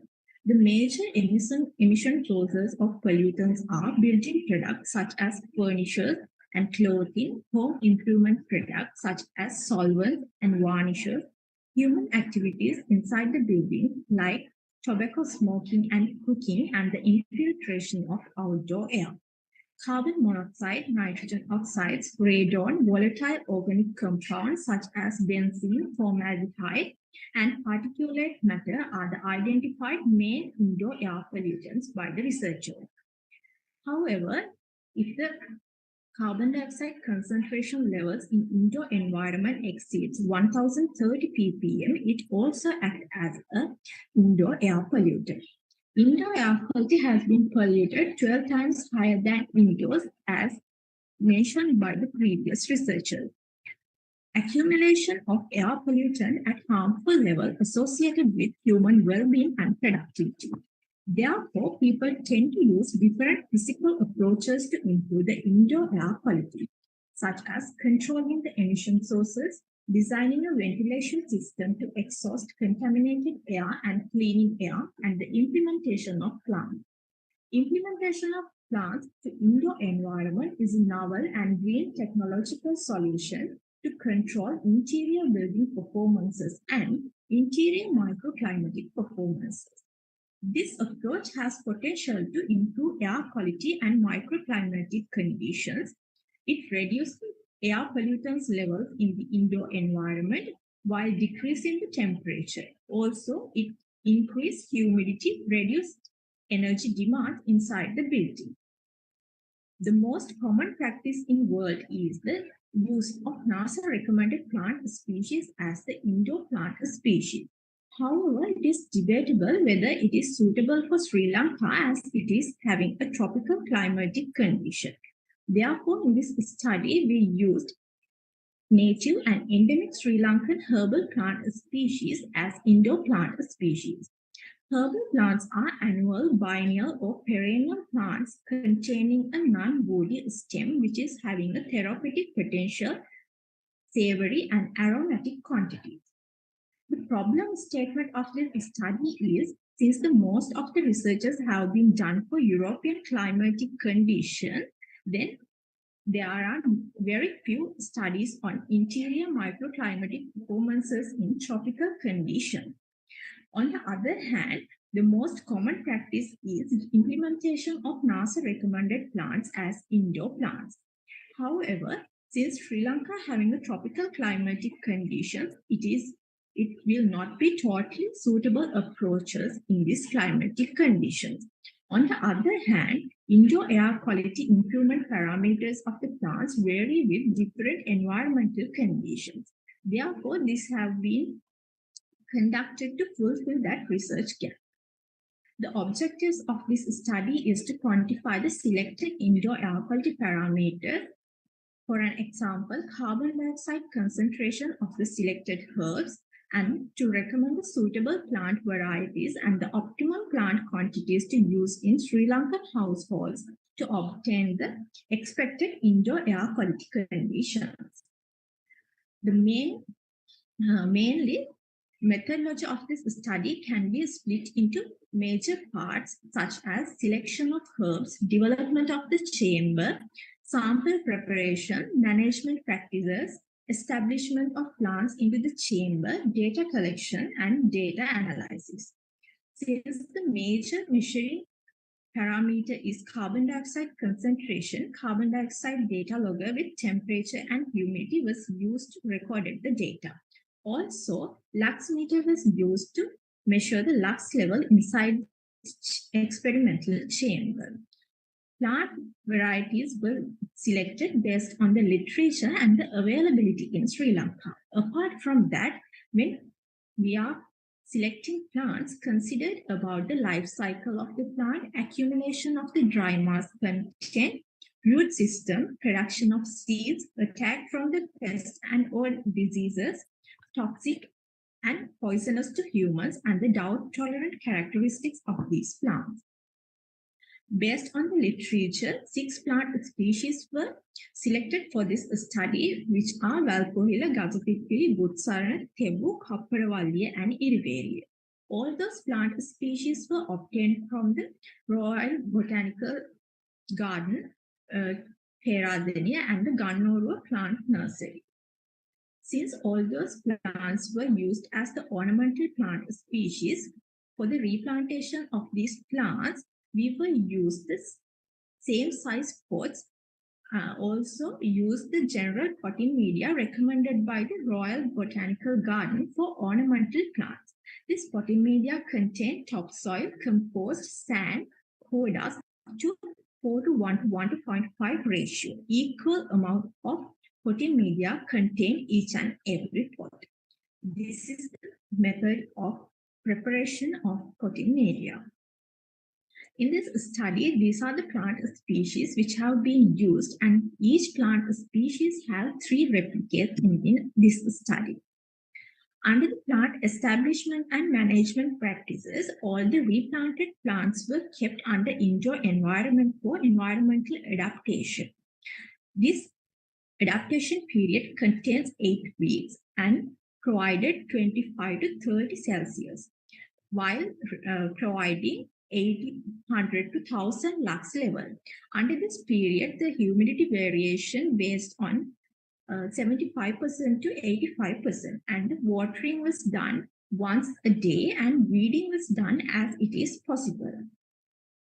Under the experimental study, the airtight glass chamber was built up, and also it is equipped with a white LED bulb as the light source. Also, small fan was used for air circulation within the chamber throughout the experimental period. The chamber was covered using a rigiform sheet, excluding the top of the chamber for thermal insulation. To confirm the airtightness of the chamber, reaction between the baking soda and vinegar was used. Under that reaction, carbon dioxide was artificially generated and observation was taken over a 24-hour period. Then it has been observed that the carbon dioxide reduction within this chamber when using clay is 0.8%, and the humidity ratio variation over 24-hour period when used clay for seeding is 7.8. When it comes to the experimental period, the plants were introduced individually into the chamber. The plants introduced at 6 p.m. at the afternoon, and the light source was provided 6 a.m. to 6 p.m. for their photosynthesis process. Under this study, the lux level was used 1,500 lux level. The fan will be operated throughout the experimental design, and the plant canopy will be kept at the same distance from the light source. Since to analyze whether there is a significant carbon dioxide emission by the microorganisms present in the soil media, we have used the control test for soil media.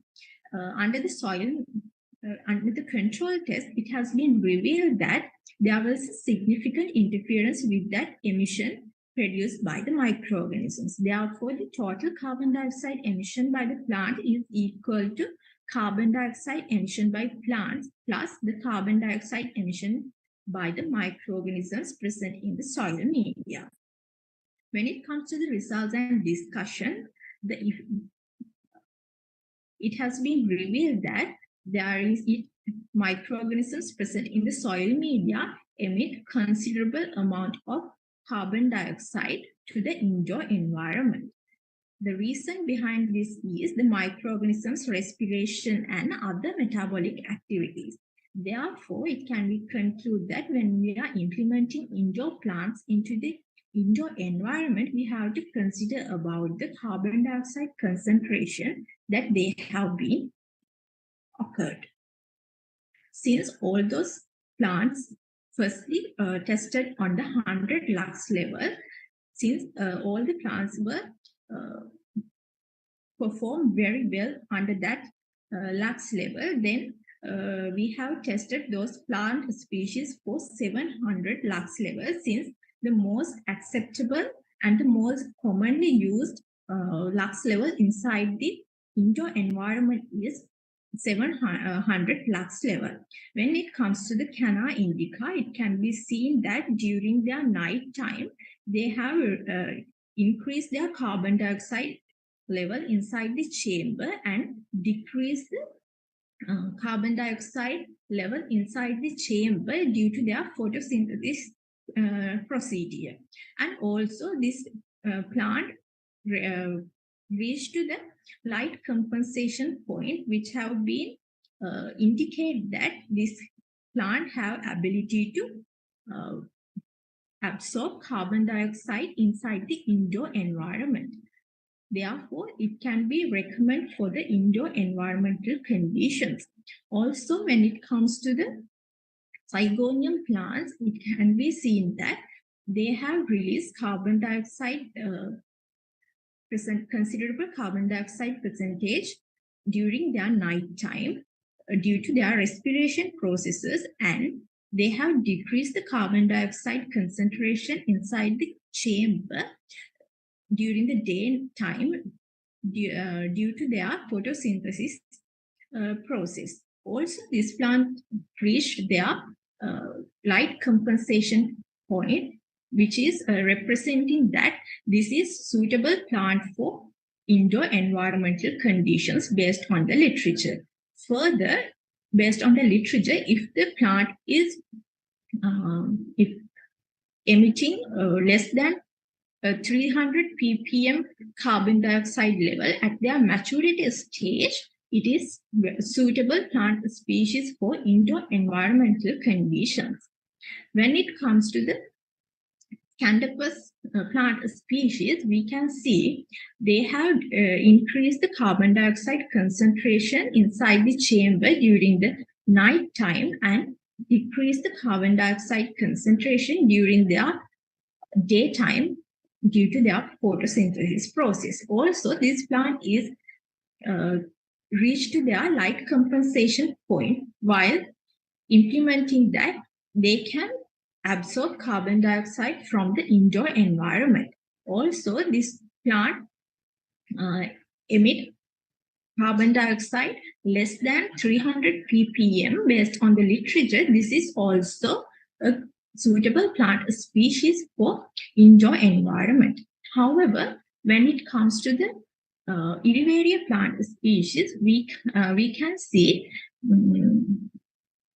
during their night time, they have increased their carbon dioxide concentration during the night time, and they absorb carbon dioxide during the night time. However, they were unable to reach the light compensation point, which means that they were not able to absorb carbon dioxide from the indoor environmental conditions. Therefore, this plant species is not suitable for indoor environmental conditions based on the literature.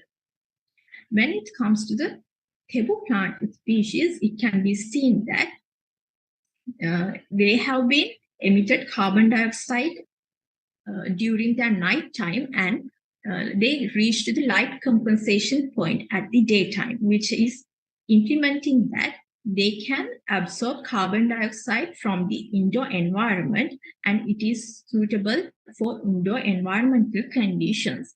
When it comes to the Capravalia plant species, they continuously increase the carbon dioxide in concentration inside the glass chamber, which is representing that this is a not suitable plant species for indoor environmental conditions.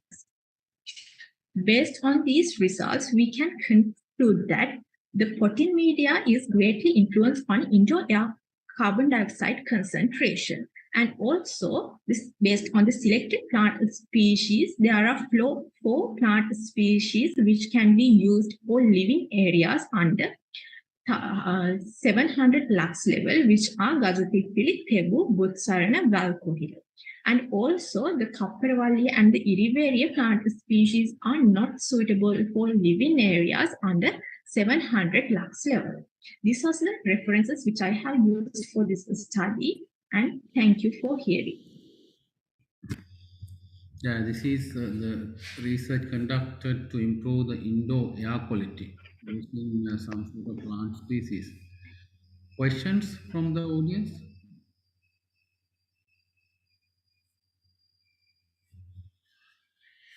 Now, what do you think about the indoor air quality? Only carbon dioxide? It contains various types of air pollutant. But in this research, we have considered only about the carbon dioxide concentration, since the lack of instrument that we are having to measure other characteristics. Yeah, and then next question is now, normally when you are using a kind of plant or the potting media, so it is said to be, there are some four types is consuming. One is the above ground plant, second one is the potting media and the root, the growing media, and next one is the microbes, right? So how you going to guarantee that all these carbon dioxide or whatever, sometimes volatile carbon, volatile organic compounds, that is benzene or formaldehyde, toluene or something. So how you guarantee that all these absorption done by the above ground plants?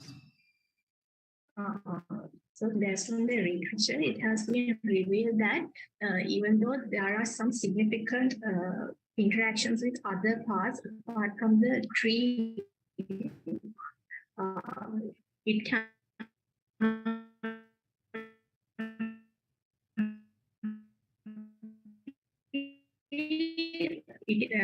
the amount that they are absorbing is negligible. How about these absorption rates with the light intensity? Because with the light, when the light is increasing, absorption is also increasing. So you only use the 700 lux? At the first stage, we all tested these plants for 1000 lux level, because since we are intending to introduce those plant species into indoor environment, the 1000 lux level is the most rarely used in the indoor environment. For an example, for a detailed drawing work room or operation theaters. Then when it comes to the normal corporate environment and the workplace, it consists only 500 lux level to 700 lux level. Therefore, all the plant species are well performed in 1000 lux level. Then we decided to proceed the rest of the research for 700 lux level, because the previous researchers also have done and they selected the most suitable lux level as 700 lux level as indoor environmental conditions. And the last question, how about this now, day, night? Because it's said to be now, there are some other mechanisms, C3 plants, C4 plants, CAM mechanisms, you can get these physiological pathways. So some are active on the night time. So have you done some that kind of, difference with your plants selected? Yes, sir. Mainly, all the plant species mainly can be divided into three carbon dioxide emission patterns, which is some plants are increase their carbon dioxide concentration at night and then decrease the carbon dioxide concentration at the daytime due to the photosynthesis process. And some plants are increasing their carbon dioxide concentration during the night time, and they have constant level of carbon dioxide concentration in the daytime, and some of plants decrease their carbon dioxide concentration in nighttime, and they increase their carbon dioxide concentration in daytime. When it comes to my selected plant species, only two, Capravallia and Uvaria plant species represent vary from that other plant species, which is Uvaria having a total carbon dioxide. It continuously increased the carbon dioxide concentration inside the indoor environment, and also Capravallia also did not have ability to absorb carbon dioxide concentration from the indoor environment. Therefore, we cannot implement those plants into the indoor environment. And when it comes to the Tebu Utsarana, the Gajatipili and the Tebu plant species, we can see that in their nighttime, they have increased their carbon dioxide concentration due to the respiration processes, and they decreased their carbon dioxide concentration due to photosynthesis. And at one time, they were able to meet their light compensation point, which is representing that they have ability to absorb carbon dioxide from the indoor environment. Therefore, I think those four plant species are the best species for indoor environment. Okay. Sensei, you have any questions? Kuroko Sensei? Yes. Yeah. I think you'd better normalize the ratio between the plant weight and the free space inside the chamber. Yeah. Because if you put more plants inside the chamber, the decrement of the CO2 concentration is much better, right? So I don't know how to control the. You should normalize the decrement of the CO2 concentration per kilogram of the plant, for each species. Yes.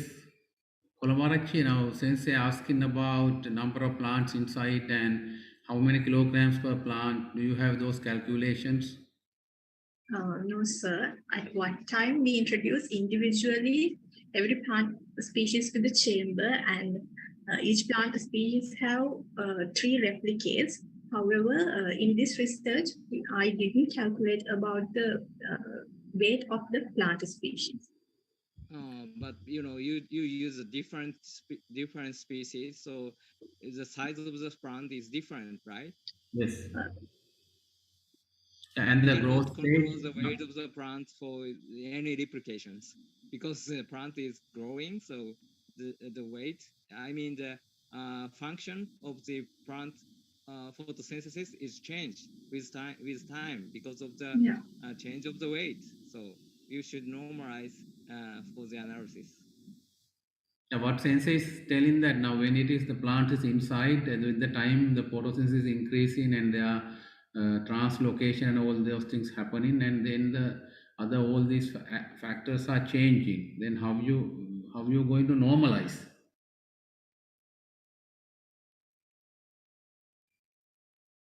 Hello? Yes. Actually, since one plant is only we are introducing only for 24 hours period. Actually, the variation of the plant's weight was not minimal. Yeah, we assume that as it is. All right. Okay, any questions? Okay, then we are coming to our final presentation today. So that is by Disanayaka, Taranga,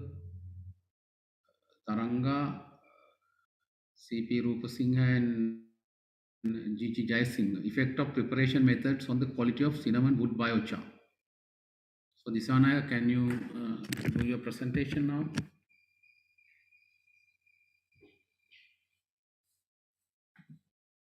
Welcome to all. I am Bhagya Disanayaka. My research topic is effect of preparation method on quality of cinnamon wood biochar.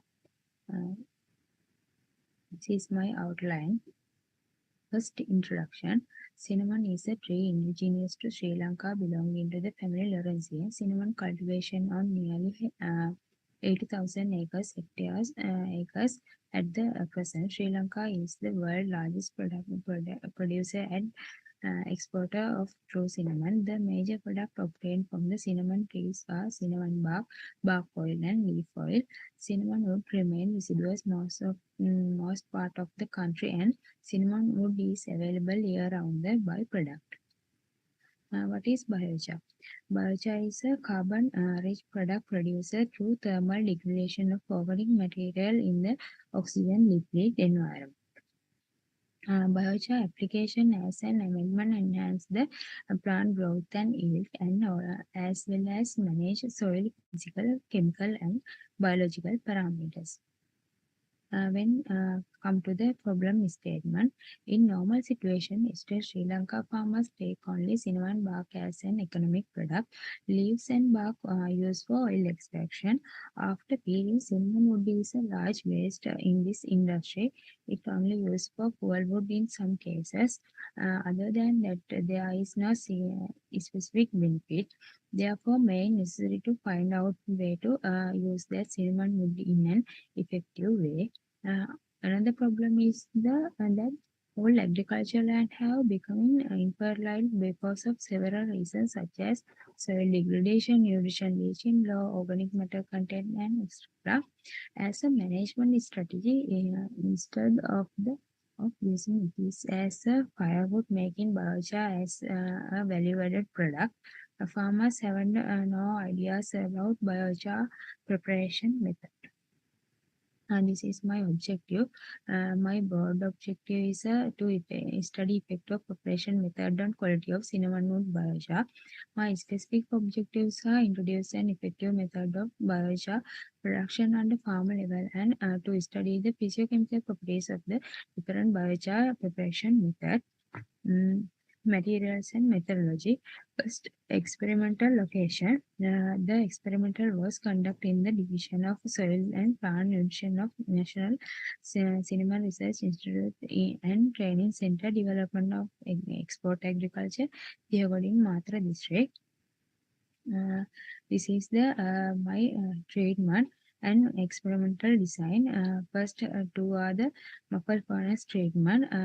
Treatment 3 to 8 conducted double barrel method, and treatment 9 to 15 were conducted with method. The biochar was prepared by the using the three method: muffle furnace method, double barrel method, and pit method.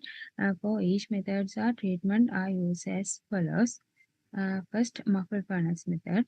Muffle barkless cinnamon stick cut into the 6 inches pieces and covered that aluminium foil and kept into the muffle. There is the step followed this method. Measure diameter and length, wood with similar diameter and length, vein, wrap separately with aluminium foil, put into the muffle, and finally vein to the prepared biochar. Second method is double barrel method. In double barrel method was filled with constant in a barrel was filled with constant weight of 16 kilogram stick and seal. Then for outer barrel, different treatment of amount as shown in the slide was used as fuel to burn. This is the inner barrel process. Measure the diameter of cinnamon woods, vein, put into the inner core and seal the inner core. This is the outer barrel process. Measuring the highest and diameter of the of woods, vein, put into the outer core and burn. Immediate product after burning. And especially in barrel and pit method, partially burned woods are remain. So biochar was separate from the from that district in both method of increase the processing the research. Third one is pit method. A pit prepared due to the following measurement and cinnamon wood stick around 1 pit burned in pit with different time limits as shown. There are the steps. First, to collect the cinnamon wood, measure the diameter and length, weighing, put into pit and burn well. Fifth step, adding water is done to the stop the burning. Sun dry into removing moisture, separate impurities and biochar and weighing to biochar yield. In this slide shown common final step which are conducted after each three method of preparation biochar. First, grind the biochar, sieving 2 mm siever and adding to the bags. Determination of quality parameters. Next shown, I calculate the yield parameters of the different methods. Data was measured and gathered as under physical properties, water holding capacity and bulk density, chemical properties, pH value and EC, electrical conductivity and total nitrogen, total phosphorus and potassium for each and every methods. Water holding capacity. In here, plastic column were prepared on water holding capacity was measured. Next physical parameter is bulk density. In here, container with known volume used for measure bulk density except sample. Then chemical properties. pH and electrical conductivity measured with pH and EC meter. Next, total nitrogen percentage by kcal dilution method. Also, total phosphorus by Olsen method. Statistically analyze. Done with both MS Excel and statistical analysis software. Mean separation done with least significant difference. Let's move the result and discussion. First, yield percentage. Higher yield observed in 20 kilogram weight of the double barrel method. There is no significant difference between muffled furnace and 400 degrees Celsius and barrel 15 and 25 kilogram. When considering pit method, highest yield observed in 45 minutes. Total nitrogen.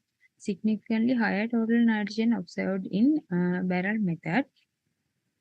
Outer barrel 10, 12 and 20, 25 kilogram. Highest total phosphorus observed in barrel method. Outer barrel 8 kilogram.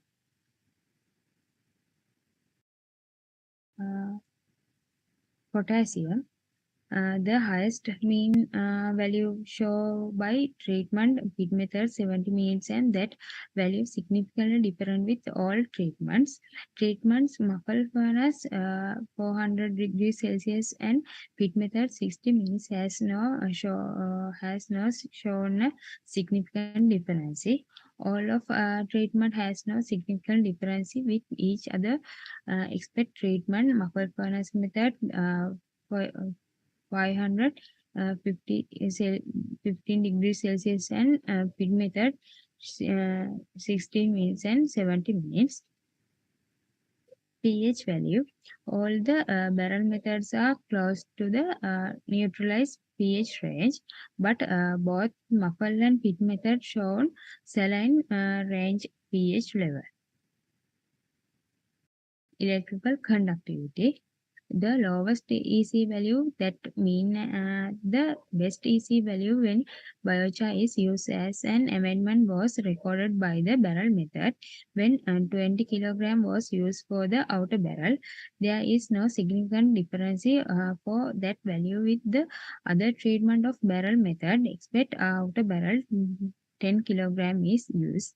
There is no significant difference of electrical conductivity value among the treatment in pit method.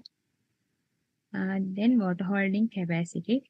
The highest water holding capacity is recorded from the biochar obtained by the muffle furnace, and where 515 degrees Celsius is used.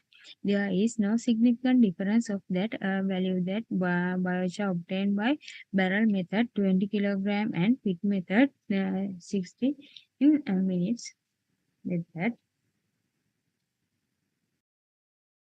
bulk density. The best bulk density value was recorded by the biochar obtained from the muffle furnace. That value is significant difference from all others. Then the second lowest bulk density was recorded from the muffle furnace method, where for 400 degrees Celsius was used. There is no significant difference of that value with barrel method, except there 10 kilogram is used. Price per 1 kilogram. Price per 1 kilogram lowest in pit method. This is my conclusion. First, higher yield observed in barrel method 20 kilogram. Highest total nitrogen have been in a barrel method 10 kilogram, 20 kilogram, 20 kilogram, 25 kilogram. Highest phosphorus value in barrel method 80 kilogram. Highest total potassium obtained by the pit method.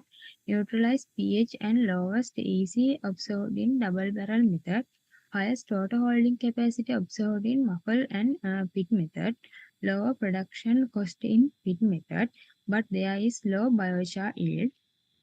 When considering about farmer level, cost of production and yield show best value in double barrel method 20 kilogram. Most of other parameter also good in double barrel method, outer barrel 20 kilogram. So double barrel method 20 kilogram will be best cinnamon wood biochar producing method for farmer level. This is my reference.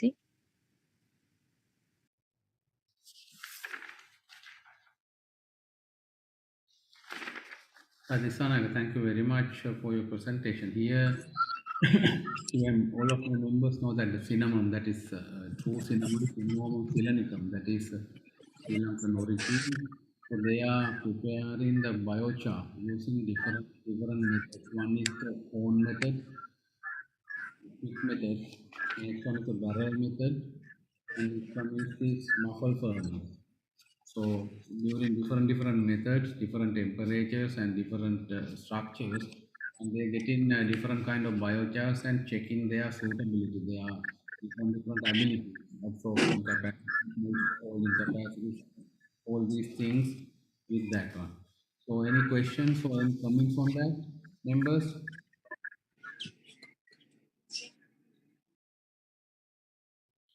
Yeah, I have one simple question. You done the pit method. One is pit. So what is it? How long? What's the time in the pit method? 20 minutes or 45? What? Hello? What's the time duration in the pit method?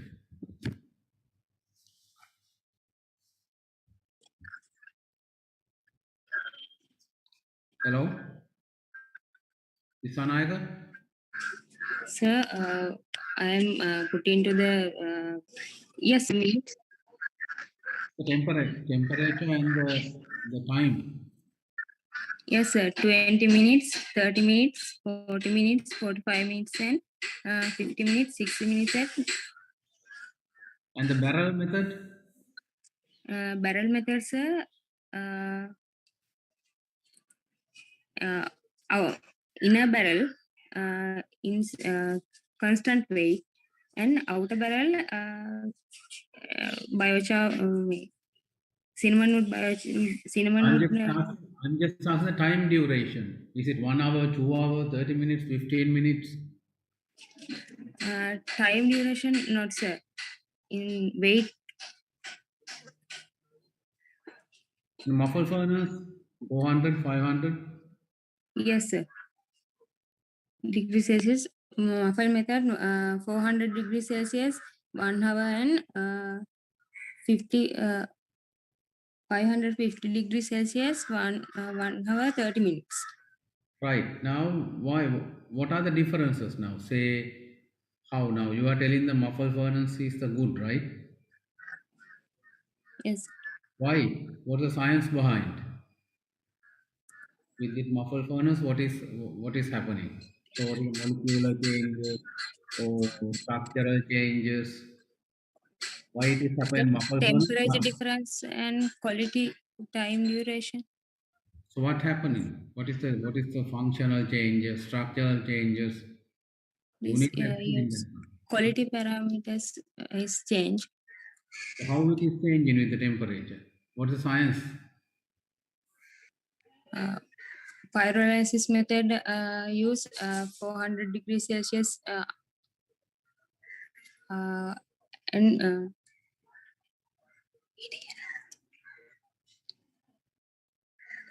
So now simply you can do the pit method, barrel, and the muffle furnace methods are there, right?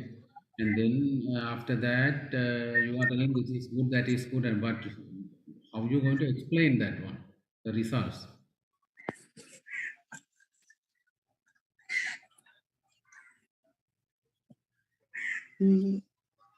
it is no oxygen deplete environment is a muffle furnace method. It's done. Have you checked that with the soils about the effect of cinnamon biochar preparation methods on nutrient retention and release of the soil? No, sir. No. No. So that would have been best, because now if you are preparing the product and you add it to the soil and then you check in the performance, sometimes maybe we don't know that you can reduce the nitrogen leachate or some sort of phosphorus or something.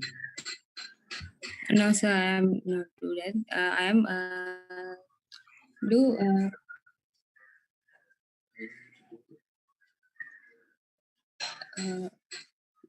what are the best method is a farmer level. Yeah, that is what now after you are done, then you have to use this at the farmer levels as a soil amendment or whatever, or the wastewater treatment or what, that kind of stuff. Then you have to use it on the field, right? So that is the best thing you need to do. Otherwise, no one going to trust you, because if you add in that one 500 muffle furnace, you can see cation exchange capacity increasing, and then absorption increasing, aeration increasing, and that is a good soil amendment. That is how you are going market and value your result findings. Otherwise, no one believe that. So that is the next level you can do it, I think. So I suggest to carry out in next level as well.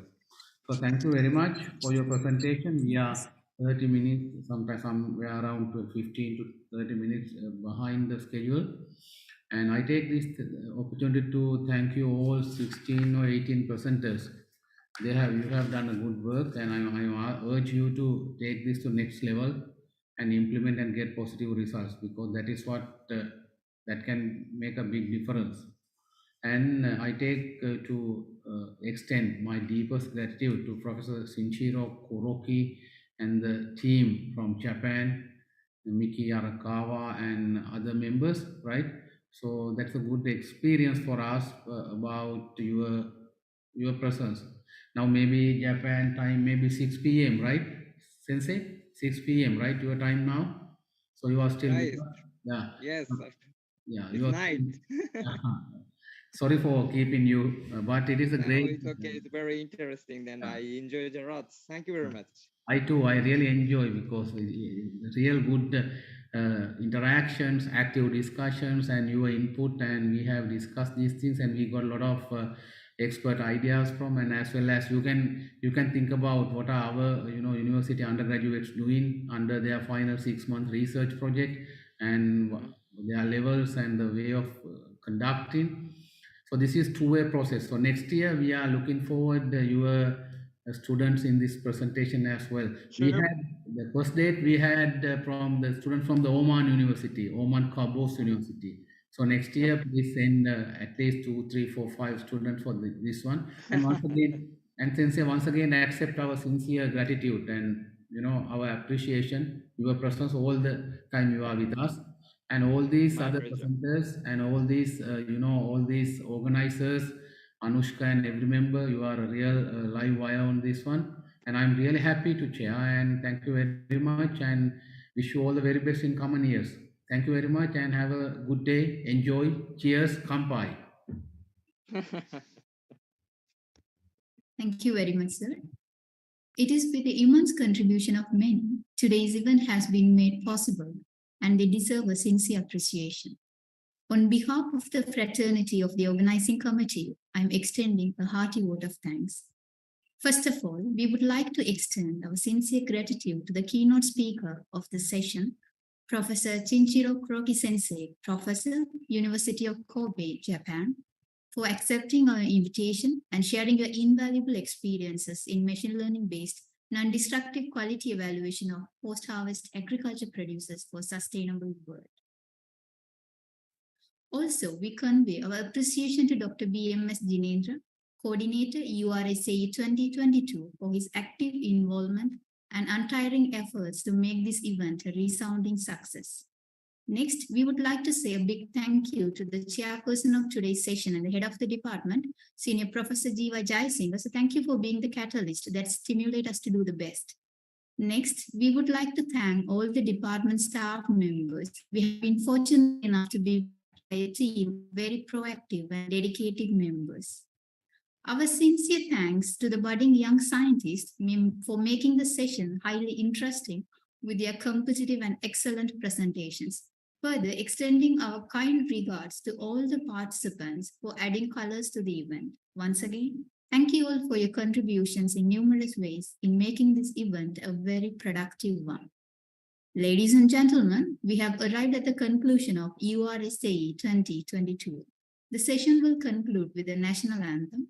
Please honor our national anthem by staying silent.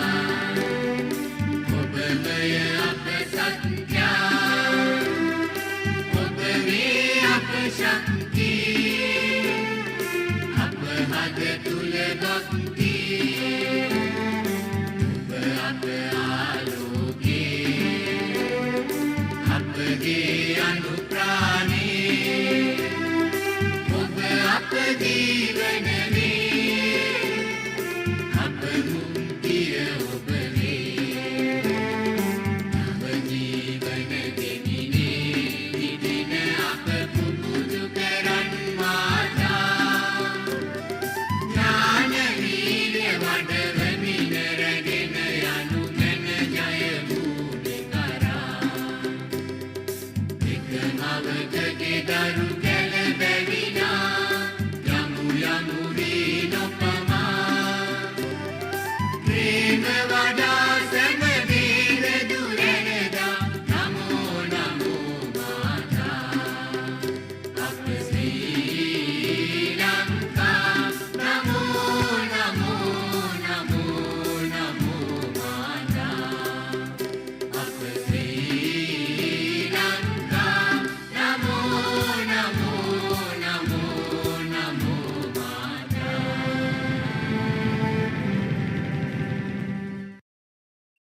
you very much for joining us for 3 consecutive days. It has remained a pronounced pleasure. Hope you had fruitful days with URSAE 2022 and we'll meet you all again in URSAE 2023. Thank you. Stay safe. Bye.